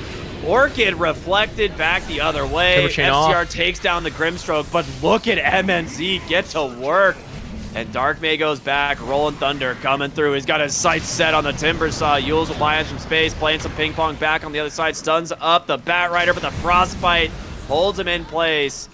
And the Weavers. Dude, all of this, meanwhile, Mars is just kind of like casually walking in, pushing mid lane, making sure they had another wave to work with. And Sacred, honestly, he might just go. I mean, is he gonna chase here? Or are they just gonna look for the next wave? Because they have a creep here. Yeah, they are just gonna go straight for the mega creeps. Hero range creep right there. That is Oh, it's truly dead. It's okay. It's got enough time. Yeah. And just like that, mega creep secured here for a Starbucks. They get the silence onto the Dark Mega on the mid lane. No Orchid or no Manta. Ice Blast connects. Okay. They will be able to grab the Pango, but can you get... Okay, now there's just too much damage. Unbelievable. Goes to be with the Song of the Siren, has to get out of here. Hiko will try his best, but that is it. The GG comes through, and a Starbucks will take a very convincing game number 2. This one wasn't even close. Yeah. Pango, too good. Crystal Maiden, too good. Who's in the bottom lane? Mars, too good. Yeah. I mean, these were I feel like tough lanes, because top lane, I feel like that was always going to favor Crystal Maiden there against Slardar and Bat Rider. Like, her abilities are just really good there. Mid lane, yes, technically Timber counter to the Pango, but no, because it's Pango. And then bottom lane, I thought like Naga could get off to a good start. Like, that could be, you're taking time bomb. You feel like you got to pressure Naga because she's getting farmed. She's gonna like do all that stuff. But actually, the first blood on her just kind of like wrecked that lane. And from there, they were able to play like so aggressive, slow her down so much. Like even before, Pango never even like showed up. It was just Mars and Grimstroke putting the pressure to that lane, which is a bit of a downside of the Ancient Apparition, which I don't know if I fully saw why the value of the Ancient Apparition that game. I don't know what it was even picked for. Like, I'm looking back at the draft and I'm like, I don't know which hero they were targeting with this Ancient Apparition. Like, maybe they're just trying to do something different here. It's like you pointed out, there's no setup for this outside of a lasso or an ensnare from the Naga Siren. Slardar doesn't have nearly enough stun to set this up. So you're just kind of guaranteed to have a bad lane. And when Mars just gets a free free first blood to start the game off, comes to lane with a bracer, a stick, and three gauntlets and tangos, like your lane is such a mess. And they just stood on you, denying all the creeps in your face, gets level 2, kills your AA again, and it's like, yeah, that lane became such a problem, and you can just see how much it affected the Naga Siren being able to come online at all this game. Yeah, I don't know if the AA was like a prevention pick, like they were expecting something, I don't know, like Alchemist, Huskar type hero that they're like, maybe. Okay, we'll prevent it. And so, I mean, maybe that worked and we just don't see it, right?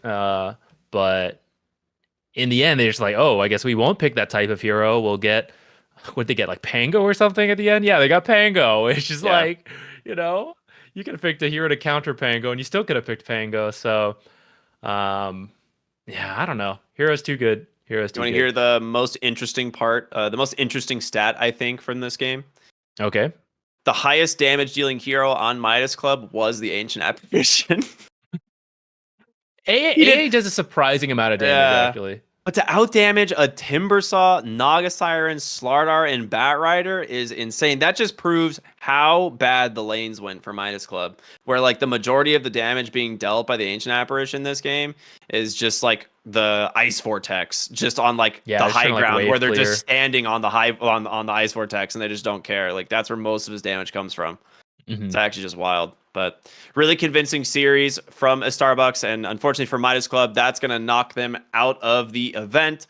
But we do have more games coming up later today. So it will be the upper bracket finals of Heroic versus Boom Esports, and then the lower bracket semifinals, which will feature Starbucks versus the winner of Beast Coast and Infinity, which is still happening right now. On the other channel, I believe Dota 2, the _ Dota 2 Ember channel. So you can head on over there to watch that. As for you and me, okay, actually I lied. That series just now ended. It's over. That series just ended. It looks like Infinity took it 2-0. So it will be Infinity versus Starbucks in just about 2 hours. So should be good stuff. Yeah, go get your snacks. I'm sure it'll be a fun series. Absolutely. As for you and me, we are done for the day, though, are we not? We're not on. Are we not covering that last one? Are we? I thought we were covering that last. I'm pretty sure that's us. Maybe we're covering the next series. I don't remember. I have to look at the schedule because maybe I messed some stuff up. But for now, we're going to go to a break. We'll be back potentially in 2 hours as I double check the schedules. But for now, everyone enjoy that break. We'll see you for more action here on the South American Qualifiers of Dream League Season 22. We'll see you later.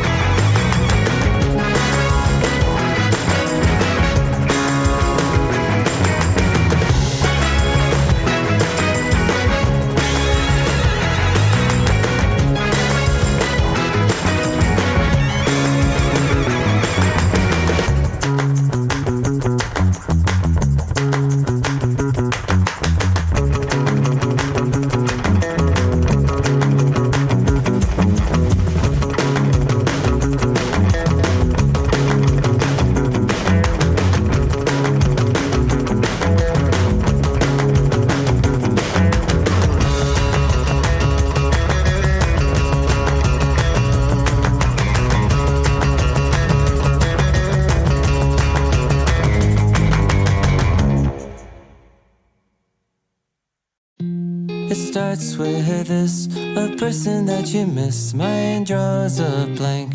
I wanna go back to the early days when life was an escape. Now I just wait for better days. I lost myself in your reality. Lost myself.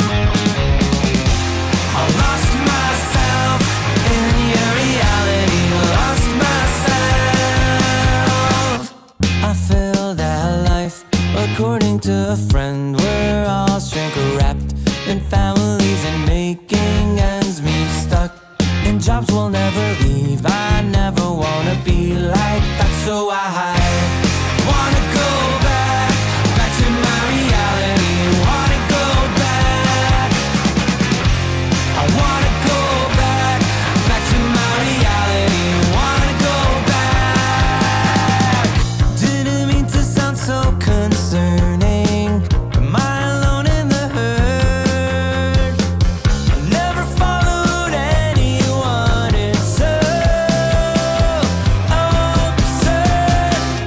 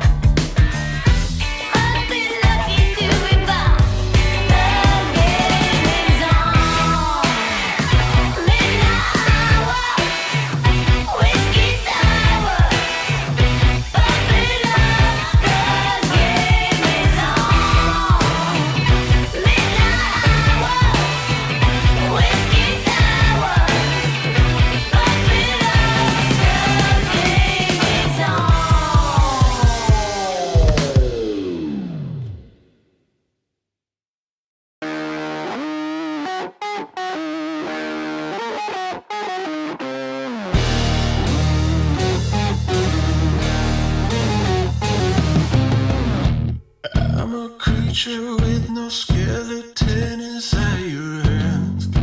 Got no home address, I come and go as you command. And it's fine with me, and it's fine. I'm a bandit that you use to keep from bleeding out. I'm the lover you don't love, but love to keep around. And it's fine with me, promise that it's fine. Maybe I'm a fool. It's not like I'm expecting something new.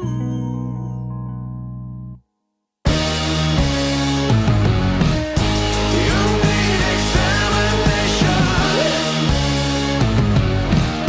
I'll be your medication. Whatever, whenever, I'll never tell you no.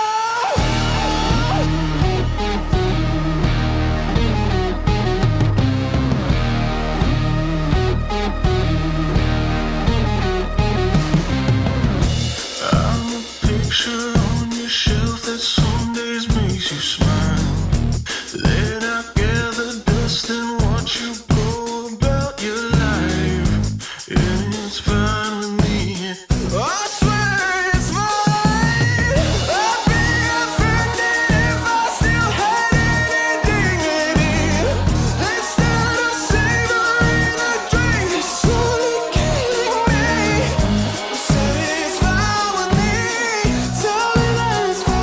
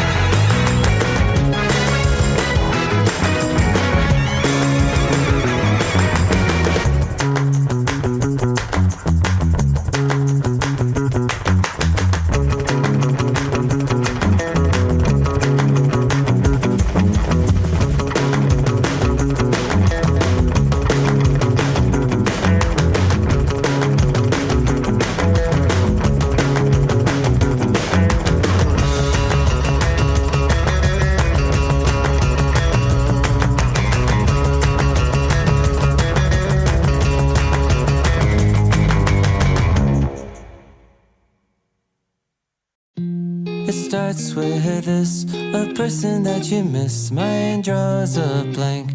I wanna go back to the early days when life was an escape. Now I just wait for better days. I lost myself in your reality. Lost myself. I lost myself in your reality. Lost myself. I feel that life, according to a friend, we're all shrink-wrapped in families and making ends meet. Stuck in jobs we'll never leave. I never wanna be like that, so I wanna go back to my reality. Wanna go back. I wanna go back to my reality. Wanna go back. Didn't mean to sound so concerning. Am I alone in the hurt? I never followed anyone. It's so absurd.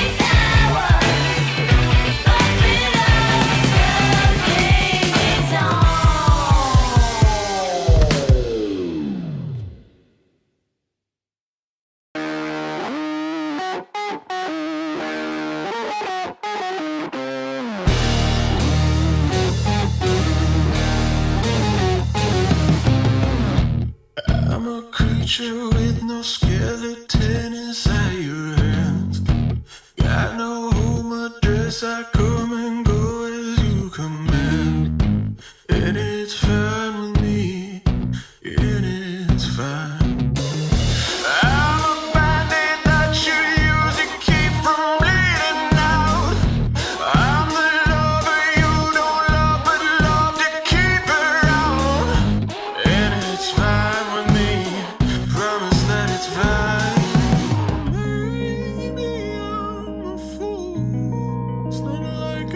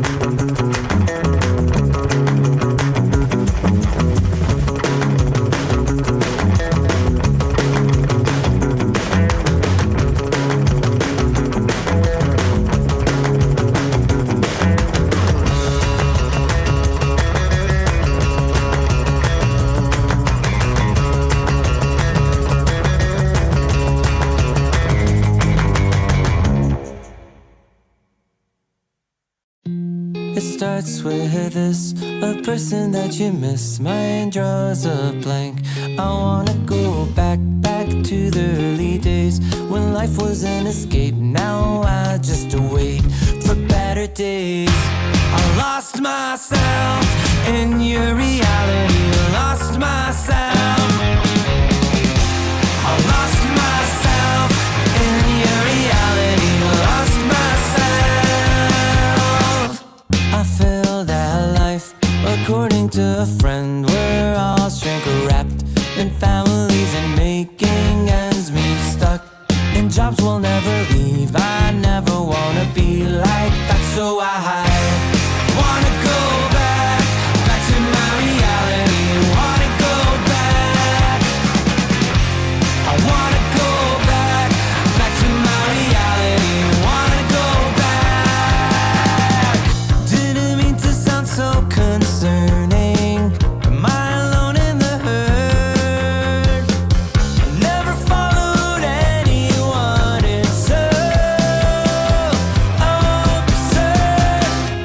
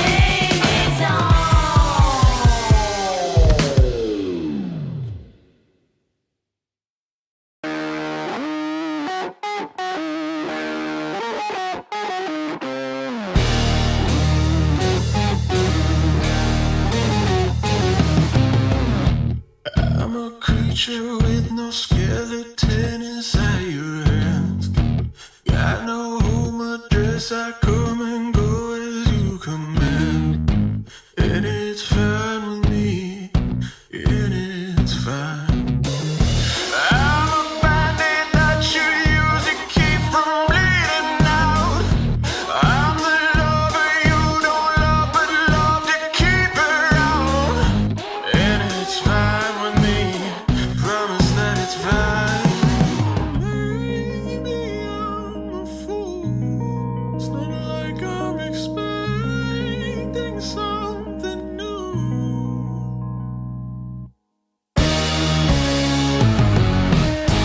You need examination. I'll be your medication.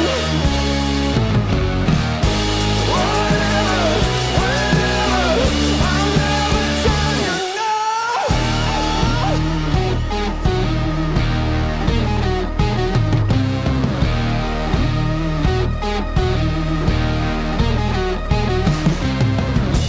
I'm a picture on your shelf that some days makes you smile. Then I gather dust and watch you go about your life. And it's fine with me. I swear it's fine.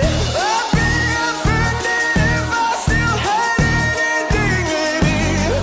Instead of savoring the drink, it's slowly killing me. Say it's fine with me. Tell me that it's fine.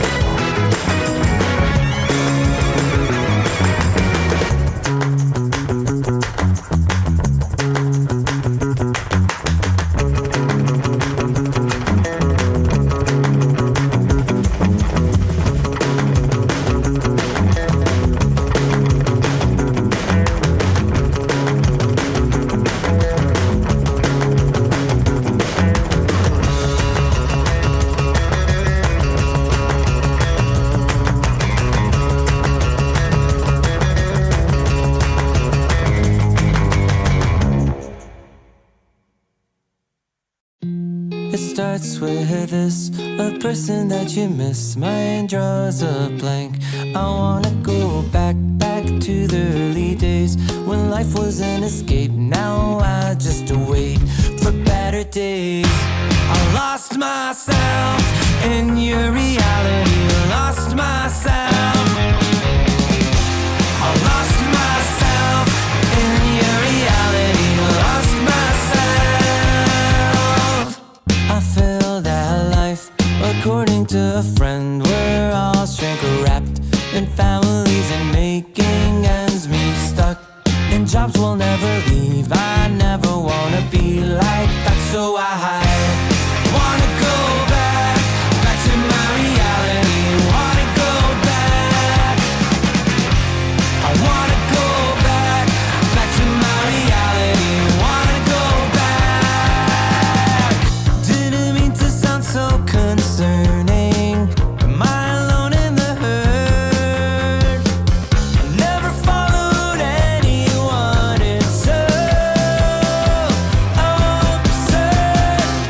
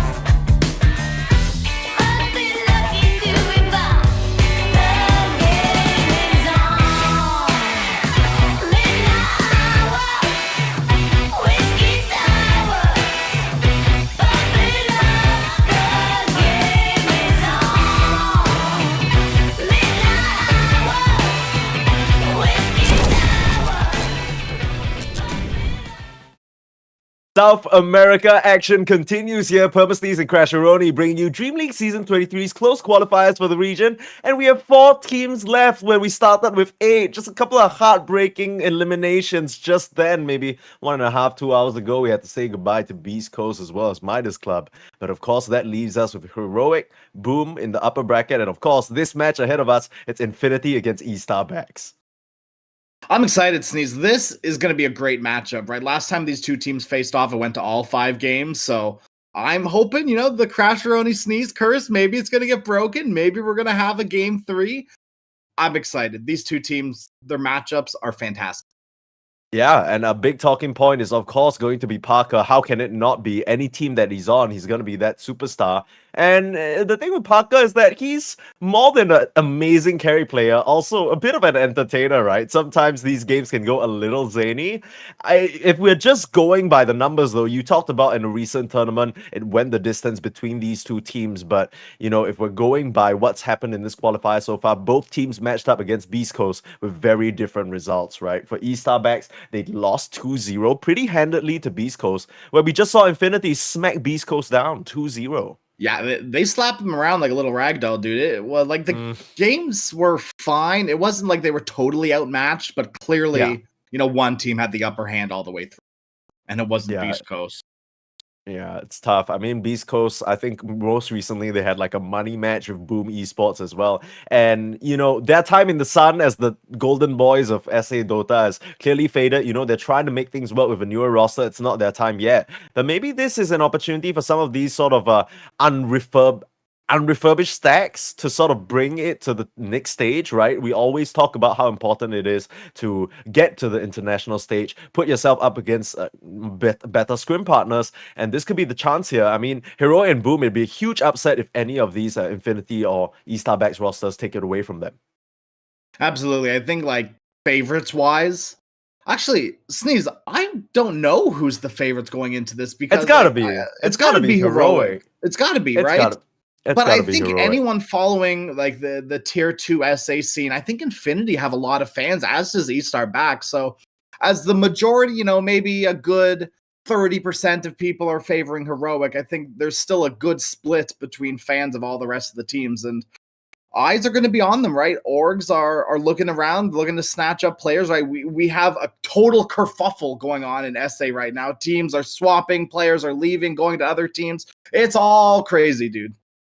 Yeah, and I think SA, they had their little moment to shine after that EG as well as the... Okay, I don't know whether you'd still consider EG, but I guess at that point it was Thunder Awaken or Thunder Predator or whatever iteration they chose to go with, and Beast Coast. Those two teams doing very well at the international level, drew a lot of eyes. Everyone's saying SA is going to be the next sort of new hub for all this talent, but we haven't really seen it formalize into any formal infrastructure just yet, right? Some of these orgs starting to show interest. It's a good start. But then the two best teams just kind of fizzled out, split up into various different regions. Now you got Whisper on OG.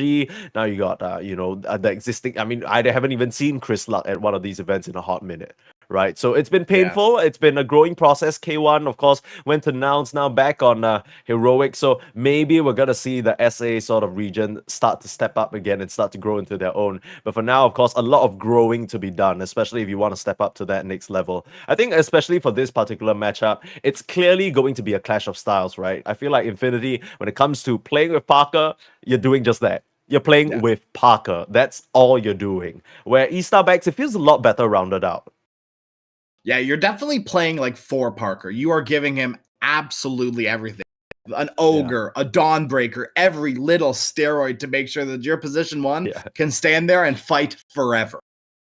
Exactly. And Parker, he's not ashamed and he's not scared to just kind of be greedy about it, right? He will call for, okay, come halfway across the map and juice me up. I'm going to carry this game. And more often than not, he does. He has a bit of a flair for theatrics and that might sort of end up biting them there. But I think, at least for me, I feel like Infinity, especially the momentum that they're taking from that previous win against Beast Coast, they've got to be feeling good. Oh, absolutely. Momentum is a very real thing in Dota. I think anyone who disregards that isn't in the right mindset. I think going far, these lower bracket runs, Infinity, they've 2-0'd Akatsuki, they've 2-0'd Beast Coast. They're moving on next. It's the Reaper at the door meme, right? Estar backs, you're next, baby. Yeah, I had a bit of a sneeze there because I was starting to feel some chills. I can feel the game starting to get closer and closer, and I'm so excited because Crash, we've done a little bit of a tour so far. Hit up some Eastern Europe, hit up some Western Europe, did a bit of China this morning, but I feel like, we've casted some SA Dota here and there, and I feel like the games in this region, they tend to get a bit crazier, right? We've seen some one-sided sweeps, we've seen some really methodical, surgical, okay, we wait until 25-minute timing, we just hit a Luna TA draft, get that second Aegis, roll up to high ground, nothing you can do. I kind of feel like SA, it's a lot more dynamic and explosive than that, and I'm super excited to watch it. I think you had a key word there, Sneeze, explosive, right? And that is exactly what it is. These games can be over within 20 minutes. The last time we talked about the last time these teams faced off, right? I do want to go back to it very quickly. Games were lasting less than 30 minutes. For 4 games out of the 5 best of 5s, they were all over between 25 and 30 minutes. A few of them were over at like 15. It was insane. Like explosive lineup. Yeah, and I think it's worth noting because you mentioned a lot about the last time these two teams faced off. The last time they faced off, they had a captain figure in Stinger, right? Estar backs. Of course, we know that Stinger is now on the newly announced Leviathan stack, and they're not in this qualifiers, but that's a huge component of your draft now missing. That's a huge component of your team, the shot calling, the experience.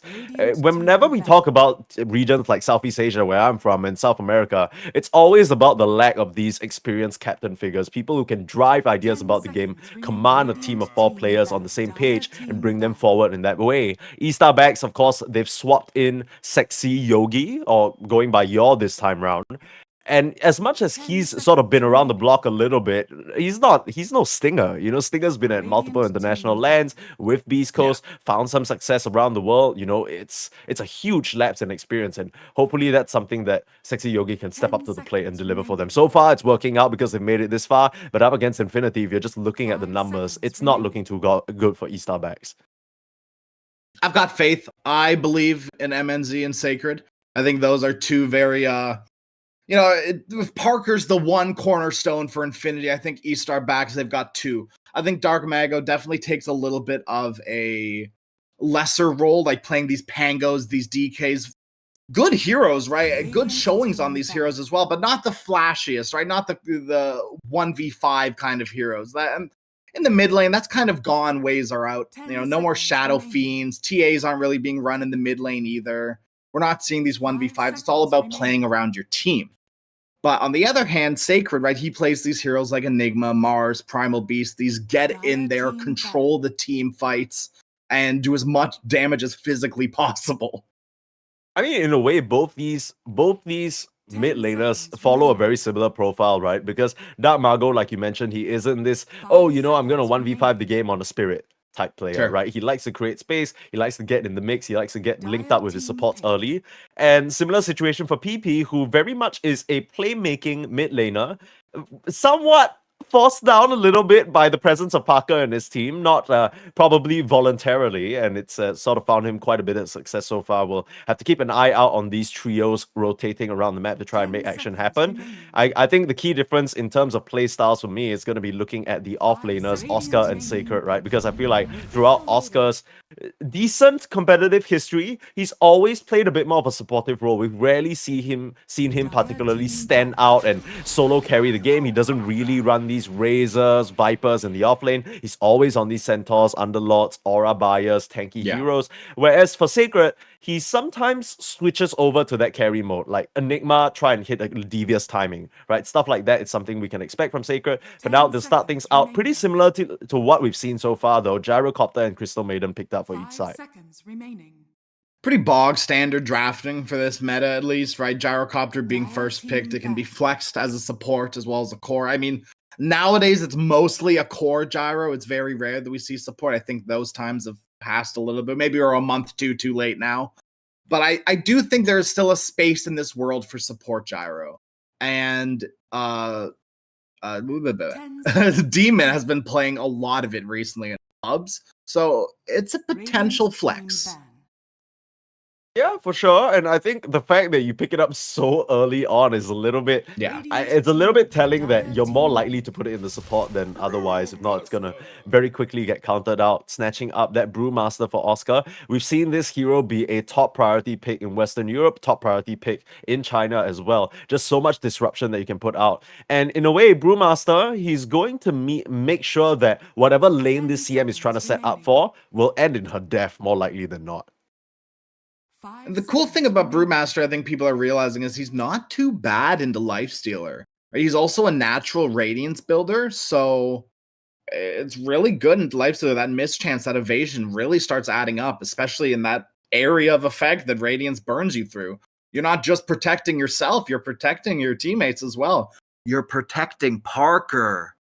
Yeah, that's the name of the game here. I don't know how Gyrocopter really, it's kind of like, oh no, I'm carrying out attack, call down the artillery, all the rocket barrages, and yeah, that's kind of what I see right now. It still could very much be a Gyrocopter played by Parker. We've seen that already, although I don't really know, given Infinity's playstyle, whether they want to snatch his hero up so early on and leave it open to counterpicks. That's probably what Estar backs are thinking about right now. And now this Brewmaster, I like the point that you raised about the Lifestealer, because Lifestealer is a hero that wants to stay in lane, and Brewmaster can sit there forever. The Sven is gonna be just fine, should be able to survive. Maybe you need to give your CM up once or twice, but ain't too big of a deal, and that makes a lot more sense, right? Comboed up with the Grimstroke, you already have two great disables that you can throw out onto the Soulbind, double Frostbite, double Stormhammer, and the Silence is gonna be very valuable to stop the split from coming out. Absolutely so big, right? Gyrocopter is not necessarily the hero that wants to stand there and A-click the ground for the first 30 minutes of the game, right? He's kind of a hero that wants to play around with his movement speed, weave in and out just a little bit of these fights until he can stand there and A-click the ground. Grimstroke's going to make it so that those first 30 minutes are a little bit harder for Gyro if he gets tagged up with a teammate. So this is a bit of an interesting sort of switch away from the strat that we know. Now, my opinion is that this could be very well a Parker TA, because this, it feels like you're baiting out that initial gyro pick, so you get a bit of a response. E-Star backs, they take the bait, or they bite on, they grab the Sven for themselves. The Sven, very little flex potential compared to the gyro, right? Whenever you pick the Sven, I mean, gone are the days of support Sven. Unless we see some crazy core Grimstroke shenanigans going on, this is pretty much going to be the MNZ hero, right? So I feel like this TA pick is kind of scary, because with Sven, you always want to burst a hero 100 to 0. And apart from the support gyro, there aren't really great targets now. Ogre Magi snatched up as well for that lane bodyguard. This TA Ogre Magi safe lane is going to be lethal, man. It's very scary. And like we talked about during the, pre-game, more steroids for Parker, more good. The more abilities that you can just throw, the Lotuses, the Bloodlusts, the Radiance Burn, the Call Downs, right? Every little thing, Parker's gonna be like, okay, let's go. I'm gonna stand there and fight them. I'm gonna do my best. Dude, Parker, at this point, he's played so many games with Ogre, even though it's not in meta, he's always just like, man, I need that Bloodlust juice, man. I can't play without it. I can't do it. Normal attack speed ain't good enough for me anymore. But there's that Pangolier that we talked about, gonna come out for Dark Mago. It's very much a favorite of his and PP's, but he'll get the priority on that. Good combination with the Grimstroke, and you're not too concerned about it being countered by the Grimstroke anyway, because you've already sort of picked it up. Generally, a decent mid lane matchup into most of opposition, which is why we immediately see the Huskar ban out. You just want to make sure that your Pango can at least have a lane so it can start having impact in the game. Now, there are a few notable heroes for me still in the pool. I think Lesh being one of them.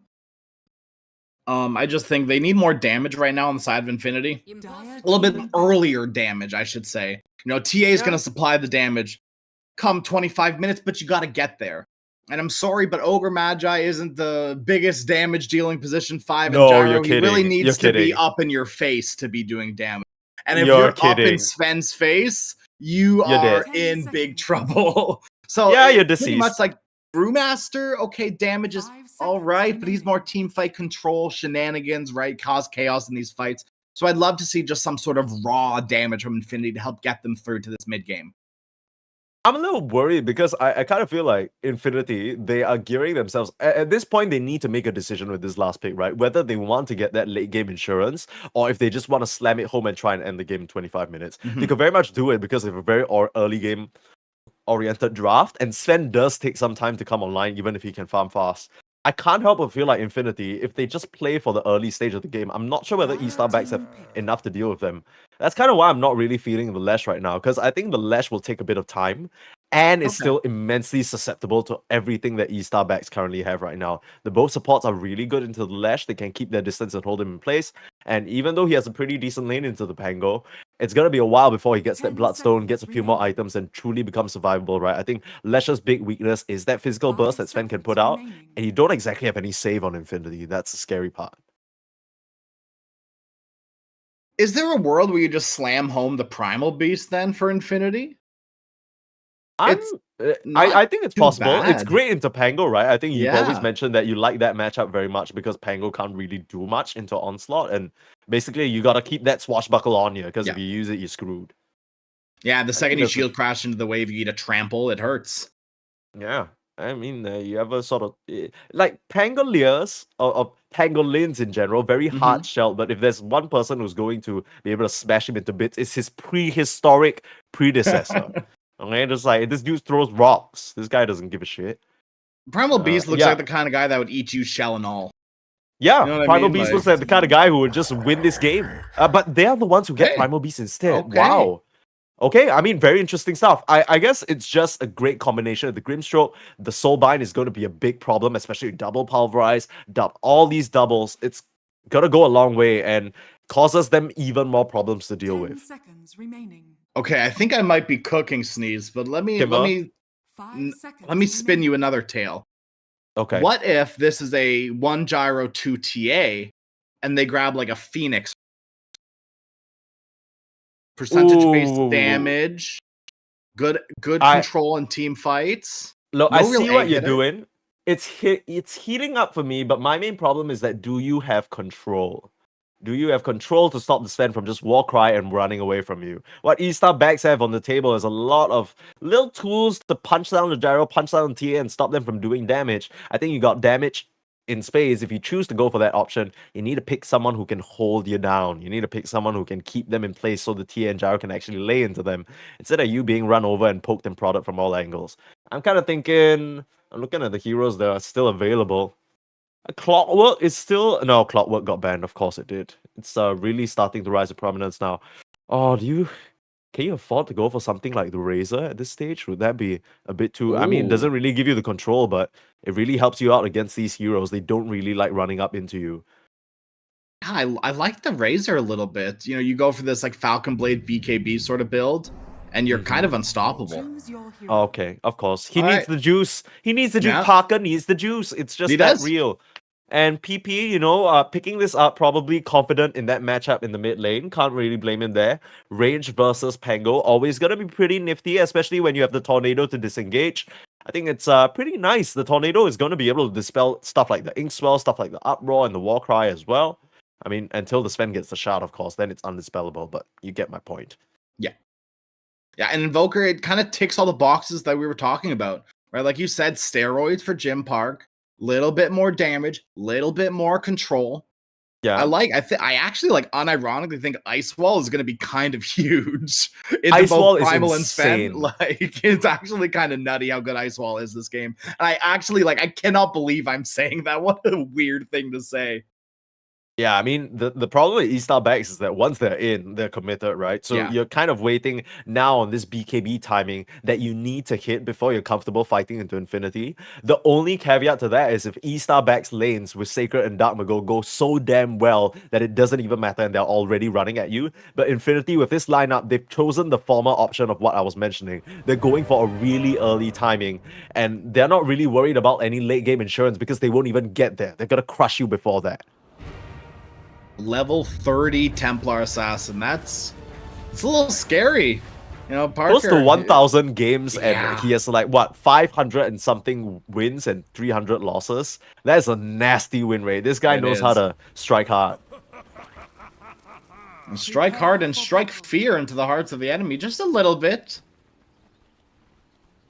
Is that also a master? Oh my goodness, a master ogre too. Jeez. He's just like me for real. I love Ogre Magi. I think it's just such a perfect pairing, right? I mean, if you're playing with Parker and you're like the biggest Ogre Magi fiend in the world, it just works out perfectly. Yeah, it does. I mean, we've seen Ogre Magi show its ugly hits throughout history, even on some players who really like it, even when it's not really in the meta. The Bloodlust just really amps up the game in the same way that you pick a TA or Luna to try and push the tempo of the game earlier. Ogre Magi just does that as well. And I mean, Bloodlust, pretty useful for the Invoker, just getting additional auto attacks in with the Cold Snap, and even the Brewmaster, the Drunken Brawler stances, just smacking away. This Brewmaster Gyro lane is going to be pretty lethal come level 3, in my opinion. I like, Sven might not be killable, but CM should just be food. You eat a stray homing missile with the Cinder Brew on you, there's really no escape as a Crystal Maiden, you know? You're not going to have Crystal Clone for a hot minute. Yeah, and I think that's going to force the CM to play very far back in the lane and might leave the Sven susceptible to a ton of harass. Early rune trades out here. Looks like 3 managed to go over to the way of Estar backs, winning the just clicking war, and MNZ has to throw out a stun for it. But overall, small little advantage to start. I mean, Infinity, this game is pretty clear-cut for them, right? They just need to hit their very early timings, start running around, maybe Invoker, early Spirit Vessel, get things going. And boy, he has so many good Spirit Vessel Cold Snap enablers on his team. Michael might just be dead bottom. Yeah, he's just going to get burned away. Jim Pop taking a lot of damage though, and he's going to get traded out. So Sacred, with a full duration trample, gets that kill off. Look, I get it, it's first blood, but I don't know whether it's worth it, especially if you're giving the Primal Beast a little bit of space. I say that, but I mean, Tiger's just beating him back all by himself. Yeah, he's not getting any space right now. I don't know, I think overall pretty good. You get the XP, you get the gold, you get a little bit of a reset as well. I think the worst case scenario there actually would have been Jim Park not dying. And just being 20% HP throughout the lane. Tiger is like 6 tangles. You know all of that is going into the Jim Park protection fund, right? I mean, he's gonna be like, hey, tango, like every 20 seconds or something like that. Oh, quite a bit of pressure being put out by that trample, which is why we see this Primal Beast picked. I mean, Refraction does nothing in this lane against this duo.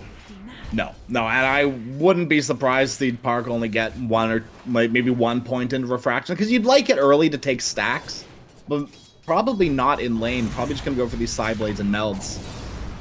Yeah, I don't know if we're in an economy where it really matters though, because Jim Park's still gonna be able to get the run down onto Michael. The Grimstroke has to be so wary of his positioning, and I think this is a byproduct of people not playing against Ogre for too long, because he can just do that. Yeah, he can do that on a very low cooldown too. Both TA and Ogre are not confined by cooldowns in any sort of way. In which Primal Beast, you know, isn't necessarily the same. Trample, 30-second cooldown. Onslaught, 25-second cooldown. Yeah. These are long cooldown abilities. Yeah, the Grimstroke went for Stroke of Fate level 1 as well, just to, you know, try and secure a last hit probably. So, yeah. I mean, doesn't really have any way of getting his way out of there. Even at the slightly higher levels, when you start getting Inkswell and stuff, you're going to break the situation up momentarily, but you're still going to be slowed to a crawl. Yeah. It's real tough. And yeah, I mean, Michael, I don't know whether you want to get an early boots. He's already queuing that up. Once he gets the gold for it, it's an instant buy because it's so necessary this game just to get away from that sticky, icky ignite. And Grimstroke, he's not the fastest hero anyway, so he desperately needs those boots because Ignite is huge slow, especially when you start leveling it up. Right, that 20% slow level 1, huge. Dude, look at all the sticks in this game. Oh my goodness. Everyone and their mother has a wand. It's a great stick. It's a great stick game for every single lane. There isn't a single hero this game that I'm like, oh, you know, stick would be really bad here. Just constant spamming, constant spells, and maybe a sign of what's to come, right? I mean, this game, we already talked about Infinity wanting to ramp up and hit a devious timing. But at the same time, E-Star backs can't help but feel like with their cores on the Primal Beast and the Pango, they could put up a pretty good fight and defense around these towers. For now, though, just a quiet early laning stage. Looks like Oscar just convinced that he's fine. Getting some last hits, doesn't really want to put too much pressure or overextend into the Sven CM and get caught out on the tower or anything like that. I think one big thing I'm going to be looking out for this game, Sneeze, is a stack. And I know it's kind of crazy to say that the Templar and a Sven stacks. Are you insane? Yeah, no, but it's true. I mean it. And you know, some people have called him deranged for saying that. Yeah, I know. It's a very hot take, but it's true. Yeah, he's just getting controversial on the ESL stream. That's going into these triangle areas and either preventing the stacks or even better, stealing the stacks could be incredibly important. And you have great heroes to do that. Brewmaster, Gyro, they can control an area quite well. Absolutely. And I mean, just easy setups and rather low committal as well, right, from Infinity, because you put a trap down, you send a Forge Spirit in, you send an Ogre in, I mean, he dies, who cares? And on the flip side, Estar backs, they have similar tools to perhaps mess with the TA, but it's a bit scarier running into traps, a potential Invoker, Tornado, Ice Wall, like we already mentioned. Because with the Primal Beast and the Pango, once you're in, you're in. And these supports, they kind of need to be within close proximity to help out. It's not as simple as just casting from afar, and they can very much be susceptible, just like we've seen Michael be in this bot side. Again, just so much harass, but top side, Demon going down to Yor there. The tag team duo of the Sven and the CM starting to run down the Primal Beast, the Brewmaster, sorry, but just narrowly gonna be enough for him to walk away. He had that one level in the Drunken Brawler and turns to Earth Form, able to scurry his way out of trouble. Action in every single lane. Level 3 was what I was going to be looking out for in this top lane, and you know, just as they hit it, we see the kills start coming out. Yeah. Mid lane though, looks to be rather, you know, even out. I think PP, especially on this Invoker, you know, some of the auto attack damage has just been nerfed, even though it's been turned universal, and you know there was this crazy Ghost Walk buff, but it's no longer Exalt focus in the game anymore, right? So you're losing out on that front, and Exalt doesn't even give you damage anymore, so it's a whole different thing. Oh, Michael in this bot side again, just being run down, easy kill there for Jim Park, but he's taking a lot of damage with that Inkswell and Trample. It's not enough to work through his HP bar though, and Sacred will just have to walk away again. It's still a level 1 Inkswell. It doesn't do any damage, really. Jim Park just kind of stands his ground, recognizing that, hey, Sacred, he doesn't have the damage. The spells aren't there yet. Do as much damage as I physically can, because I'm not dying quite yet. Radiant are scanning. Yeah, I mean, that's all you can really do in this situation. I feel like the return kill was a bit ambitious, and he had 21 charges, could have popped them to try and get an onslaught going, but he knows that once that cooldown is done and he doesn't have any additional help, it's kind of tough. You know, these supports on Estar backs kind of feels like they'd be happy to rotate through the Twin Gates, but it feels like they've just had their hands full of these lanes so much that they can't get anything done so far. Yeah, I think, like, maybe a little bit of a hot take. I think CM is probably one of the better position 5s to rotate through the gate, if not one of the best. Because, one, if you're laning with the Sven or, like, Lifestealer, which are super popular carries nowadays, just leave them alone. They can stand their ground in these lanes very easily. Go gank and set your pause 1 up for success. And, you know, maybe take a book out of Infinity's page and, you know, put pressure instead onto Parker instead of, you know, him getting a free game. Yeah. I mean, for now, Parker is still relatively undeterred. You're trying to contest for the 6 minute. Will find his death. Demon, nicely done, tucks himself right around the corner and avoids the vision planted down by the CM. They'll get the jump on him. Once you're in Rocket Barrage range, it's basically curtains. Well, especially as a CM. You know, maybe if you're a Sven, you'll be fine, but CM not as lucky. Speaking of that, Sven, he's afraid still, right? Has to Warcry away. Ain't no reason to stand around and face tank that, right? Like, literally, why would you do that? Okay. 6 minute runes obviously going the way of Infinity, so they get the priority on that. It doesn't seem like PP's too concerned just yet. His first 2 earned charges, so he could get going at any time, probably keeping an eye out for any TP rotations he could make. But so far, with both his safe lane and off lane winning pretty handily, you know, and sort of being in a good sort of position. Doesn't really have any good place to go. Will try and steal away this Wisdom Rune, but unfortunately will not make it there in time. Tiger now getting set up upon by Michael. The Primal Beast coming through as well with the onslaught, and unfortunately Tiger will go down for that attempted stealing. Don't steal, kids. This is what happens. You get trampled. You wouldn't steal a Wisdom Rune, but you might kill a Sven with a homing missile. Getting the setup now. It feels like PP is still a bit too far away, and Darmago will know he's in the area because there's a Ghost Walk debuff right on top of him. Cold Snap stopping that Rolling Thunder from coming through, and Darmago in a lot of trouble. He's just gonna get auto attack down. Last minute Tornado seals the deal. Now Michael's here to play as well, but they're just splitting straight onto MNZ. This is a level 5 Sven, and he can't provide much in the ways of damage. The tips come through. Oscar, he's on one right now. Michael's gonna get killed off as well, and the supports just have not had the time of day on Estar backs. You get 3 heroes for the trade-off of Demon, and way more charges in PP's pocket. PP's pocket sounds like a brand. Yeah. Get your PP's pockets at your local Walmart today. This all comes down to, like, both teams have vision in this area, and both teams think they're the only team with vision in the area. Infinity, they just have more ultimates available. They're stronger right now. That's okay. You just can't lose heroes again like they might now. Yeah, no split, but they're still going forward here, just understanding that their magic damage is something that Estar backs can't deal with for now. They'll finally TP in Stinger and put the pressure out onto the Brewmaster, at least get this 1 kill. As a return, MNZ will get that last hit, and he very much needs that goal, especially with the amount of pressure he's been taking up here.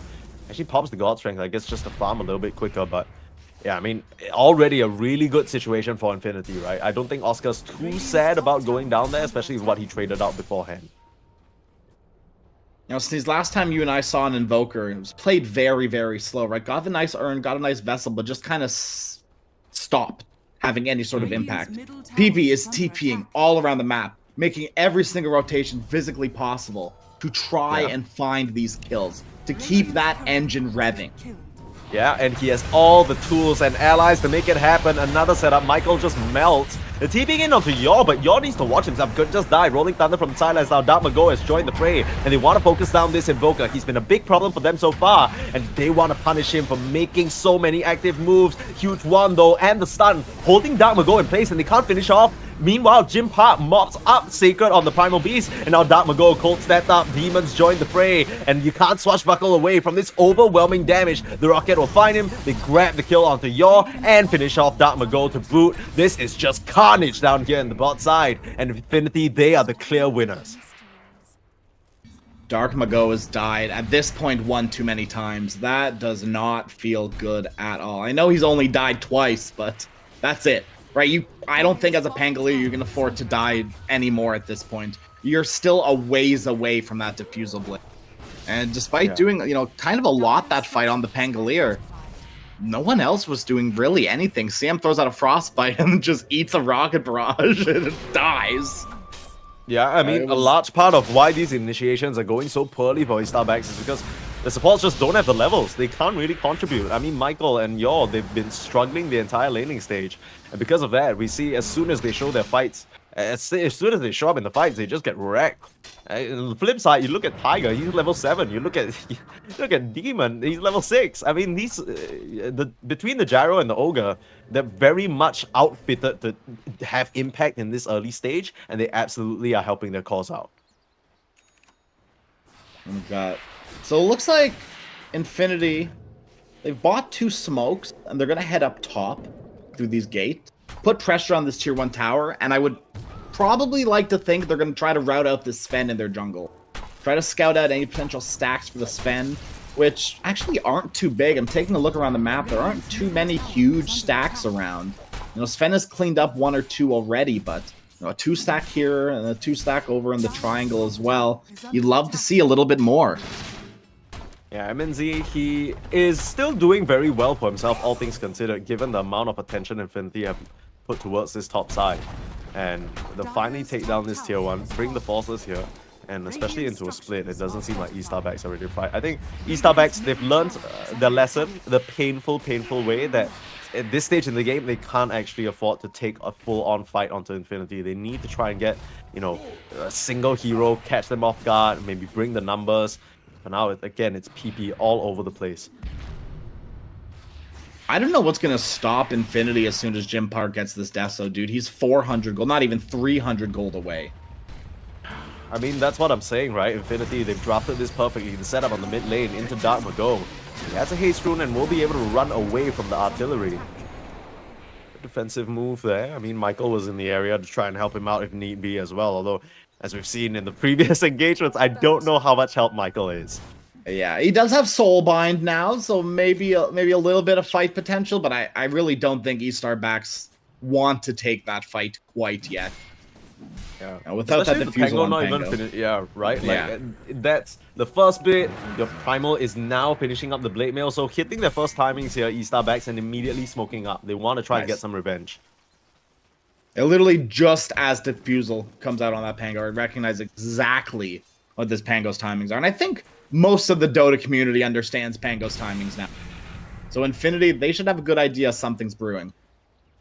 Yeah, but holy shit, one level 4 ignite takes half of Dark Mago's HP. That's painful stuff. This is literally, they haven't played against Ogre in far too long, right? And I think they are feeling the repercussions of why Ogre is such a strong lane support. Why Ogre is, for the longest time, thought to be this big bad bodyguard that you can't really bully his pulse 1 through. Because he just does so much work. Now setting up in the bot side, it seems like Estar backs were expecting a move from Infinity in the mid lane, but instead they've gone towards his bot side. Sacred seems wise to some sort of shenanigans at play here, and he'll back up into the safety of his home strip area. Supports aren't safe though. Support and support action maybe in this triangle. Yeah. Michael's fine. Dong. Okay. It's a very satisfying sound, isn't it? It is.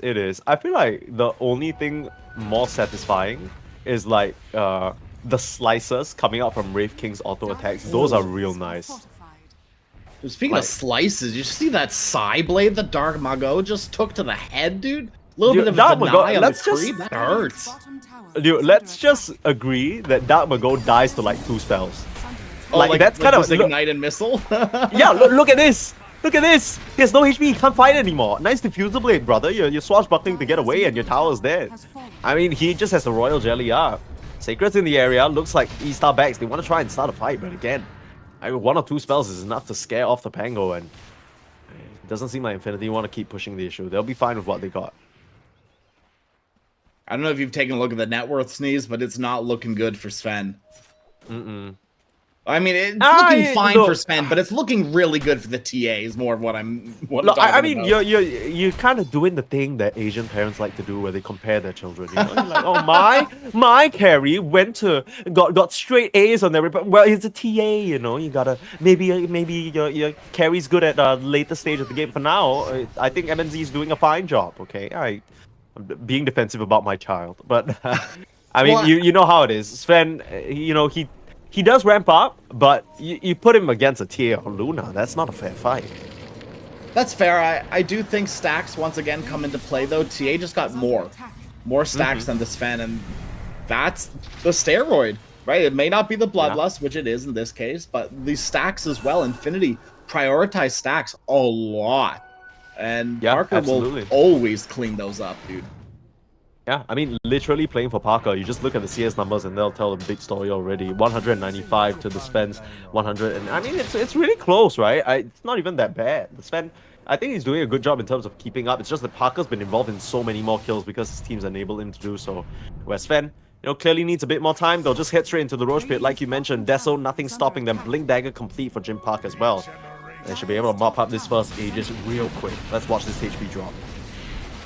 Oh my goodness. Yeah, yummy. And Estar, they can't do anything about this, right? Nope. Even if they wanted to, they can't do anything about this. A Circles on the map coming out. Seems like PP has reason to believe there are aggressors in that immediate area, or maybe it's just the next space that they want to take up. But either way, this is very cookie-cutter TA stuff that we've come to sort of see, right, from some of these teams that really like to play these timing drafts. It's, okay, grab that first Aegis after a first early game advantage, backed up by your 4 very strong early game heroes. You start running them down. The first Aegis is one timing, you get the tier 2s, you try and force bad fights from your opponents. And that's what they'll try and do now, setting up around this tier 2. You know, I think it was pretty much, 6-7 months ago that people really realized that first Roshan equals tier 2 tower, second Roshan equals tier 3 tower. And people then realized the faster you take the first Rosh, the faster you have control of the map and these tier 2 towers. Ooh, you're on a dangerous warding mission here and we'll pay the price for it. Manages to put down a nice lane ward, and I mean, it's a sacrifice, I guess, but I'm not really sure how much that does for you. They'll try and set up onto Jim Park, but Jim Park setting up onto you. Has the shard available and forcing the TP out from this Primal Beast will just die to the Sunstrike. Oh, PP. He's too quick with it. Not gonna let you go unscathed there. Estar backs. You gotta wonder, I mean, I don't know whether Sacred was just there trying to clear a creep wave or anything, but a big misstep. Radiant's bottom tower is A huge misstep, I dare say. This is going to be another tier 2 tower. Maybe they go bottom instead, red out this Pangolier and the Sven, which it looks like they're going to try to do, cut through the triangle and go towards this tier 1, then clean up the tier 2. But dude, if they find Sven here, MNZ, if they get him, it's huge. Even bigger than the Primal Beast. But he sees the trap. He sees the trap and somehow manages to dodge out the other trap, just runs in the other direction, but oh, runs straight into the Ogre. Here comes Jim Park. The BKB reveal though for the Sven. He pops that God Strike and will try and chop down that Ogre. First kill to start the fight. Rolling Thunder coming forward as well. Looks like Demon might be in some trouble, but they can't really go past.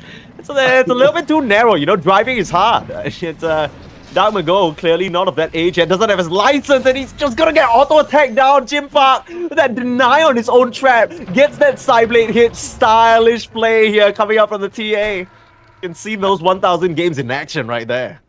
It's the second time Jim Park's gotten a kill like that this game. The second time. It's not even one of those, ooh, nice little flashy moves. It's like, this is a consistent thing for Parker. Yeah, another day in the office, nothing special, and he's setting up for more here every single time one of those traps pop. You gotta feel like the TA's on his way, and that's absolutely what's happening. Michael getting spotted out with Sacred. Jim Park's just running in here all by himself, not scared of a thing. Has that second life, but maybe needs to respect some of the magic damage coming through. Will lose the Aegis, but PP's here to back him up. Trying to TP away onto Michael. Unfortunately, the nighttime vision tucks himself right under the correct tree and gets out of dodge. So, all consider Infinity. They just kind of give away that Aegis for free, huh? That's a Parker move if I've ever seen one, Sneeze. You know, we talked about how he's known for his theatrics, and that might be it right there, dude. Yeah, Parker giveth and Parker taketh away. This guy, he gets a crazy nice TH trap deny kill, and then proceeds to run top, give away the Aegis for literally no reason. Now they'll try and square up on this tower though. Split available, all the ultimates as well. Silent stop on this Pangolier, sorry, Brewmaster. You try and focus him down, but he's just way too tanky. He's able to pop that ultimate. Now Dark Mago just has to retreat. So much damage again. This Pango is just gonna die. Bye-bye. Jelly, maybe? No, not enough. Burnt up, yeah. I mean, level 4 Ignite, it's just a bit too much.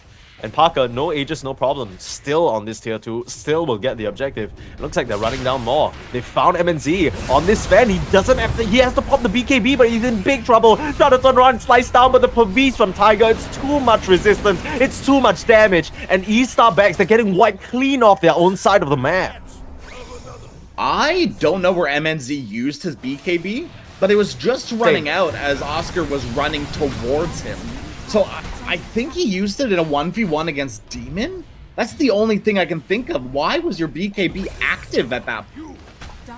Yeah, I'm not too sure. Maybe he had to. The only thing I can think about is either he popped it in a 1v1 against Demon, or maybe PP started casting some spells at him and he's like, okay, I need to BKB to even try and survive this situation.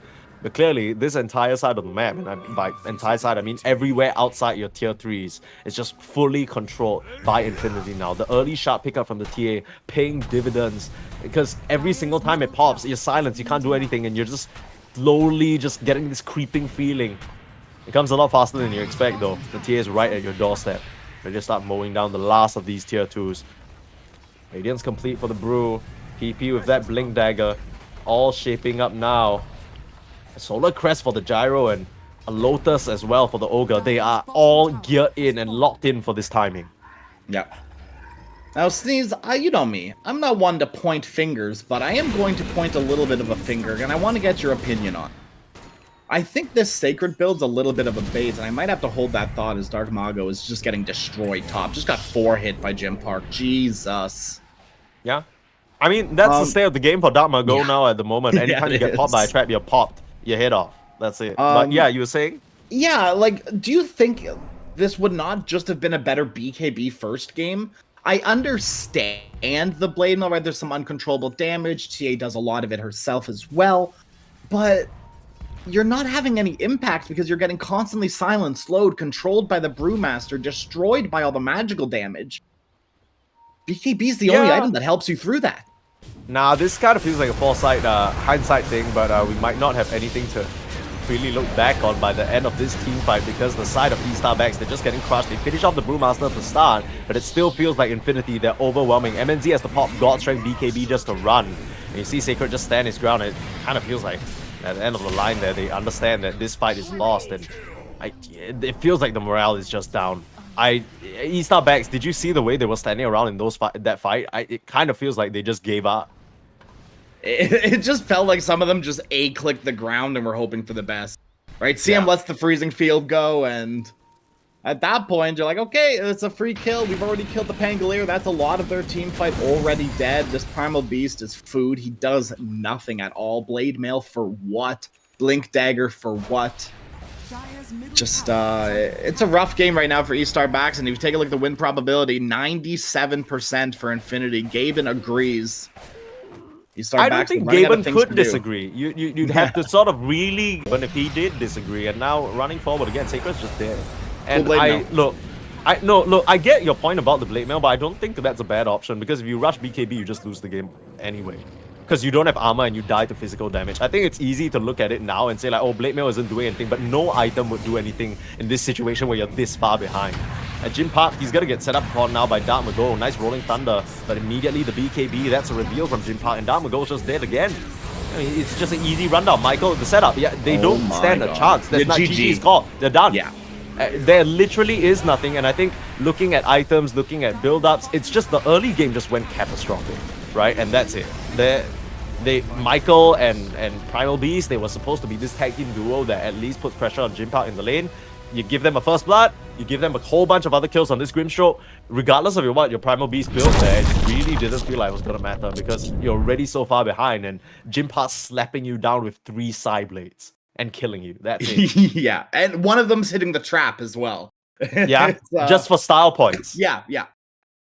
Man, Infinity, they just kind of look like they're on a whole other level when they're playing their draft. Yeah. Right, when they're playing the give Parker everything strategy, seems to be working very well for them.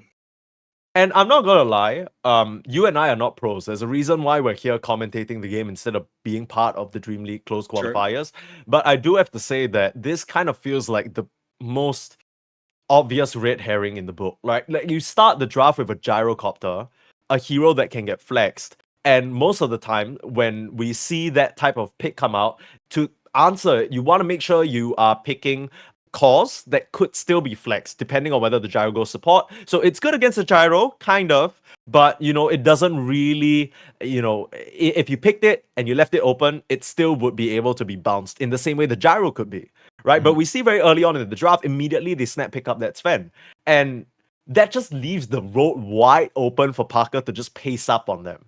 It feels like a very open drafting mistake that kind of screwed you over. In the end, you did answer very nicely with a Primal Beast, but the lanes just went so catastrophically because you've let this team, Infinity, play their comfort hero, play their comfort style, and you kind of fell into their trap a little bit, physically and figuratively. Yeah, and that's going to allow Infinity to get past the game number 1, right? It looks so easy. Yeah, it did. It looked very, very easy, and I would love to see Estar backs try to sort of circumvent this Parker strategy, put more pressure on Parker in lane. Like CM never once rotated, and there were points where Infinity were expecting it. They scanned like twice in that gate area in 2 different parts of the laning stage. They were ready for a CM rotation that just never came. And that's even scarier, right? Because when Infinity are showing that respect, even though they know they're really screwing you over in the lanes, they're still keeping a guard out. They're still keeping an eye out. Look, a rotation could come. We could get screwed over by this. We need to keep our early timing intact. There's a certain degree of discipline other than that little ages shenanigan that Parker pulled off. But I feel like it was methodical. It was clinical. And with this level of discipline, Estar backs, they really need to pull something together for game number 2. But we'll have that ready for you after a short break. Hopefully, Estar backs can put on a bit of a fight. We'll see whether that's the case. Don't go anywhere. We'll have more games for you soon.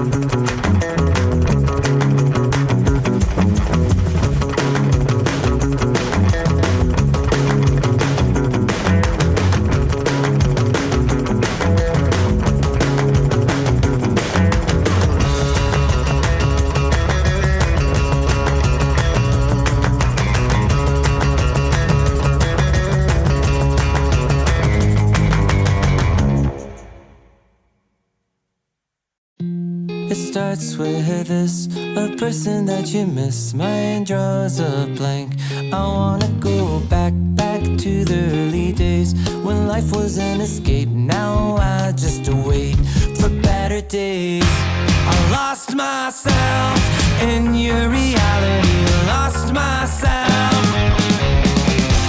I lost myself in your reality. Lost myself. I feel that life, according to a friend, we're all shrink wrapped in families and making ends meet. Stuck in jobs we'll never leave. I never wanna be like that, so I wanna go back to my reality. Wanna go back. I wanna go back to my reality. Wanna go back. Didn't mean to sound so concerning. Am I alone in the hurt? I never followed anyone. It's so absurd.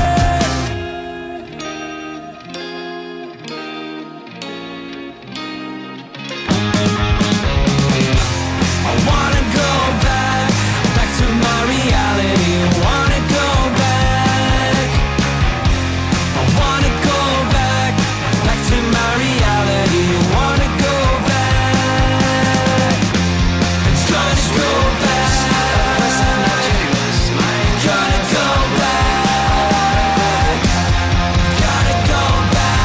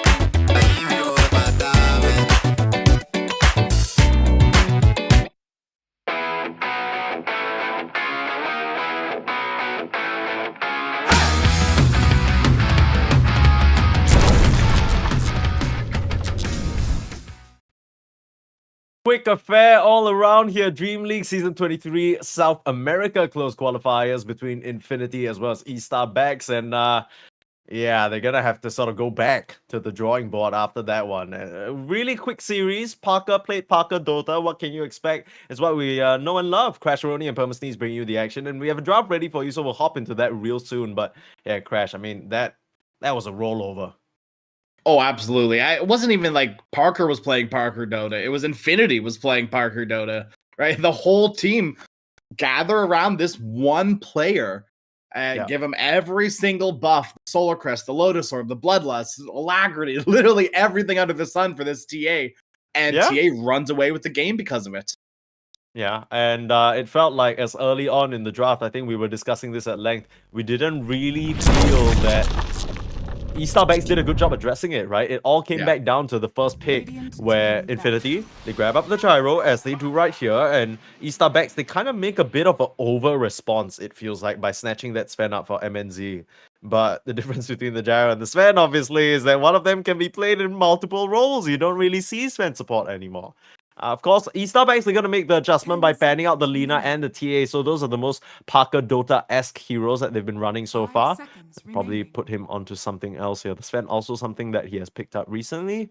But on the flip side, Infinity, they choose to ban out the Kunkka, Bat Rider, Mars, and DK. So targeting Sacred a little bit here. As it should be, I think, right? I think we talked about, for Estar Backs, both MNZ and Sacred. You know, if Jim Park is the one cornerstone, Estar Backs have two.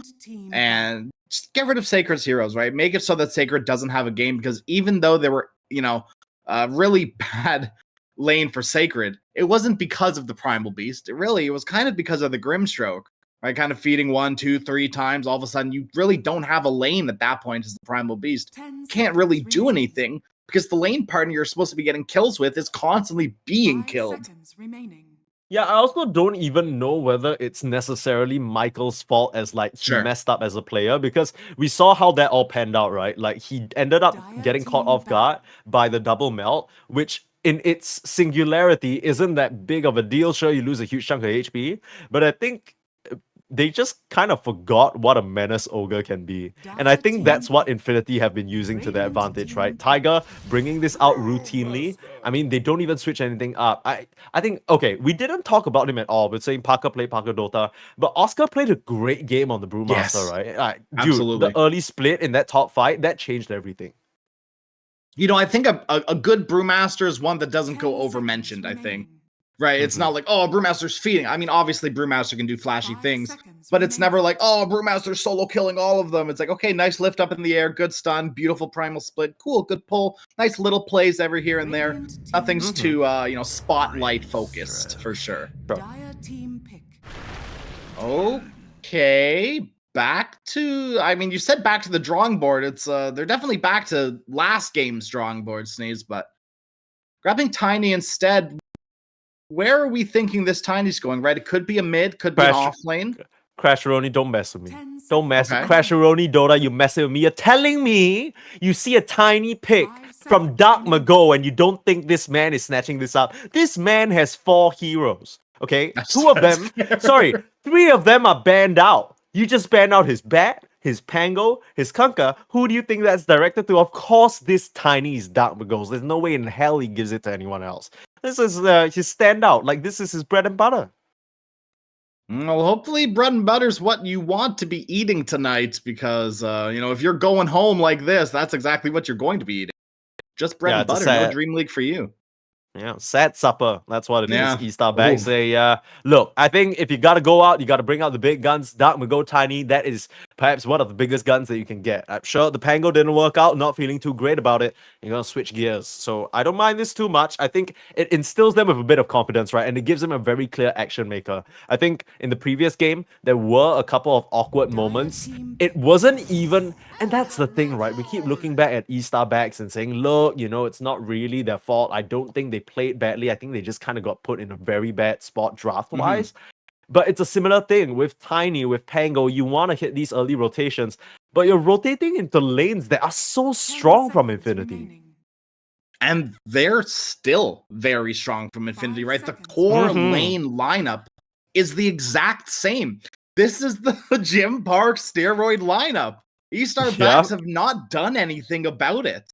They have not, like, respect banned any of these heroes. Now, obviously, you have a lot more heroes to go through, right? The TA was the only one that ate the respect ban, but I feel like there's a world where you get rid of this Brewmaster and then still feel comfortable, like bait the Centaur pick, right? And then feel comfortable grabbing a hero like Lifestealer instead. Ooh, okay. This might be a PP mid Monkey King to try and deal out with the Tiny. It's a great melee versus melee matchup. And I think it doesn't really leave Jim Park in a vulnerable position. They do have overall last pick, and they're, of course, going to give it over to him. They're already banning out some of his heroes, though, in terms of the Sven and, of course, Infinity. They've taken out the Weaver themselves. So, eliminating some of the options. The reason why I kind of feel like Jim Park may still need a carry hero that's not completely AFK farmy, right? You still want to play fast with this lineup. The late game, especially with an Ogre Gyro support duo, doesn't feel too good. Estar backs, they still have quite a few options here to show up their lineup. MNZ's hero and Sacred hero probably being thought about now. How's this for a Luna game? It's a little weird into Monkey King right here that can jump on top of you, trap you in Wukong's command with the Brewmaster Ogre. But it's good MNZ hero. MNZ farms incredibly fast on the Luna. We've been surprised multiple times. Like we were like, oh, how is MNZ getting all this farm? Like where did it come from on the Luna? So, some sort of flash farmer sort of hero. That's not necessarily what I was thinking. This hero's kind of been in the dumps recently thanks to that Revenant's Brooch Rapier change. I'm a little bit worried because I can kind of see what they're going for here, right? They want to play the poke and prod, Tiny, just blink in, toss up one, burst you down, jump out situation. But I once again am feeling like Estar backs, they're neglecting the lanes here. Phantom Assassin versus CM, in theory, right, is great. You frostbite, you have a lot of early pressure throughout the Siphoning Daggers. But if you ever make that blink strike commitment onto the brew, you are eating all the magic damage in the world. You're gone, right? So again, PA should be able to farm safely in the lane. I don't doubt MNZ's ability to do that. Again, though, PA is a hero that's forced essentially to get Battle Fury, and Infinity they might not give you that time, man. Exactly, especially when this potential PP Monkey King is in the works as well. Right? We know that PP is going to constantly be hunting in these trees. And really, there's not much that Estar backs are going to be able to do about protecting that strip that PA loves to farm at the top of the map. Right? They can place a ward, and that's really about it. There's only one ward that scouts out the trees up there, and that's the one right by your tier 2 tower. They might also believe that this Infinity Monkey King pick is one that's coming out in the safe lane, and they're just picking a good sort of matchup, because the main thing with Monkey King, funnily enough, is the man hates building Monkey King bar. Right, so once you get your, this dude, he's supposed to get it for free. I don't really know how he cuts that deal with the shopkeepers, but that's a mystery. So, Infinity, they have a lot of magic damage, but once you get through that Battle Fury to BKB, there isn't really much that can threaten you, and maybe that's the timing that Estar backs are playing for. That's what I'm seeing with this PA pick at least. But again, after Estar backs select their offlaner, that's going to be just prime time for Jim Park to grab whatever he wants. Now, not a lot of options left in the pool in terms of what he's been playing so far. The Sven, Weaver, Lina, and TA all taken out, and they'll grab that Dawnbreaker. I mean, Lifestealer's still in the pool. Troll is still in the pool as well. I don't know how much of a hero that is anymore, but he's still, I think, kind of relevant. Not too bad into Dawnbreaker. Feels pretty good into PA, right? The second you commit a Blink Strike, you're missing all of your shots. And PA is not a hero that likes to miss. This is going to be crazy. Do you go Bloodseeker here on the side of Infinity? Because what I'm thinking about is now, obviously, Jim Park, he's thinking, okay, what's going to be nice with this Ogre in lane? What's going to put on some pressure? But also, what's going to win me the game against a PA? Sure. Right? What is going to be a good carry-to-carry matchup? Because you can't really rely on PP to get that done. Sure, you can build that Gleipnir, keep her in place, but someone needs to do the damage, and heroes like Lifestealer might not be that comfortable. The Luna feels a bit scarier now with the Dawnbreaker Tiny collapsing on top of you. So I'm not sure whether he's comfortable playing that. He'd have to be very safe and make sure he doesn't just get splattered on. It almost feels like Estar backs are expecting something like a Luna pick, and that's why they've gone for the Dawnbreaker hero that can get that early advantage. I mean, you could go something like a Wind Ranger still, but it's a little bit awkward with the Grimshaw. Yeah, you have to play safe as the Wind, but it's not. I mean, it's not the worst matchup I've ever heard. Sneeze, dude, you're a god. Yeah, no, because I'm just thinking, like, the thing with PA is that it's very awkward, right? You need to think about heroes that can deal with her in the later stage of the game. And you kind of flip the script, right? You're saying, you're going to make me buy MKB, I'm going to make you buy MKB. Yeah. What the hell? It's going to be an even trade. And it's a good hero in lane versus Dawnbreaker. Can pair up very nicely with the Ogre. Not necessarily the best Bloodlust user, but can get active early on. You just need to make sure you don't grief your Monkey King by shooting down his tree. That's about it. You know, don't do that. There's actually a lot of tree destruction between the Dawnbreaker and the Wind Ranger, so PP's gonna have to be pretty careful making sure that he doesn't get cut down and killed off. Because if he's stunned for 3 seconds between Tiny PA Dawn, you're donezo. Yeah, deforestation is a real quick threat to wildlife. And you mentioned all this tree killing potential. If Dark Mago knows exactly which tree you're on, he could also grab it. Yeah, which make it his own, which I think would be hilarious. Can you imagine the monkey's just sitting on the tree and you're like, yoink? Okay, you're dead now. It's okay, like Infinity with this lineup though. How much faith are you having in it? Because I called the Wind Ranger, but I still don't really know if I'm fully for it. I don't know how this is gonna play out. I think really after Infinity's game number 1, I fully believe in them. I think the lineup that they played is kind of similar, right? PP, Tiger, Demon. These are going to be the 3 heroes roaming around the map. Oscar, he can do whatever the hell he wants. When Split's up, he'll fight. When Split's not up, he'll farm. And Jim Park, he's going to love the steroids, right? He's not obviously the biggest, scariest Bloodlust target. But if you don't need to be committing focus fire for every kill, every fight, that's pretty cool because it enables you to then move on to the next, and the next, and the next, and the next. So if you're not limited to just a one and done pick off, that's when things start snowballing for Infinity and Estar backs. They might have their Estar backs up against the wall here. They absolutely do. And I have not seen any E-Stars further backed up against a wall. At the risk of elimination now, up against Infinity, of course, they love to take it the distance. And coming into this SA close qualifiers, I think everybody has their eyes on Heroic and Boom, but these guys could come up from the lower bracket and do a little sneaky one. If the teams aren't prepared. It's a very specific playstyle that Infinity like to go for, and it doesn't seem like anyone's been able to break it just yet. Finding onto Jim Park, though, would be a good first kill. Tiger just bodying, throws out a blood grenade onto 4, but he's gonna take a lot of damage. This Ogre, he might be tanking, but a Boundless again turns it back the other way, and now Sacred's in trouble. MNZ gets the first blood, but everybody on the side of Estar back so low. The second stroke of fate and a nice just 3-man Crystal Nova will keep the Infinity aggressors at bay. And somehow only 2 heroes die in that full 5-on-5 clash. Jim Park was trying his best to squeeze his way through the 3 heroes that were body blocking him with his run. He's like, please, let me get by. I want the CM. Please, anything. And they just kept body blocking him into the trees. One more hero could very well have died there, but Estar backs, they aren't going back to base, right? They're using some tangos to refresh and reset. That's going to leave them at a little bit of a disadvantage in lane. It's only 1 or 2 tangos, but at this level, it's 1 or 2 tangos. You know what I mean? That's a lot to start things off. Yeah. I mean, a lot of important early resources being denied, especially in such harass-heavy lanes. I already saw last game where everybody and their mother had a stick, and I feel like this game is no different, right? Going to be spell slinging out, early kills being gambled upon, and just trying to run at each other very early on. This level 2, level 3 timing is going to be devious for Oscar and Demon again, and MNZ, Yor wasn't really able to protect him that much last game. Yeah. And maybe this time around, they're going to try and start things off early by putting some aggression onto Oscar. But yeah, I mean, the damage is just so easily returned, right? Demon, we now see a lot of these gyros go for the level 1 flag just because it can push the wave, you can go for a pull, and you can just spread out damage very nicely compared to the Rocket Barrage. Uh-oh, top side, Tiger just being run down, and Sacred and Michael will get it done again. It's a first blood being drawn by the Estar backside, but if Jim Park can trade it out, it'll be really nice. Getting fogged around though. And the self. Scrimshot will be fine. So already a way better opening for Estar backs.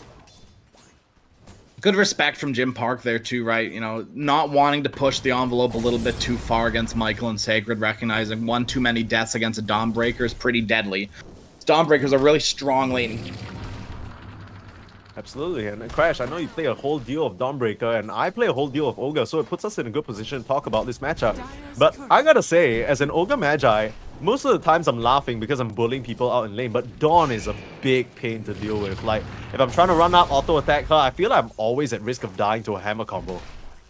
Exactly. The level 3 combo from Dawnbreaker does an incredible amount of damage. Pair that up with the Stroke of Fate, the Inkswell, you're dead. Even if you're an Ogre Magi, right? Even if you have like 900 HP, you're done. Yeah. Not quite 700. And I think still, anyway. Yeah, I mean, it feels like 900 sometimes, but It does, doesn't it? Not into a Dawnbreaker. Cuts that down to size with a hammer, and I think, funnily enough, it's gonna sound crazy, Crash, but the Dawnbreaker feels like a way better bodyguard for Michael than the Primal Beast is. Because even though both have ways of running through your opponents and putting a stop to some aggression, the Primal Beast feels a bit more limited in that regard, where the Dawnbreaker has a slow, has a bunch of hammers that just gonna swing and stun you and keep you in place for a little bit longer. Just feels like there's a lot more distance that can be created and a bigger body to work through. Yeah, the only thing that really limits the Dawnbreaker is their mana. And so I'd like to see, you know, maybe not necessarily an early Soul Ring, because that's a bit of a bait, but maybe a Mango or two being ferried out, a nice Bassi from Michael, maybe. Yeah. But now they're making the go into Tiger again, dropping very low on this Ogre, and it's just easy. Like you mentioned, the level 3 combo, it's a bit too much for this Ogre Magi. And as quickly as they might have forgot about how to deal with this hero, they it snaps back in their memory. They're just like, yeah, we just kill him. Like, what else can just you do? Kill him, Forehead. Yeah, just win the game. Just win the qualifiers, Forehead. Just qualify to DreamLeague and win the tournament. Yeah, it's that very easy. I don't understand the difficulty. Yeah. Anyone could do it, right? Surely, right? Armchair analyst mode on. Yeah, right. Twitch chat mode engaged. Yeah. This Ogre is so bad at this hero. He doesn't know what he's doing. He dies twice and it's over. Yeah, forget. Okay, to be fair, that was the story of Michael last game. It was a bit rough. Yeah. Yeah, but I think, like, the thing with Wind is, like, as long as Wind's not being dealt with, it's fine, right? 19-2 when it comes down to the CS, still on par with the PA. Okay, that's where I'm a little bit concerned though, because even though I said, okay, look, don't mistake me saying they might pick the win here as I agree with it, because I feel like it puts their draft in a really rough spot. These solid lanes that we talked about, suddenly the win is a pretty susceptible target who can't take control of the early game quite as well as the TA can. It's shifted gears for Infinity, and I'm not sure whether this is a style of draft they're comfortable with playing, especially with Tiger this time round not really having a lane partner he can get much done with. Yeah, I think that might have come down to a little bit of Parker having to get Wind Run level 1. There's no level 1. There's no really level 2 either, and Tiger again is just a dead Ogre. Hunted down. The jungle is not his to play in anymore, and I mean, Jim Park can't contribute anything to that situation. That's what I'm saying, right? Compared to, like, let's say even a Sven or a TA or even a Lina who could just LSA. Sure, Parker stays alive, but the problem is that so does Sacred, and Sacred's the one getting kills. I mean, Sacred might be the one getting killed. Oh my goodness, wand up.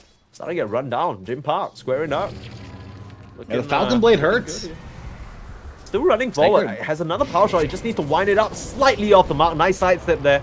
Michael tries to break up the situation, but might have to give up his life. A blood grenade coming through. Sacred still trying to swing the hammer. They might just turn it around onto Tiger. Sacred gets a kill before going down, and now Jim Park, he still has one win run and is able to dodge out all of the auto attacks coming out from the creeps. He will survive and get himself a double kill. Huge exchange there, and much needed for the Infinity carry.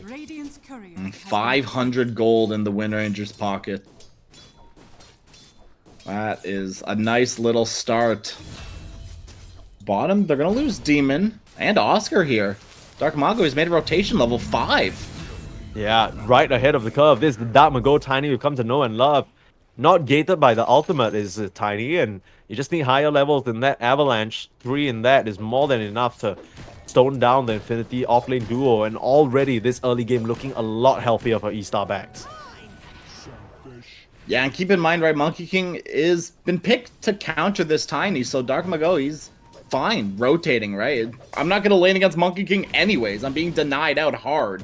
So time to leave, time to gank, do the best I can in these other lanes, win them for my team.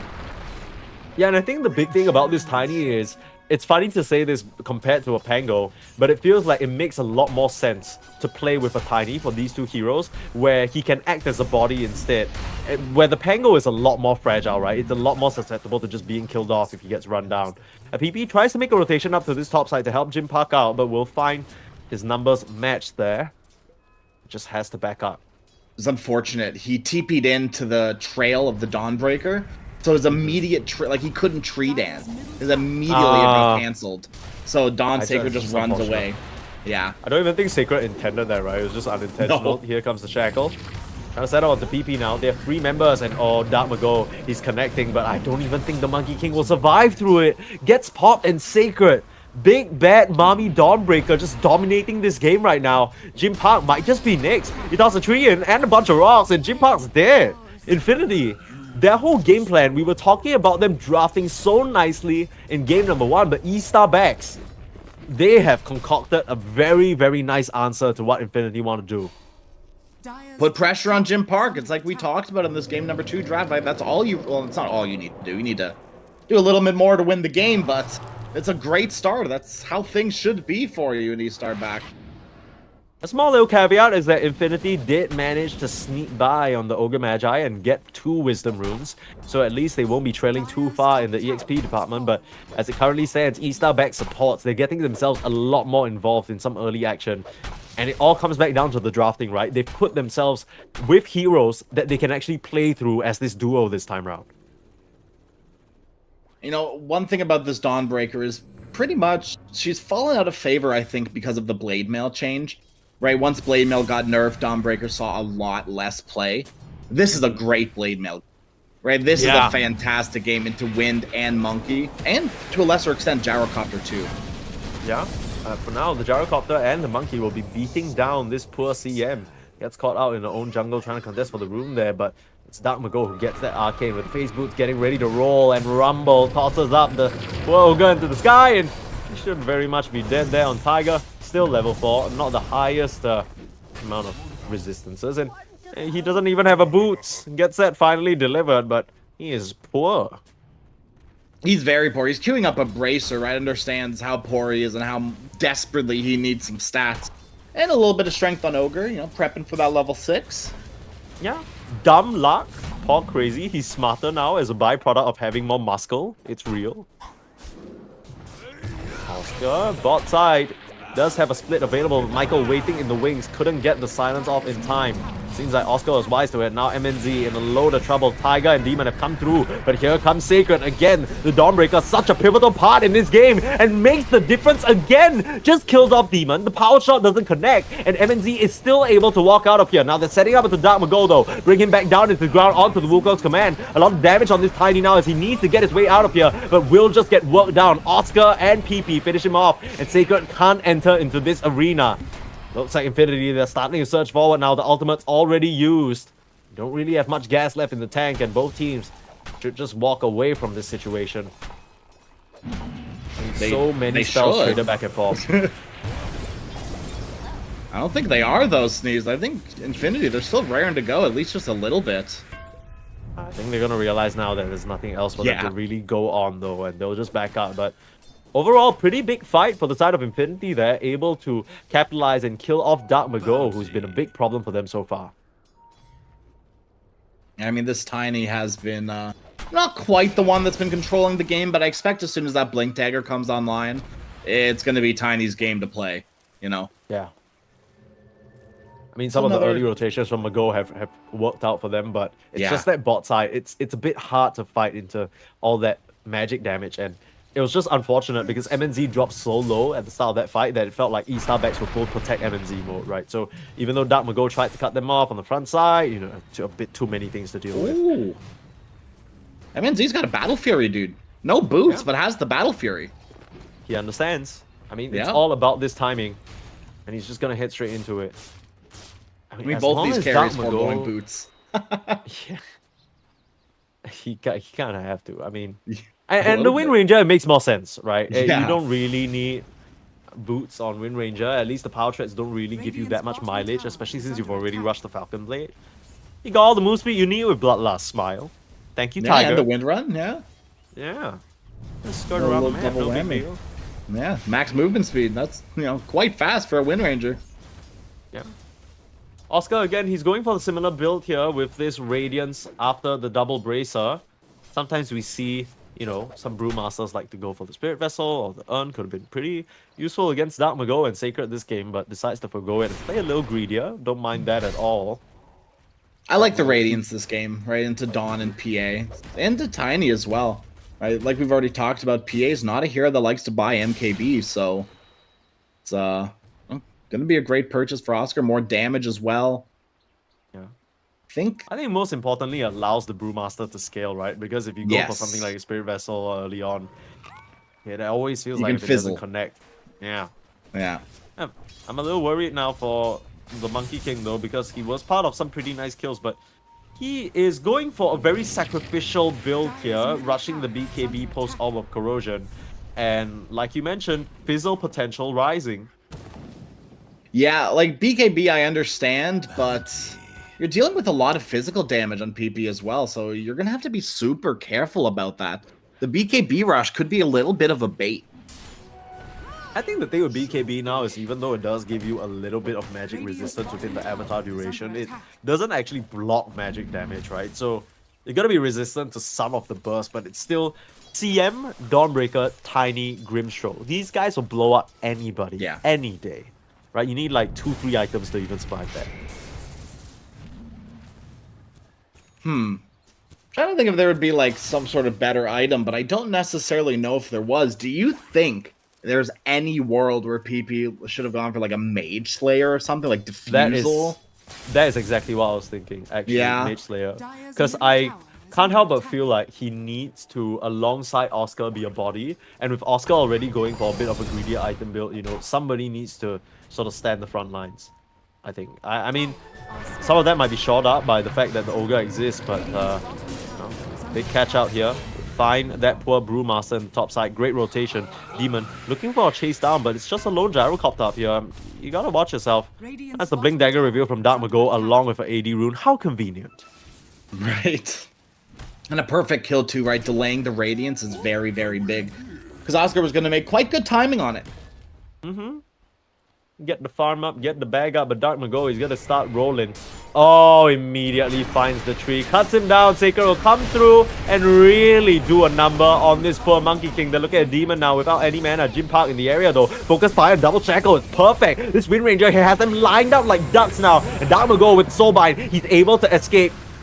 Jim Park still looking for him here, but without any more damage. Can they kill off this Tiny? The support trying to do all that they can, but the full collapse of the Primal Split Brewlings, it's enough. Only MNZ was in the area and with Sacred going down already. They don't really have much else to give. MNZ slicing down onto Demon and space being created by that freezing field from Yor. Now Oscar back into his main Brewmaster form, but he's still looking very strong. MNZ just has to run away. Nice Frostbite holding Jim Park in place. He's dropping low now, but not enough damage to finish him off. And now PP's rejoined the fight with the chase down. It's essentially a full team wipe on Estar Bags if they're able to kill off Michael. Being chased down by Oscar, but the big hero, Sacred, he's trying to come through and kill off Tiger, but he doesn't have enough damage.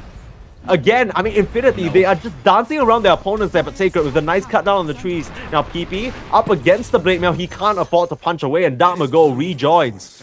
I mean, the story of that fight was just all these low death cooldowns, right? Everyone rejoining the fight. And I think as the dust settles, it does favor Infinity because Jim Park survives through it all. Yeah, and look at all the gold the Wind Ranger got from that as well, right? 1,300 gold and a whole boatload of XP as well. That's going to scoot Wind Ranger to the top of the net worth board, overtaking the PA. But I think that's going to be short-lived, right? MNZ, literally already higher up than the Wind Ranger. And that's going to be pretty much the state of this game, right? MNZ slowly pulling a little bit further and further ahead of Parker. And that's just kind of the state of PA into Wind, right? You have to be finding kills because you're not the fastest farmer on the Wind Ranger, but kills aren't necessarily just arriving into your lap. Right? You have to really go out of your way for them right now. Yeah, sometimes you see these Wind Ranger carries go for stuff like the Galacnia, but I think Parker understands just how integral BKB is to his game. Even just now in that fight, he was like, just one Frostbite is like taking so much of his HP, and he has to stand there like he's feeling a little silly, you know. He needs to shrug that off and I mean, I think the whole situation with the Win and PA matchup, like you mentioned, it always feels like Win can get a lot more done with that initial spurt of net worth, but later in the game, the PA feels so lethal. Oh, absolutely. That's PA's whole thing, dude. I don't know if you know that, but incredibly lethal, big burst, and that's why she was so strong at the peak of Revenant's Brooch. When that stuff was critting, that stuff was hurting. Sacred committing up here in this top side. Not sure what this was about. Forces some TP rotations and maybe not really a response that he wanted to find, but in comes Dark Mago. Inkswell with the setup, toss onto Tiger, and the Ogre is there. They run their way out of the Wukong's command, but it's still a nice boundless strike working onto Yor. A bit of miscommunication. They toss him up in the sky, and MNZ still fine. Here comes Sacred with a huge call down, and bam, straight on the head of the Monkey King. The Wind Ranger couldn't come through and connect in time. Jim Park, he wasn't a part of that fight, and perfect teamfight spellcasting from Estar Bax. And a bit of a slip up there from Infinity. It feels like they didn't really discuss how they wanted that to go, and they get nothing in that exchange. Jim Park's looking though. Unless MNZ, okay. Well, that just turns things around now, doesn't it? Especially if you get a power shot. Jim Park gets it done, but Dark Mago now looking perhaps the tits coming out a bit too soon as Jim Park is going to go down as well. MNZ gets to return the favor as Estar Bax, they weren't quite as far away as he thought. And this game is anyone's game at this point. I definitely think Estar Bax are ahead, but not by much. Infinity, one more fight going their way, right? Another 5-man wipe for them could totally turn the tides of this game, right? Into Roshan they go. Things start spiraling out of control, right? You lose tier 2 towers, you lose map pressure. Oscar's already finished the Radiant, so things are going to get a little bit easier for them taking these fights. But it's got to be these BKB timings, right? And they've got to come fast for Infinity. Yeah, that's kind of the big problem with Infinity's lineup. That's what the thing is, the timing doesn't really look very clear, and with PP's Monkey King, it was supposed to beat back this Dark Mago Tiny, but I don't know how to break it so you crash. It's a Dark Mago Tiny. This guy, no net worth, no problem. He's still running all over the map, causing mad chaos on the back of that Inkswell. I mean, those dives in at the top side were perfect, right? The avalanche onto multiple, killing off the Tiger, Ogre, just start the fight. Just keep this going immediately in as well. It's just so easy. Rinse and repeat it. And I don't know what to tell you. I mean, this is Dark Mago Tiny peak. Yeah, pretty much. Yeah, that sums it up pretty well, Sneeze. Even got to the point where Dark Mago was able to steal the tree of the Monkey King, right? Like every little thing going his way so far. Yeah. I mean, that's kind of the problem with Tiny, right? You're not necessarily farming on the map, you're farming heroes. But that's exactly what he's doing very, very well. 5, 2, and 9 now. That Echo Saber blink completed. Can scale up very well. Maybe we'll see him sort of dipsky-do into the Kanda build. But for now, additional heroes being run down now. It's Demon under a lot of trouble. That freezing field. Sacred, he still will be threatened here. But here comes Dark Mago and just melts down Jim Park. Okay. I mean, if you want to kill yourself with my Blade Mail, you're more than welcome. Now, TP is going to clean up Michael on the back lines. Don't think they can actually fight into the split and the Wukong's command, but it doesn't really matter if they just walk out of the Wukong's command. There's nothing that actually keep them in there. Only the Wind Panda survives. And PP just has to get away. I mean, he doesn't even need to pop the BKB there, but it just goes to show how scary this Estar Bax lineup is. It feels like you need almost everything to kill them off. You do. No, you absolutely do need everything. You need the whole kitchen sink to kill off Estar Bax right now. The BKBs are coming out, but there's clearly not enough damage right now. The PP Monkey King, I dare say, has fallen off just a little bit. His net worth is not looking too hot. And PP, he is going to go for the Gleipnir afterwards, but might be a little bit too late at that point. BKBs will start coming out. Manta Style's already out as well on the PA. Good setup. They have vision. Starting the call downs onto Dark Mago. He's able to slip under the cover of invisibility, turn around with an avalanche, but he's in a huge pickle, surrounded by Infinity members, and great opening found. Estar Bax, they get caught out on the back of a high ground ward planted by Demon. And now, Infinity finally able to get some leverage on the map for the first time, it feels like, this entire game. Yeah, they're finally getting this mid-tier 1 tower, which, by all rights, should have died like 10 minutes ago. Right, while Tiny was rotating PP. He's not the highest tower pressure, but, you know, that's just Dark Mago choosing his rotations very wisely. You know, not when there's a siege creep, not when there's 2-3 heroes in my lane. That's only when the little Monkey King's alone and he can't push my tower. PP is slow recovery for him. He's gonna have to work a long way to try and get back into this game. And Infinity, it kind of feels like they are, much like us, not entirely clear what their timing is gonna be, right? That maybe it's this BKB now flying out for Jim Park that they're gonna try and keep putting the aggression out, but they still haven't really solved their Dark Mago Tiny problem, and once he gets his own BKB, it's gonna be an even bigger problem. I dare say MNZ is becoming a little bit of a problem too. And there's really right now no PA counter either, right? No real way to deal with her other than a full-length focus fire. Oh, Jim Park, Jesus! You get out of there! Alright, it's fine. It's fine. Oh man, not again. It would be so funny if he died there though. It would have been quite funny, yeah. Kills himself to the Blade Mill, kills himself to the Tormentor. Very cool. Thank you, Jim Park. Yeah. Occupational hazard of being a Wind Ranger, you know, killing yourself. Which is, you know, very, very strange to say, but that's easy Blade Mail pickups from all your opponents, incentivizing it even more. Full TPs and smokes down here. Infinity, they are ready to whirl. Looking for an opening. They see heroes in the mid lane and might be trying to sniff out Sacred, who will always be playing on these off angles on the map just to rejoin his team where they mainly are. Spot him out because of a ward placed here. And Infinity, I don't think they have any clue, or at least Estar backs have no clue that this is happening. Well, they just scanned it, so they do have an idea now, but... Now they Too do, little, too late. But, too little, too late. Yeah. Line's being drawn. I wonder which one they're going to follow, right? Jim Park drew, oh, I'm going to run up to the tier 1, and then drew, no, I'm going to run to their tier 2 tower instead. And down they go, down the lane with this Aegis. First Aegis once again going to Infinity. Nice for their lineup, right? PA would have loved to get an early Aegis. Dire's middle tower is under attack. Dire's structures are fortified. Radiant's bottom tower is under attack. Right, MKB is going to be the pickup for Jim Park, and I believe PAMNZ is going to be going for the exact same thing. So MKB is on the docket for both of these pause ones. Easy tier 2 pickup here. It seems like Estar backs no interest in fighting at this point in time. At least not defending that particular area, just splitting the map for now. Should just be a cleanup of these tier 2 towers, right? Get your lanes back into a better position, maybe grab this tier 1 top as well. And that's going to open up this triangle area that PA loves to farm. You want to hold this ground though. Run straight into Jim Park. He's in a little bit of trouble. Able to turn around and win run. Pop his own BKB as well, but that's way too much damage. MNZ meanwhile cleaning up Demon on the sidelines. And this is not where Infinity wanted to be. They weren't able to impact the fight with their ultimates. The Wukong's command just has to be popped for a TP out. The split is used as well, but it's just his team that's getting split apart and killed. Jim Park will go down a second time, and PP will die among his own soldiers. Tossed up into the sky, killed off. It's a nice boundless strike. Try and turn things around as Oscar still is able to kill off the CM with that last little booster auto attack. But that is disastrous for Infinity as they lose 4 members there and the Aegis.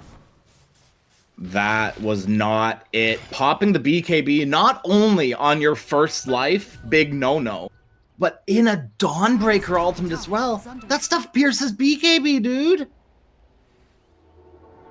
Stunned up, killed immediately, and all that physical damage like we talked about. Your BKB for what?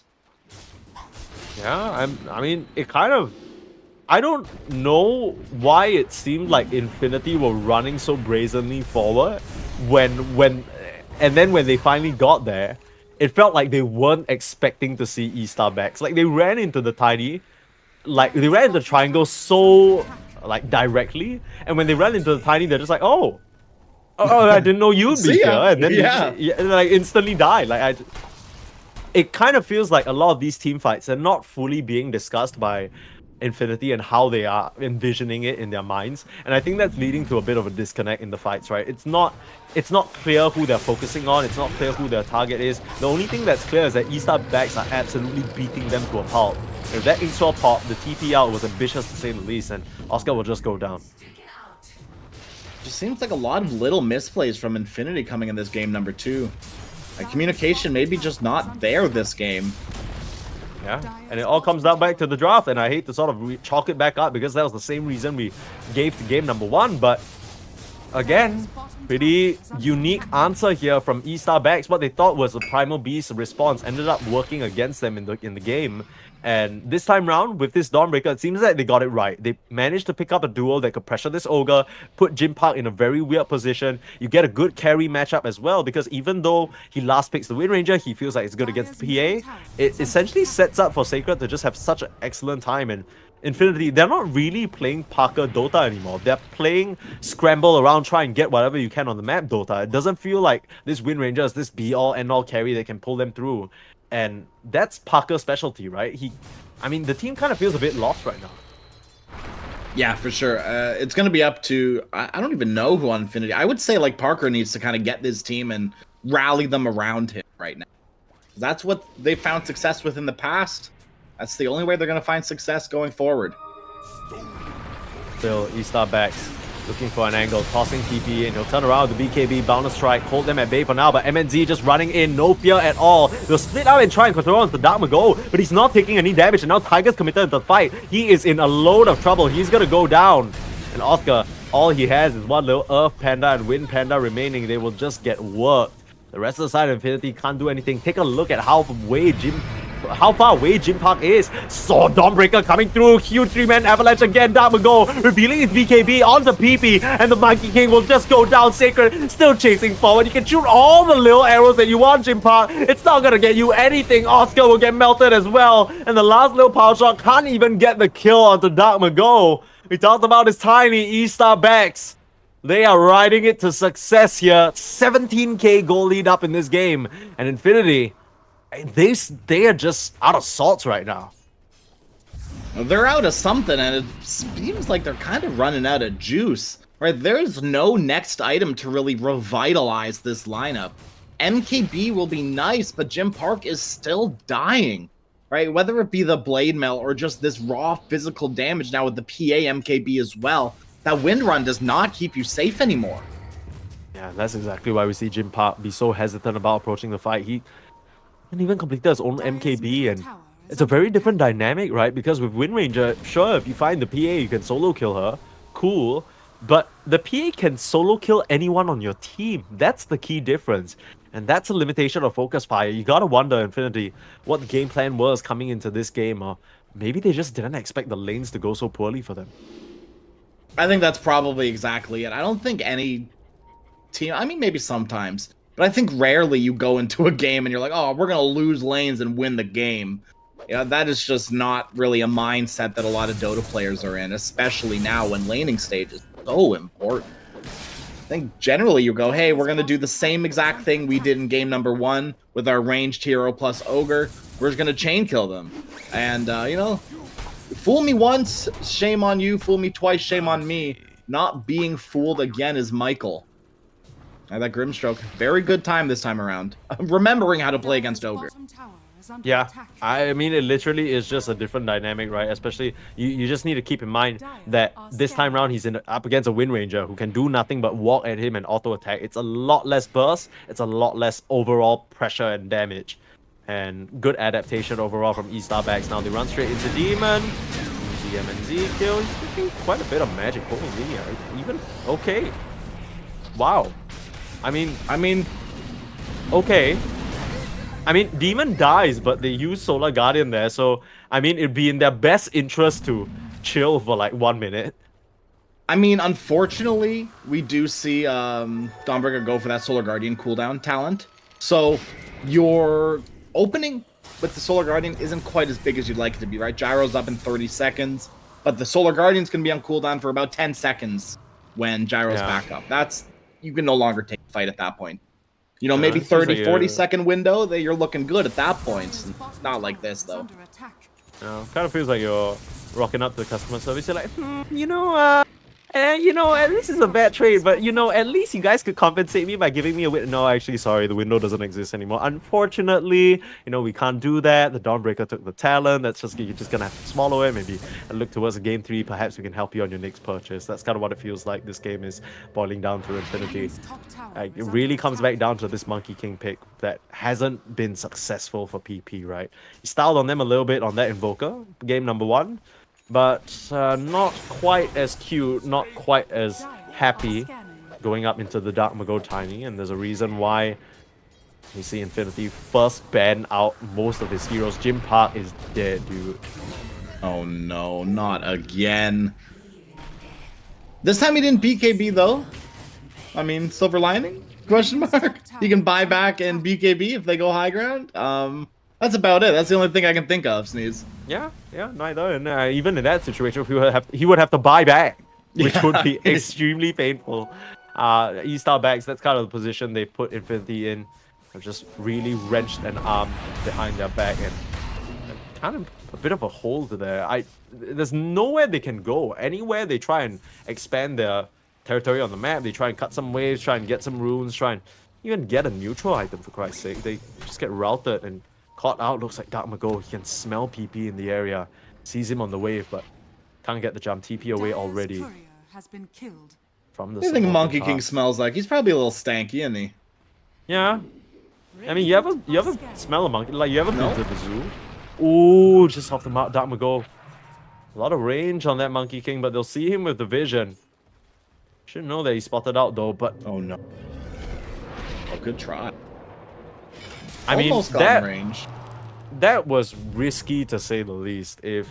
I guess he knew that Dark Mago already used his blink, so he's like, okay, I've created enough distance, it's fine. And he can't assume their vision, right? Yeah. This is a free Roche, dude. It is the Roshan banner, so I guess it's not the biggest deal. Like, it's not like Cheese as well, but this Aegis timing is great for PA, right? She would have loved the first one, but she's gonna gladly take the second one when she's at her peak of power right now, with the Abyssal Blade as well. Yeah. I mean, there isn't anything on the map that isn't E-Star's backs for the taking. That's what it feels like. Yeah. And they are just going to ramp. Whoa, what is going on? E-Star backs are split. If Infinity find a fight now, it's huge. Yeah, I don't know whether they've read this or whether they're just trying their luck here. Feels like one final Hail Mary play, but if they can get the kill onto Yor and Michael to start the engagement, they see the CM. It might not be the target that they want. They'll settle, but no! The immediate blink out Yor! He's too quick for them. Now on this high ground, MNC needs to connect to the fight, but PP already with the Wukong's command down. Sacred popping that BKB. That's not where he wants to be. He wants a Solar Guardian into the fight, and he'll try and get away from them. There it is. Dark Mago popping the BKB, and bam! Crash! In comes the damage. MNZ, he's into the mix as well, and it's sliced down the Ogre, cut down PP as well, and Jim Park again, he's left high and dry. It's an ultra kill. Give him a rampage. One last little panda. It gets wrecked by Sacred. It's not quite what MNZ wants, but they'll take a game number 3 any day of the week. E-Star backs, they fire right back at Infinity and take us the distance. Crash, last series, we finally get it done. I'm so excited, dude. Game number 3. These two teams as well. Oh boy, is this game 3 going to be a treat. Yeah, and I mean, all that really comes down to, dude, you know, you can watch the action all you want. The execution was crisp. The team fighting was sick. But a lot of it, again, as it always does in Pro Dota, comes back down to the draft. We saw the answers come out this time from E-Star backs. And boy, did they look good in the lanes. Boy, did they look good at the start. And they really derailed this Parker Dota all for... It's not even for Protect 1. It's for Worship 1. Right? It's literally our life for Parker. Our blood for Parker. Everything for Parker. And when Parker's a Wind Ranger, it's not really worth giving your blood up for. It's not really worth trying to work around that. And I think that's something that, unfortunately, Infinity are going to have to figure out. And Infinity bled a lot for Parker as well, right? Tiger died 12 times that game. Oh, dude. It's rough for the Ogre. Oh, yeah. I'm not sure whether he's still going to comfortably go back for that Ogre, knowing that, you know, at least for the side of E-Star backs, they're like, yeah, we know how to deal with an Ogre now. So we'll see what they come up with as we have game number 3 for you right on the horizon. Stick around, folks. You don't want to miss this.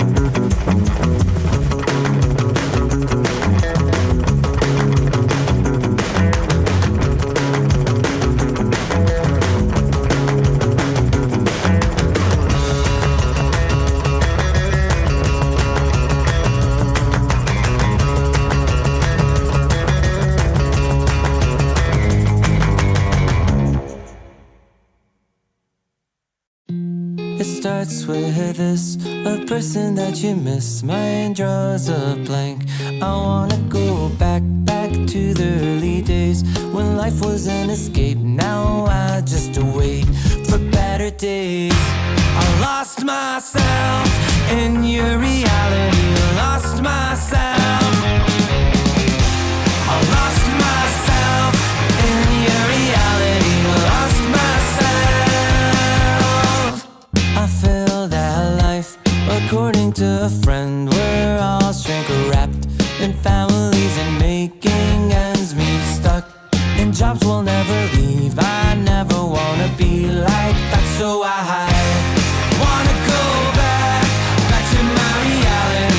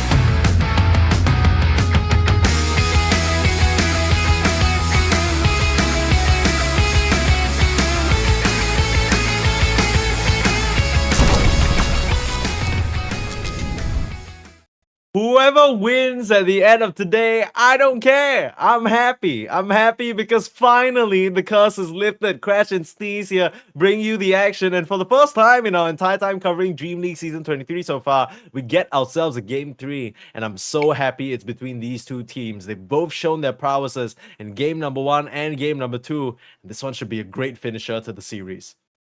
Both teams have definitely proven that they're evenly matched. Right, game number 1 proved that Infinity can play the Infinity lineup to perfection. And Estar Backs proved in game number 2 that they have ways of dealing with it. Right, deal with Parker and Lane. Make it so that PP has no rotation potential despite having a good game. Yeah, it just was great for Estar in game number 2. Like, I don't know Infinity, what to tell you. I'm scared. That would go tiny, baby. That is the big gun. That's what they have deferred to, even on his time in Thunder Predator, even on his time briefly on Beast Coast. Whenever things feel a little bit dire, they bring out the big boy, and they just immediately snatch up that tiny, right? No reason to sort of stray away from it. The Infinity, I fully expect them to have some sort of adjustment in mind. Oscar's going to get his hands on the Centaur Warrunner that's been eating a couple of bans so far. So now they have that Stampede potential and counter initiation from the Stomp. Dude, pretty much the only thing that Oscar's been playing in these quals is either Centaur or Brute. And that's about it. Right? Those two heroes, and it's mostly been Centaur. Like, I'm pretty sure it's been like 10 games on Centaur. Like, a lot of Centaur.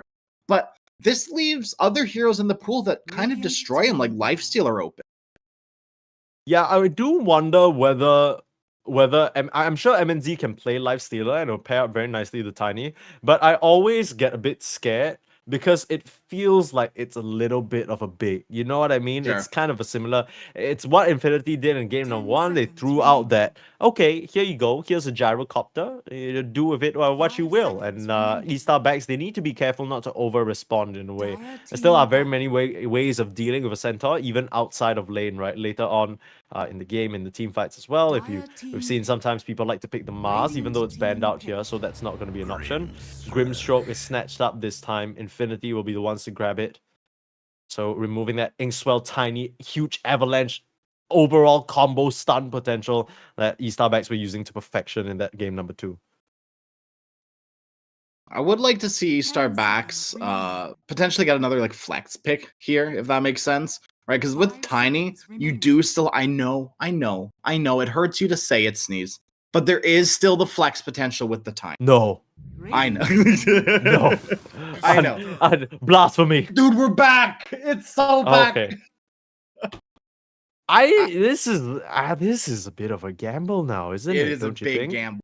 Disruptor is a big gamble right now because you have to draft and play around him near perfectly. If you start falling behind, this Disruptor hero feels like dog water. If you are getting run at instead of running at the enemy, it's a problem because Glimpse is only as good as it is when you're running away, right? Like, you can glimpse one person away and then you get dogpiled on by 4 other people. So what? Cool. Very nice glimpse. Awesome. Anyways, we're going to kill you and the rest of your team. Oh, dude. They're like, you're not going to give us Inkswell. We'll take it ourselves. Yep. Snatch up the roommate.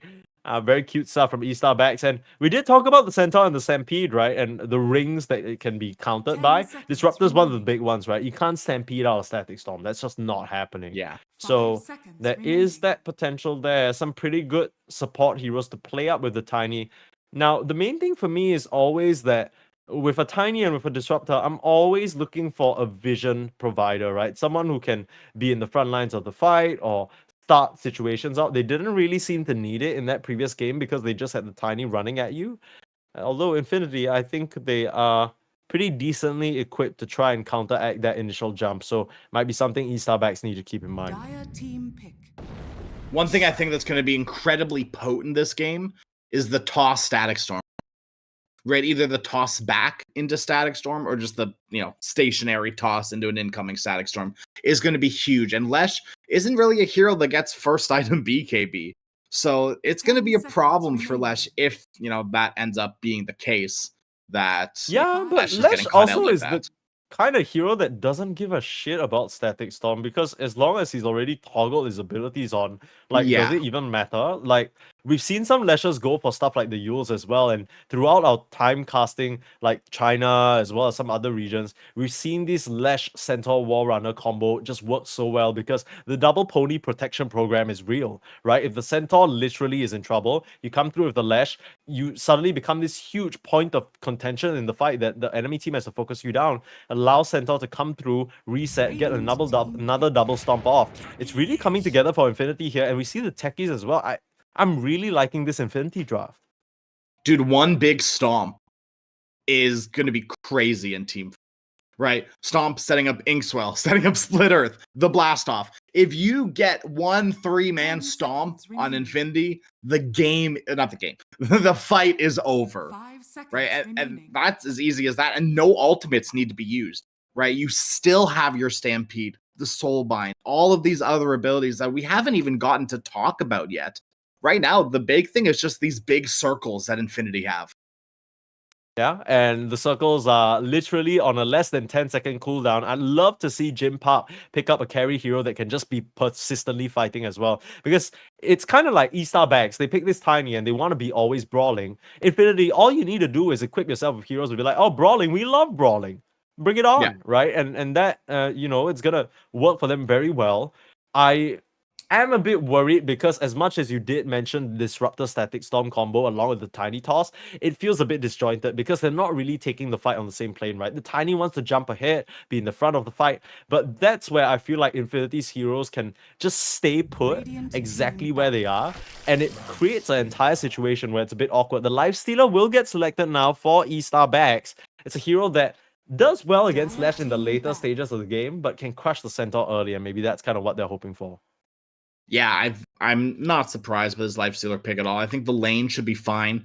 The Disruptor Lifestealer lane is actually quite nice, right? Lifestealer, all he really needs is you to keep them in his attack.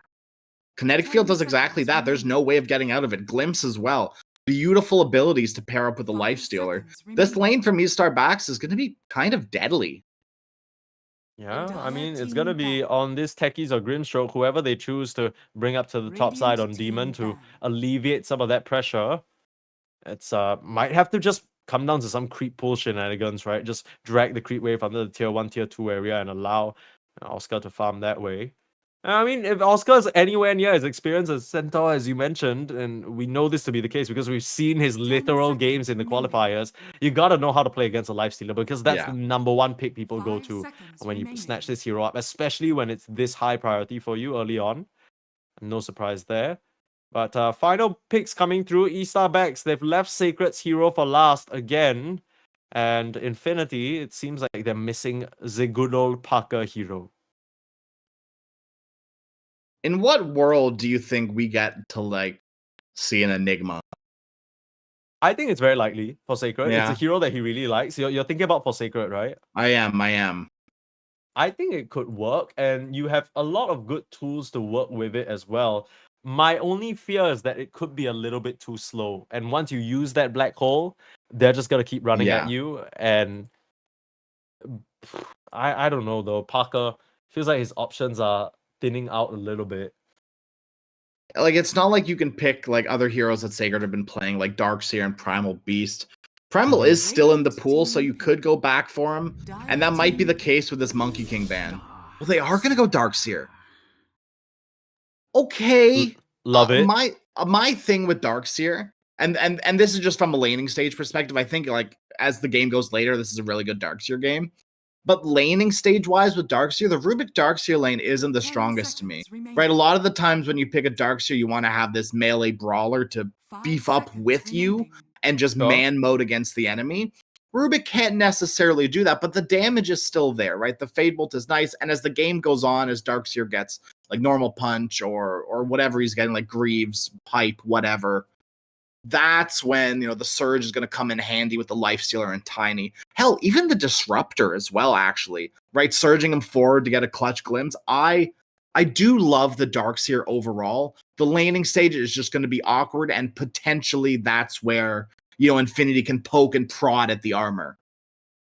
Yeah, hopefully. I still think that even though it doesn't work in a conventional fashion, there's a chance that this Rubik Darkseer lane can do some serious damage, right? I think Rubik's trading potential can't be understated. Again, I'm looking towards the Infinity supports to do the heavy lifting because they need to be able to tide their course through the early game and maybe even get them an advantage. This Lash, it is a nice response to the Dark Mago Tiny because we know Dark Mago likes to get moving and Lash likes to mow down towers. So it pairs up very nicely for the game plan that PP might try and put out. Infinity, what other carries are still available here? The Drow Ranger, something they brought out still in the pool. I don't know PA. if PA, yeah, even though it's it's a Not lifestealer. the greatest, yeah. It's okay. I mean, you have limited magic burst this time round. It's just Rubik and Tiny. They There do it go is. for the PA. Okay. So yeah. You are I mean, good susceptible to lane. being burst though by the Tiny, right? Yeah. But that's it, really. Like I think you're right. I lane is weird though against the Darkseer, but with Rubik, like we said, no melee brawler, right? That's where PA might sort of run into trouble when there's just another hero in your face whacking you when you don't have blur leveled. I think the main thing is just that I'm not sure whether Jim Park and the Grimstroke can actually tag team together to really pressure Sacred, and that could become a big problem. It's a similar situation to that Dawnbreaker game we saw just one game ago where, okay, Jim Park, he's still getting farm, but what's the game plan here? This time around, Infinity, they've strayed away a little bit from Infinity, quote-unquote, Dota, and they're relying very much on PP to also be a major factor on this Lash. Because I don't think Jim Park alone can fight against these three calls on Estar backs. No, not the cores and not the supports as well, right? Rubik has a lot of really good abilities to steal. And until Jim Park gets a BKB, it is going to be incredibly dangerous. And even after you get the BKB, you have the chance of just getting destroyed by Tiny still, as you're still reasonably squishy. Yeah, I think gonna have to be a fast build up. We might see another sort of boot skip as well. At this point, you don't really need it, right? Because if you're dead, you're dead. It's not really gonna help you in that department. We'll have to see how things go. Infinity, I'm not entirely convinced of their lineup. I think this Darkseer pick in the last pick really ties things together for Estar backs. It really further amplifies their Tiny as well. But as with every Disruptor draft, Estar backs, they need to stay ahead, right? Later down the line, this Static Storm doesn't feel like it's going to be quite as useful as it could be in some other games. This will be a nice Aghanim Scepter game. I mean, what game isn't a good Aghanim Scepter game for Disruptor? I feel like that's such a non-point. But it's going to be a really good, like, Glimmer Ag sort of game for Disruptor if you can get enough farm. Right, making sure that these BKBs don't get off are going to be crucial in these fights. Yeah, I mean, the real only target that you're hoping to get, other than supports, is just the PA, right? Where if you can stop her from getting these resets with her eggs, you're really going to dampen some of the damage potential Jim Park wants to be putting out here. Big focus for me is going to be PP. Just how well can he do against this Dark Mago Tiny in lane? I mean, you're not going to look to match the rotations, but then in that same vein, you need to apply pressure elsewhere and still maintain some sort of advantage. Because later down the line, it's going to reach a point where Dark Mago, he'll be rotating the side lanes, but at some point, he's going to come for you. And when he does, he either has enough burst damage to kill you 100-0 and suddenly the game gets tough, or you're able to survive, turn it around, set up for counter initiation, and that's where Infinity sees control. That will be sort of the one moment I feel like that decides this early to mid game for me. I mean, another good thing for Infinity is that when Tiny leaves lane, you do have that tower push potential finally on PP, right? On the Monkey King, it wasn't quite there, but definitely this time on the Lash, for sure, right? If Dark Mago leaves for just a little bit too long, even without a siege creep wave, tower's dead, opens up the map just a little bit more for PP to make rotations, because there's nothing left for him at that point in the mid lane. Game number 3, blessed by Gaben on this fine day. Took a little while, took us 6 other series maybe, but we're finally here, and both Estar backs and Infinity would love to get some revenge on Heroic and Boom, facing off in the upper bracket currently. Michael, very interesting position for Infinity to grab there, and he's even going to level the lift at level 1. That we talked about the Rubik and Darkseer lane not necessarily being the best already, and it's gonna get even harder now. It does set up double ion shells up top, so Jim Park, he's gonna struggle a little bit with this first wave. It does hurt, but it is just a level 1 ion shell. Where is your support? Okay, Tiger's coming, slowly but surely. Didn't feel the need to TP. Yeah, doesn't want to sort of risk getting caught out and having to do Walk of Shame back. So, I mean, full CS and EXP to Jim Park, nothing that Infinity will turn down. Already this was level the game 2. plan anyway. Yeah. Probably important for him too to be able to just get out dodge. Of course, like we mentioned, it's unlikely, or at least our opinion is that it's unlikely Infinity are able to set up much onto the Darkseer, even if they get an Inkswell onto him and a jump. He's pretty tanky, so he should be able to survive until he surges out of dodge. Bottom lane, Demon and Oscar, same thing, really, right? Like, no real kill potential on this core Lifestealer. Definitely so on the Disruptor as levels start accumulating for this Infinity lineup. Level 2, level 3 comes around. All of a sudden, you're starting to do some real damage to Yor and Disruptor. Not the tankiest hero, not known for his bulk. Absolutely not. Known for his ability to get ahead and potentially stay ahead, but especially if you're not able to force out Oscar as much as you like with this Lifestealer quote-unquote counter pick, it's not gonna be a good look. Z losing his Bracer though, that's gotta sting. So for the Lifestealer, must have been just... Yeah. That's not too bad, all things considered. You still will have priority in the lane. You're just chasing the pesky demon away. Maybe he was trying for some, block the pull or stop the creeps from being dragged away by the techies. But should be pretty quiet, all things considered. I mean, compared to last game where action was just flaring off, and game number 1 especially, that was non-stop. I think both these teams, Jim Park, he has a Battle Fury timing he needs to hit, so he'll be preoccupied with that. I think most interested for me to see what the approach is for PP, right? We already mentioned for him, it's going to be a very major moment whether he's able to stand against the Tiny or not. I don't know whether Yules or Bloodstone really helps much in that regard. I think that's where I'm going to pose a question to you, Sneeze, because I'm not, a Lesh player. I'm really not too keen on these Lesh items. What are you thinking first off for this PP Lesh? Because, we talked about how maybe the first itemization on the Monkey King was a little bit of a miss last game. What are you thinking about for this game number 3? It almost feels like he would love a Bloodstone, but he's forced into getting a Yules here as Jim Park able to get a kill onto Michael, trying to contest for this Lotus pool. 3-minute mark. Sacred able to snatch it up and now trying for the chase down, but knows he can't commit into that Inkswell. We'll just have to back up. But yeah, I mean, apart from... apart from the Lash and potentially a Blink Stomp, you don't actually have a lot of catch or ways to start the fight. So it might just have to be the Yules, even though it's not really ideal this game. I mean, it set you up for a Static Storm, set you up for a Tiny Toss combo. It's rough, man. But the offensive capabilities on the Yules are quite good, right? Like, it's good setup for all of your stuns as well. It's going to purge the Surge. So, it is not too bad of a Yules game. I wouldn't be surprised to see PP pick that up first. Heaven forbid he get BKB first item again. in before he gets like Orchid first out of nowhere just for fun. God, no. I've seen a lot of like that, Sneeze. Tiger being aggressed upon in this top side though. The pressure coming out from these Ion Shells pushing the creep wave in and put the Infinity safe lane duo in a very tough spot. Gotta watch where he pokes his head out. Jim Park still angling for some aggression up here. Knows that he can't give up anymore. Out of tangos. Still has 1 charges, but again, Sacred just getting a real good position in this top side. Love it. Here comes Yor.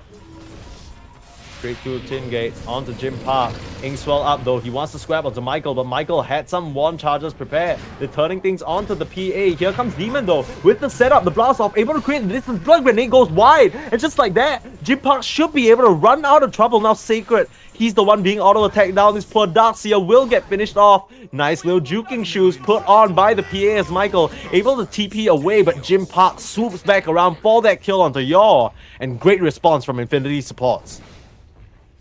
Sneeze, I think that glimpse kind of flubbed the kill a little bit. If Jim Park continued to tank that level 2 Ion Shell, probably would have died, but that glimpse puts him right back to safety. Sure, glimpse does damage, but it's not too much, my dude. Yeah, and clearly not enough to finish Jim Park off. He's going to get his cornucopia very easily now and continue. I mean, this lane gets easier because now he just has that sustain. So suddenly your Ion Shell's not pressuring him too much. I do have to say though, props to Infinity, right? Because as soon as they realize the dive is coming, Jim Park realizes his only option is offense. And he just grabs that Inkswell, jumps straight onto Michael, and forces the Rubik into an awkward position. So, I mean, they get the better of that situation. It's not going to give them priority on this 6-minute rune though, which is what Estar Backs are setting up for. Just an easy pickup for Dark Mago on the haste, and oh boy, this guy's lethal. Starting to run into the mid lane, looking for the glimpse back on the lash. He's here all alone. He might be level 6, but he has no friends. Turn around the Pulse Nova, and he's standing his ground for now. Tries for the stun, but goes completely wide. Dark Mago, the blast off won't connect. He's way too quick on that Tiny. He's able to get the kill with the help of his supports. Great answer back from Estar Backs. But top lane. Action's not done. Now Sacred left alone. They know the supports are in the mid lane, and no one can help this Darkseer.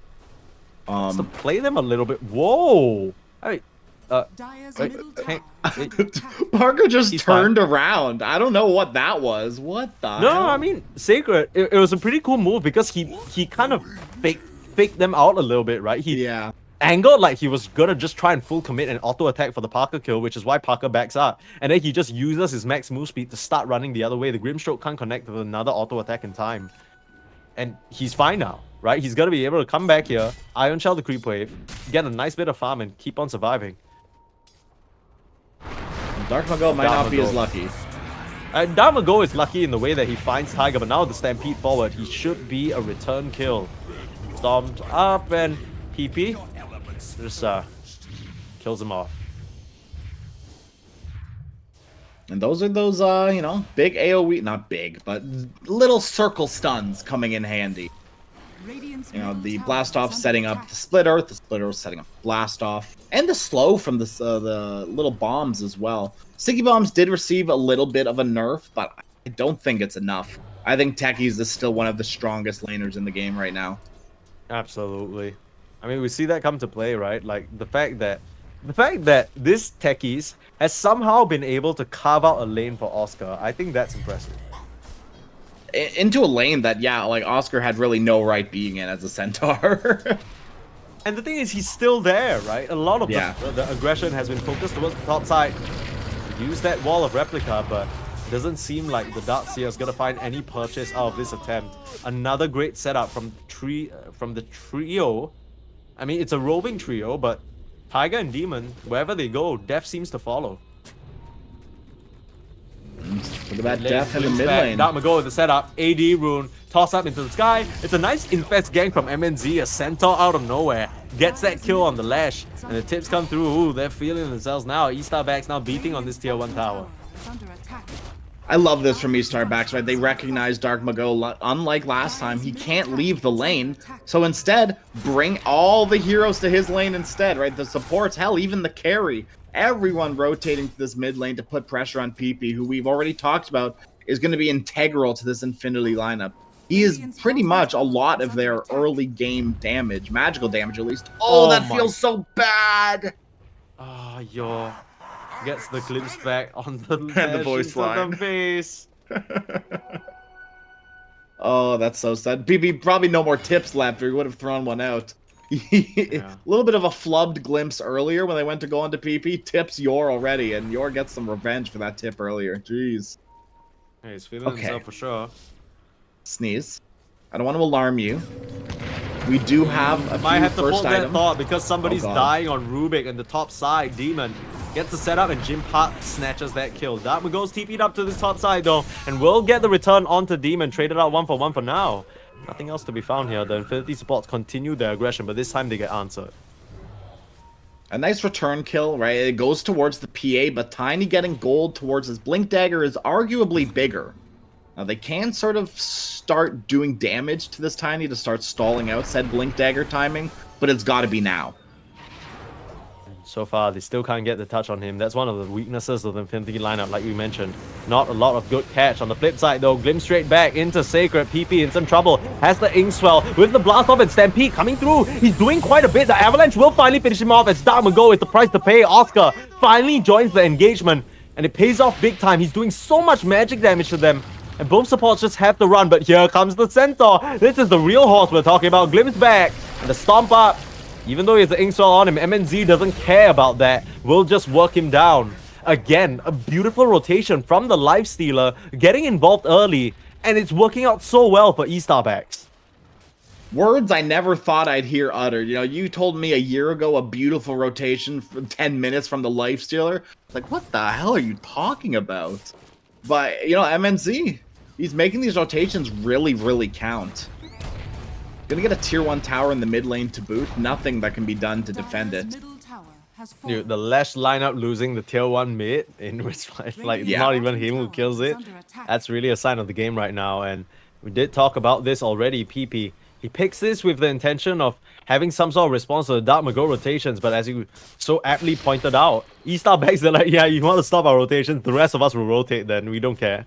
We'll come to you. Dark Mago still on the hunt now. It is a Battle Fury complete, but they know where Jim Park is. In with the Avalanche, toss up to the sky, and Michael should have enough magic damage to finish this off. Or does he? Gets that Blink Strike, but Jim Park out to safety. This is a disaster. They're gonna lose Dark Mago as well. That Static Storm should be able to finish off the PA, and Yor will at least clean that up. Makes it, I don't know whether it's worth it, but at least you get your initial target, Infinity. They claim a whole lot more though. Yeah, that's one of those where you all, like in your pub, you all chat, we got our man just to make you feel better. But that was not a worthwhile trade at all. Sure, you get the PA, but that Blink Dagger timing on the Tiny has been delayed. Now, just by a little bit, but that's a minute. That's 2 minutes that you have PA free farming. She's dead. She's not right now, but as soon as she comes up, she's free farming. No fear of the Tiny Blink Dagger. No fear of Static Storm. What's there to fear at that point from the PA? A Darkseer wall, I guess? But that's it. Little bit of time for Jim Park is going to go a really long way right now.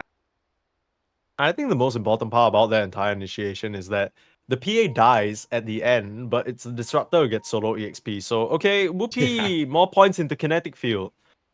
Like, who even cares? You need those resources on your Tiny, who's spending so much of his just existence right now trying to hunt, trying to set up. And we've seen what happens when Tinies aren't able to connect, or at least have to routinely give their life away for the cause. It's not that bad if you get the kill first, but if you don't, you're essentially giving away all your priority to your supports. Now, it is creating quite a good bit of space for MNZ and Sacred to get farmed up, though. Maybe playing a bit more sacrificial this time, Margot. I'll see how that works out for them. Sacred now working on a humongous stack. I'll take that. Lots of Ancients there as well. Jeez Louise. These are the stacks I was expecting last game, Sneeze. Not these, not those little stacks. These big ones. What was that, a 3 stack in the Ancients? 3 stack? Can't see how many Black Dragons there are. I think there's 2. I think it's a 4 stack. It's going to be a lot of gold for Sacred. I think he's going to go Pipe next item, it looks like, with that Hooded Defiance queued up. Already has the mech. A little bit more gas in the tank for your team fights. The burst potential from Infinity. You know, maybe all of a sudden you think you're full to zeroing someone and pop a little mech. Fight turns around and you're done so at that point. And if you use all of your slew of abilities, can't get a kill, you're done.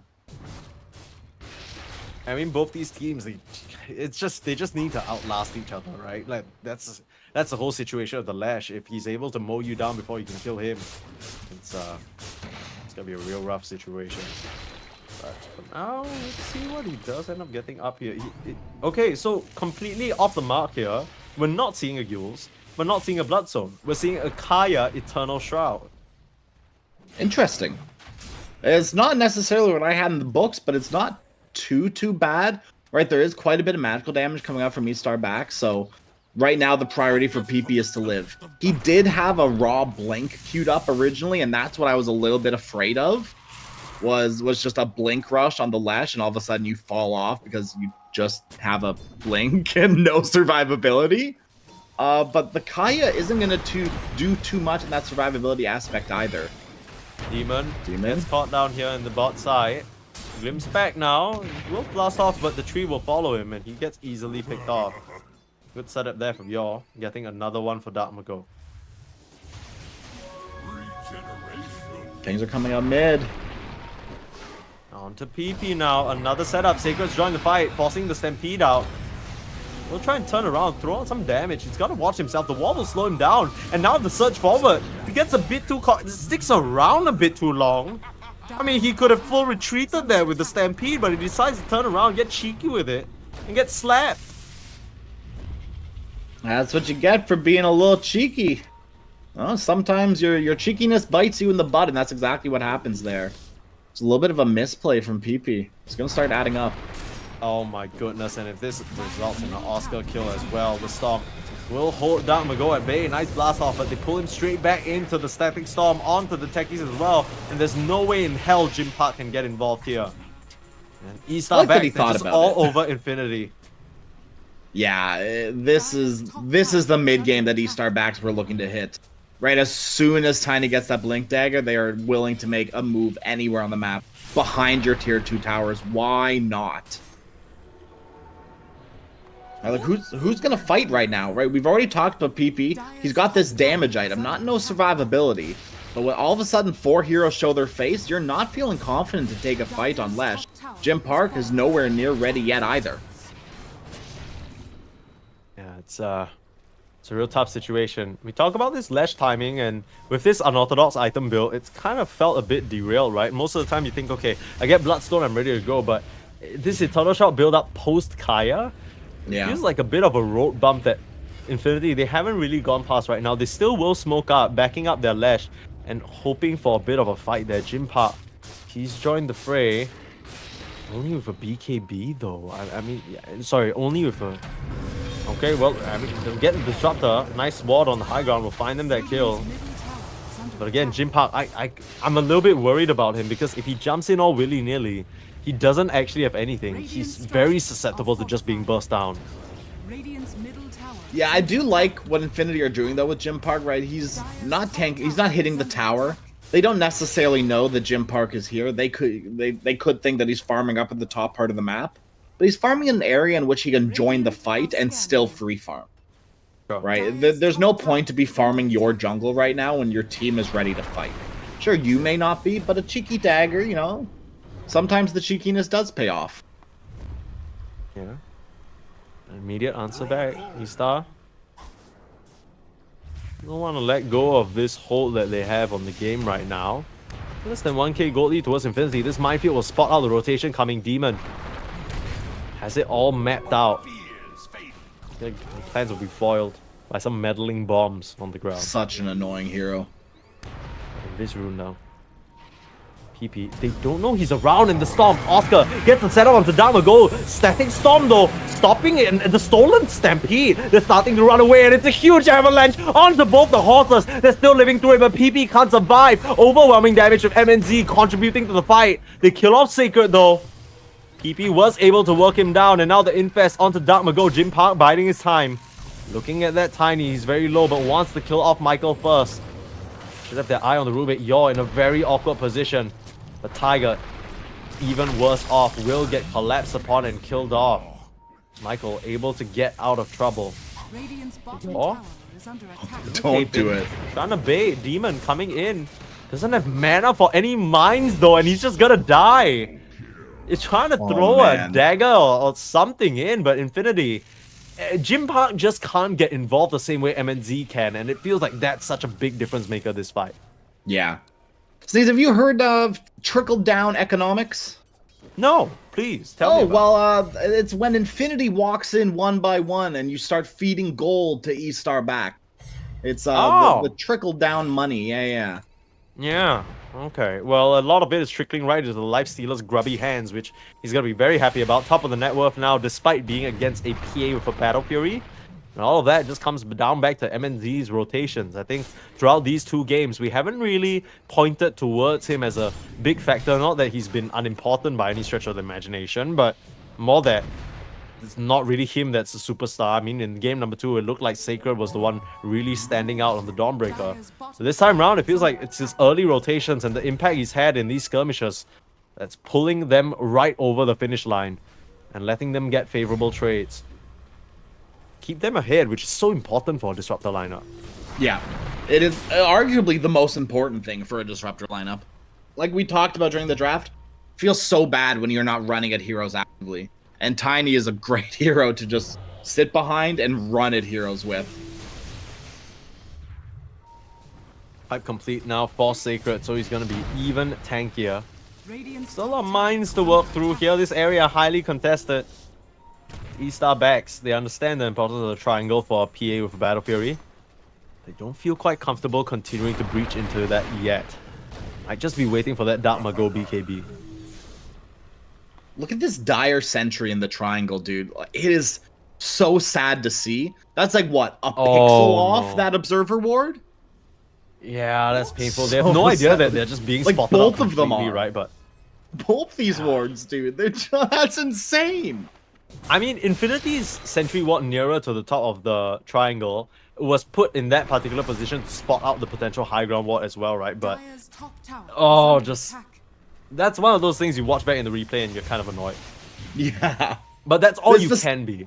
Yeah, exactly. It's honestly, it makes me paranoid in my games when I play support. It's one of those like I gotta get every inch of the, and it's a mind game for sure.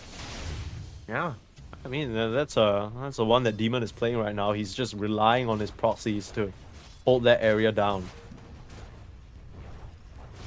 MNZ though, Radiance and his little armlet completed. Should have the BKB flying out to him in just about 20 gold, whenever he chooses to finish off this tower.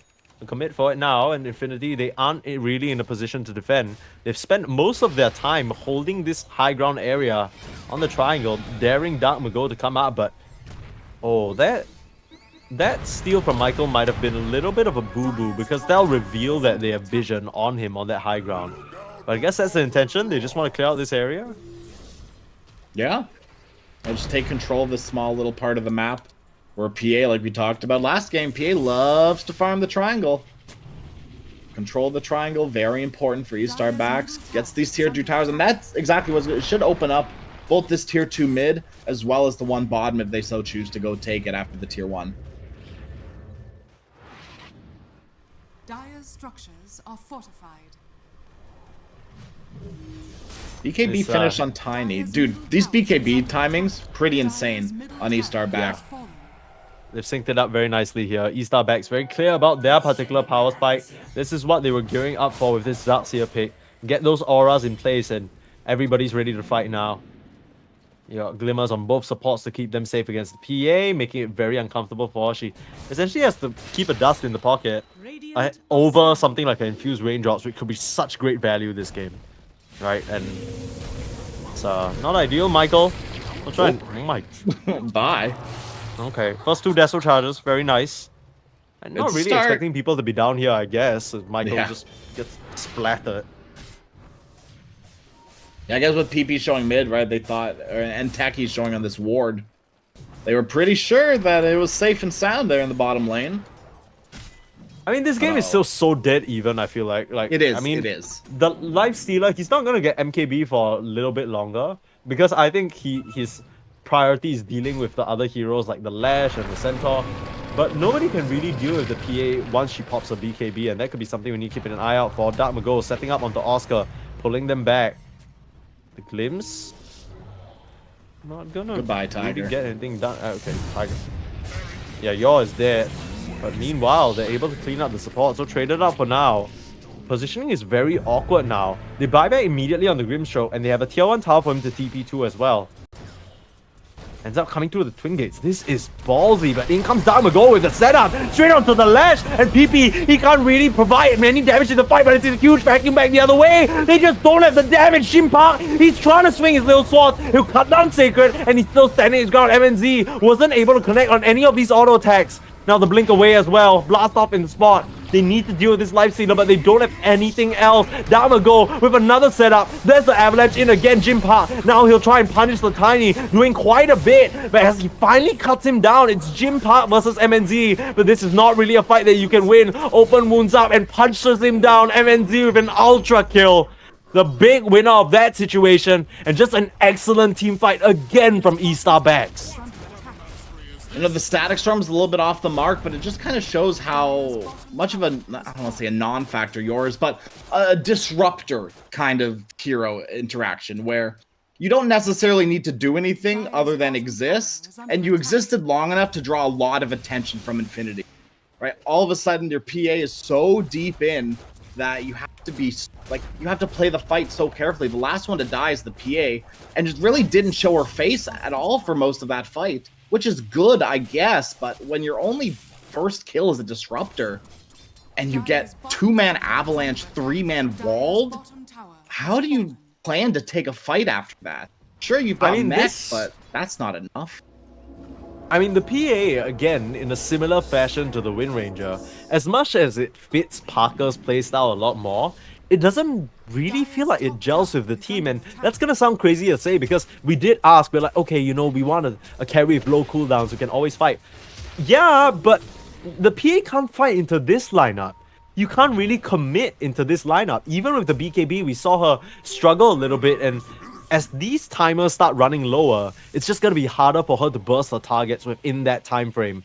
Infinity, though, they still want to give it another whirl. While the BKB timers are high, they'll run straight into Damago, who immediately finds that Grimshow he bought back in that previous fight, and Tiger's not going to stand a chance. They wipe out the Disruptor, though, but he just buys back. Now MNZ starting to lay into them, just wiping them apart. You just can't run away from this Lifestealer. He has his grubby hands all over you, and the Static Storm holding PP in place. Damago sliding through with the rocks as well, and they'll kill off PP. Jim Park is the last member that stands, but not for long, all alone on this little cliff. This is not your territory. You can't even kill Sacred. You're gonna get wiped out here. As a double kill for Damago. Again, Estar Bags, they have too many threats for you to deal with. Yeah, once again, dude, you kill off the Disruptor, you commit a bunch of your big AoE abilities for this Disruptor. So what? You still, Tiny is free. Lifestealer is free. And even this Rubik, he's able to turn around and steal some of those stuns that you've used on the Disruptor. Buys back, gets into the fight, a beautiful Static Storm on the Leshrac. This is going to open up Roshan for Estar Backs, and that just might be the beginning of the end for things here. It feels that way. Infinity, that second smoke out felt like they were so convinced that one or two things only went wrong in that fight, and if they just changed things around, it would be better. If they got that priority, if they got the vision advantage, and they just run straight into a completely prepared Dark Mago with MNZ hidden inside, and Tiger just doesn't get a chance to play the fight. A lot of these control spells, they're not even a factor because your supports are just dead. And it goes back to the point I was saying where, yes, the PA can jump in and out. Yes, the PA has BKB. But it doesn't really mesh with the Infinity lineup and what they want to do. Centaur and Lesh, they want to leapfrog over each other and commit fully in. The Lesh needs to be in the thick of the fight to do damage. But in the face of a Heaven's Halberd, Mech, Pipe, that Sacred's just holding and you're not really shaking off him, you're not doing much damage. Yeah, all of a sudden, 2 of your 3 cores just... Hell, I would say even 3, because Oscar's a lot of the magic damage, too, with that Veil of Discord. Pipe negates it pretty much entirely. So all of a sudden, all 3 of your cores aren't doing any damage because of the atomization from one hero. Yeah, this Darkseer really has just become the perfect trump pick for them. Oscar, he has a BKB now, which, yeah, sure, it's going to allow you to survive a bit longer in the fight, but it doesn't really contribute to the damage. It doesn't really contribute to the big problem that you have where you can't deal with MNZ. Who is killing MNZ? This Lifestealer has been completely untouched this game. He's 13-0-5 Crash. This is an outstanding performance from this carry player. This is the best performance of Lifestealer I think we've seen all close quals. At least we've seen all close quals. Yeah. I'm sure there's better. I mean, this hero has looked amazing, but yeah, particularly here. The MKB complete as well means that the PA will just be that much easier to kill off. And riding the back of this Dark Mago Tiny that they've picked up in the first pick overall in the draft. And that hasn't deterred them at all from dominating the game in the same way that they did game number 2. It's just something that's so comfortable for him, just blinking up to the high ground. He doesn't care. You have to be careful of those mines, so you can't dive too deep. But as long as you just stay here, hit the tier 3 tower, you're fine. Just don't go too deep. Yeah. Instead, that pipe aura helping you out a little bit there. A lot of the resistance from that rage as well. Radiant's bottom tower is under attack. He's coming back. Infinity looking to hold. They have to. Really doesn't feel like they can afford to give this one up. I want to try and get maybe a jump on the Dark Margo if he presents himself a bit too far forward. You know, watch Oscar for that storm. Waiting for his opportunity on the sidelines, waiting for the setup of the rage immediately. MNZ plays his limits. Dark Margo will stick around, but quick blink out. So fast on that Tiny. MNZ's just gonna go back, open wounds the creeps, and go right back into these racks. There's nothing stopping Estar backs. Right? They've just won 2 fights very single-handedly. So they're feeling very confident to take this high ground and take this next fight. Yeah, as long as rage is off cooldown, it's free real estate. And that's exactly what it'll be. Infinity lose their mid racks with no real response against his Lifestealer Aegis. Had the Estar backs in a real rough position after game number 1, but bouncing back. MNZ and the squad not deterred by the fact that their captain Stinger no longer with this stack. Still able to regroup, come up with a good solution to what Infinity have put on the table, and Infinity haven't really looked the same since game 2. They haven't really looked the same since game 1. I would say like game 1 was their peak and they've really fallen off. Jim Park has not had even a semblance of the showings he had in game number 1. It has been the MNZ show since. Yeah, just ban out all his heroes, those TAs, those Linas, the early active heroes that love to ramp up and get involved, and suddenly we're seeing him a bit out of salt with what he can get done. Stampy committed. You glimpse back onto PP, you're trying for the storm now. You might be in some trouble, but the glimmer keeps him safe. Again, a bit of a flubbed initiation from Infinity. Meanwhile, Jim Park trying to jump the backlines on Dama Go. But uh-oh. Starting to chase down. There's an AD rune on this PA and she's playing her limits well. With that Aghanim Scepter still trying to jump around, pop that BKB and swipes down Mago. Jim Park, is this the hero performance that he needs? Starting to square up against the Lifestealer, but he doesn't have help and he doesn't have damage against the MKB. Even if you killed him off, he still has a second life. And Infinity, the rest of their squad, they used Stampede to retreat. They didn't have anything they could give to him. And 65 seconds without your hero now, without your big bad carry. Sure, you don't have Mago anymore, but he's not even needed for this high ground push. Just start the storm through, maybe get the jump onto MNZ, and that's exactly what happened. But a huge vacuum wall. The team fight, it's set up perfectly for Estar backs. They don't even need a static storm, they just swipe you down anyway. Demon gonna go down, and now Oscar pulled back into the fray. Forced to pop that BKB, but now being punched away at by MNZ. Again, this Lifestealer becoming too big of a problem here. PP dares to step up to him and might live to regret it or die. He's just gonna get killed off. The Tiger can do nothing but watch. Oh, Now glimpse back. I mean, he's gonna die as well. Storm forward, but it's on a raged Lifestealer. You're just flailing your arms and a hopeless situation. It feels like Estar backs. One more vacuum, pull you in. And Oscar, yeah, he gets out, sure. Silver linings, I guess. Dharma goes back into the fray as well. It's a 5v2 situation. You can buy back on the Grimshow, and Jim Park is back in 2 seconds. So he might just play this a bit conservatively. Might not be over just yet, Infinity. They don't want to kill over and go quietly into the night. It's a 17k gold lead crash in Estar backs. They're in such a commanding position. We still do have that PA potential, but there's no Divine, and even if you do buy Divine, kind of a doo-doo item now. Oh, jeez. Oh, you just kill off Demon. Oscar trying for another setup. We gotta keep an eye out for Jim Park, but turns around, gets Abyssal, and now Static Storm up, pull you back in with the vacuum. He should be able to weasel his way out of this, but the rest of his teammates not quite as lucky. And all the glimpse, the last kill. GG is called. The tips come through. Jim Park, he buys back, but he knows it's over. All these tips for the one hope of Infinity. As it crumbles before their eyes. They had a good game 1 showing, but Estar backs, they'll continue on in this close qualifiers for South America and to keep their chances at DreamLeague Season 23 alive. Some would say they're back. They are definitely back. Estar backs are feeling so good, and good for them too, right? They just lost to Infinity in another tournament, so a little bit of revenge Very sweet. And knocking them out in the lower bracket. That's what rivalries are made of, dude.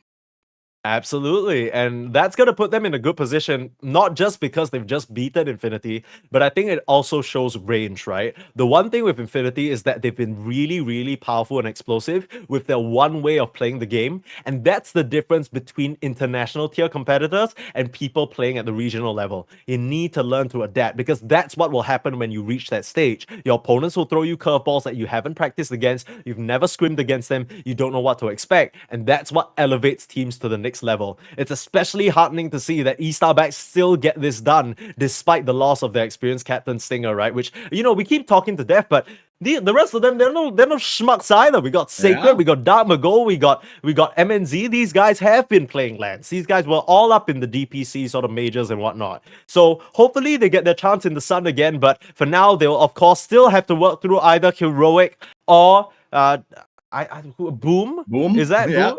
Boom? Boom? Yeah, sorry. It keeps escaping me because I'm from Southeast Asia. I always still think, there are Southeast Asian all good stuff. But yeah, it's no loss there. Both excellent stacks. I believe game 2 just got wrapped up. I'm not exactly sure what the score is on this. Yeah, game 2 is wrapped up. Don't know the score either. It's not updated quite yet. Yeah, because we're looking at the stream and I just see the beautiful faces of Math Magician and Ace. You know what I mean? Yeah. So far it seems that it's not updated on our side. So unfortunately, we don't have that information, but we're sure that if you just go ask in Twitch chat, a very helpful individual will let you know what's up. Or maybe if you follow us on our social media platforms, just search ESL or ESL_Dota 2. I'm sure all the match updates are there. But, of course, not just for South America, but for Crash and I, that marks the end of our time casting Dream League Season 23. It's been a fun couple of runs across different regions, and it's such a great sort of story that we get to end it with a best of 3 that goes the distance this time. Big congrats to Estar backs for continuing to move on, and of course, gotta feel a little bit for Parker and the gang, but we're sure they'll be back for more qualifiers. Crash, any final words for you to close off this broadcast and our time here at Dream League? It's been a pleasure casting with you, Sneeze.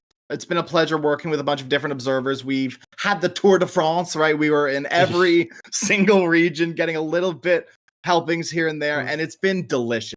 I don't know about you, but my belly's full of good Dota. Yeah, and I think that's kind of what this new season has really afforded us. It's amazing events like Dream League Season 23 that set us up and get us excited for these international events. Now, if you haven't already, of course, apart from Dream League, which is an amazing online event, there is an offline event happening for ESL as well. It's going to be in good old Birmingham. So if you're near the UK or you can fancy a trip up there, be sure to drop by for that live event. It's going to be insane Dota. I was there at ESL 1 KL, and let me just tell you, the vibe's immaculate. But for now, of course, coverage of this side of SA, they'll only continue tomorrow. So, we'll find out who qualifies for the entire region tomorrow. We're not sure whether Heroic Boom is over just yet, but that is actually happening. So we're on to a game 3 now. So Heroic Boom, still unsettled. Hop on over to the ESL_Dota 2 Ember stream for all that South America action. But for Crash and Sneeze for the last time, it's been a great time casting Dream League, and we're signing off. See you guys soon.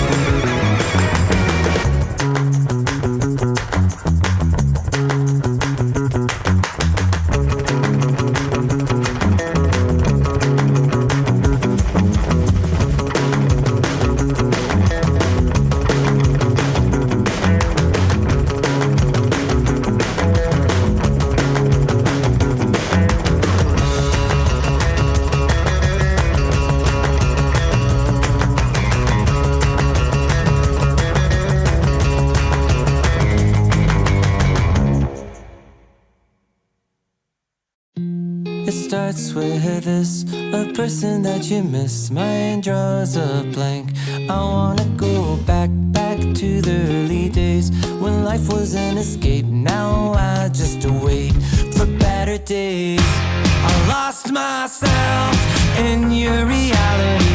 Lost myself. I lost myself in your reality. Lost myself.